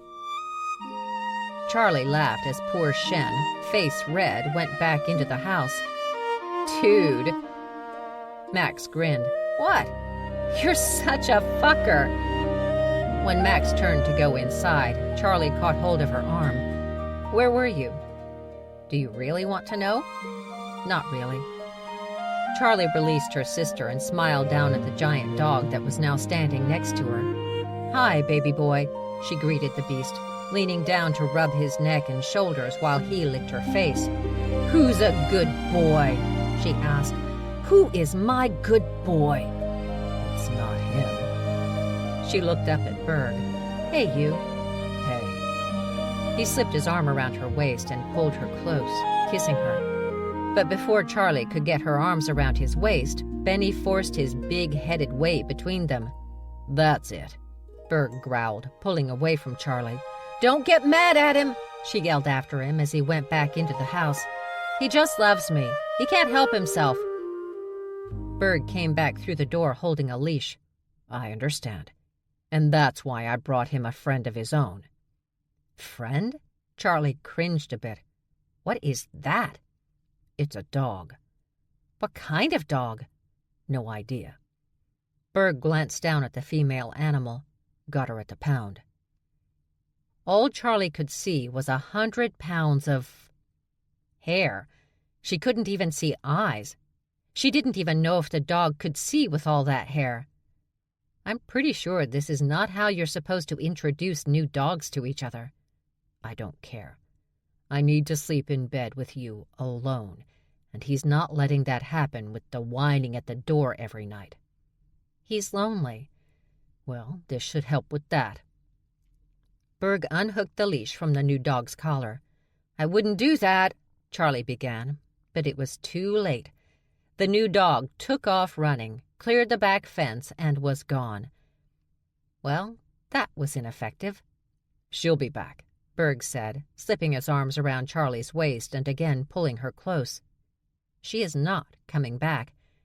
"She will when she realizes she's surrounded by nothing but bears." As soon as he said it, the dog cleared the fence yet again and charged across the yard and crashed through the screen door leading to the kitchen. Tongue hanging out, Benny went after her. Hopefully he could calm her down. "Now I need to get a new door, or Tiny's gonna bitch." "You have to start seeing the positive." "Really? I've got one sister in a tree." "I'm comfortable," Stevie yelled. "Another sister disappearing to who knows where." "You said you didn't want to know," Max yelled from the kitchen window. "And apparently an artistic genius and his panda bodyguard are living in my house." "I'm paying rent," came Kyle's response. "And you want me to be positive?" she asked, smiling up at Berg. "Yes, because you've got me, and I have a house right across the street that we can live in so you don't have to be here." "Dag and Britta are mostly quiet." "Quiet and well-mannered. And tonight, not home." Charlie went up on her toes, wrapped her arms around Berg's neck. "That sounds perfect." "What about us?" Stevie demanded. "You're in a tree." "I'm in a tree, but I'm hungry." "I'm hungry too," Max chimed in. "Let's get Dutch to foot the bill for that overpriced steakhouse. I want to try the giraffe." "It's overrated," Charlie heard Kyle explain, "and gamey." "I thought that was the rhino." Charlie stared up at the bear she loved. "I really hope you know what you've gotten yourself into." "I'm a grizzly," Berg replied. "If they really get on my nerves, I can just start roaring and gnawing on their extremities. Trust me, they'll run." "I knew it!" Stevie suddenly screamed from the tree. "You want to eat us! Ah!" She fell off the limb and hit the ground hard. "Ow! That really hurt." "Or we could move," Berg suggested, lifting Charlie up so she could put her legs around his waist and he could carry her back toward his house. And their bed. "I hear Siberia's nice." "Unfortunately," she admitted, "McKilligans aren't allowed in Siberia. There was an incident." "With the bears?" "Oh, no." She placed her head on his shoulder, snuggling close before admitting, "Not with the bears. With everybody." This concludes Hot and Badgered by Shelley Lawrenston, narrated by Tracy Odom. Copyright 2018 by Shelley Lawrenston. This unabridged audiobook is published by arrangement with Shelley Lawrenston, care of the Ethan Ellenberg Literary Agency, and was produced in the year 2018 by Tantor Media, Incorporated, a division of Recorded Books, which holds the copyright thereto. Please visit Tantor.com for more information on our growing library of unabridged audiobooks.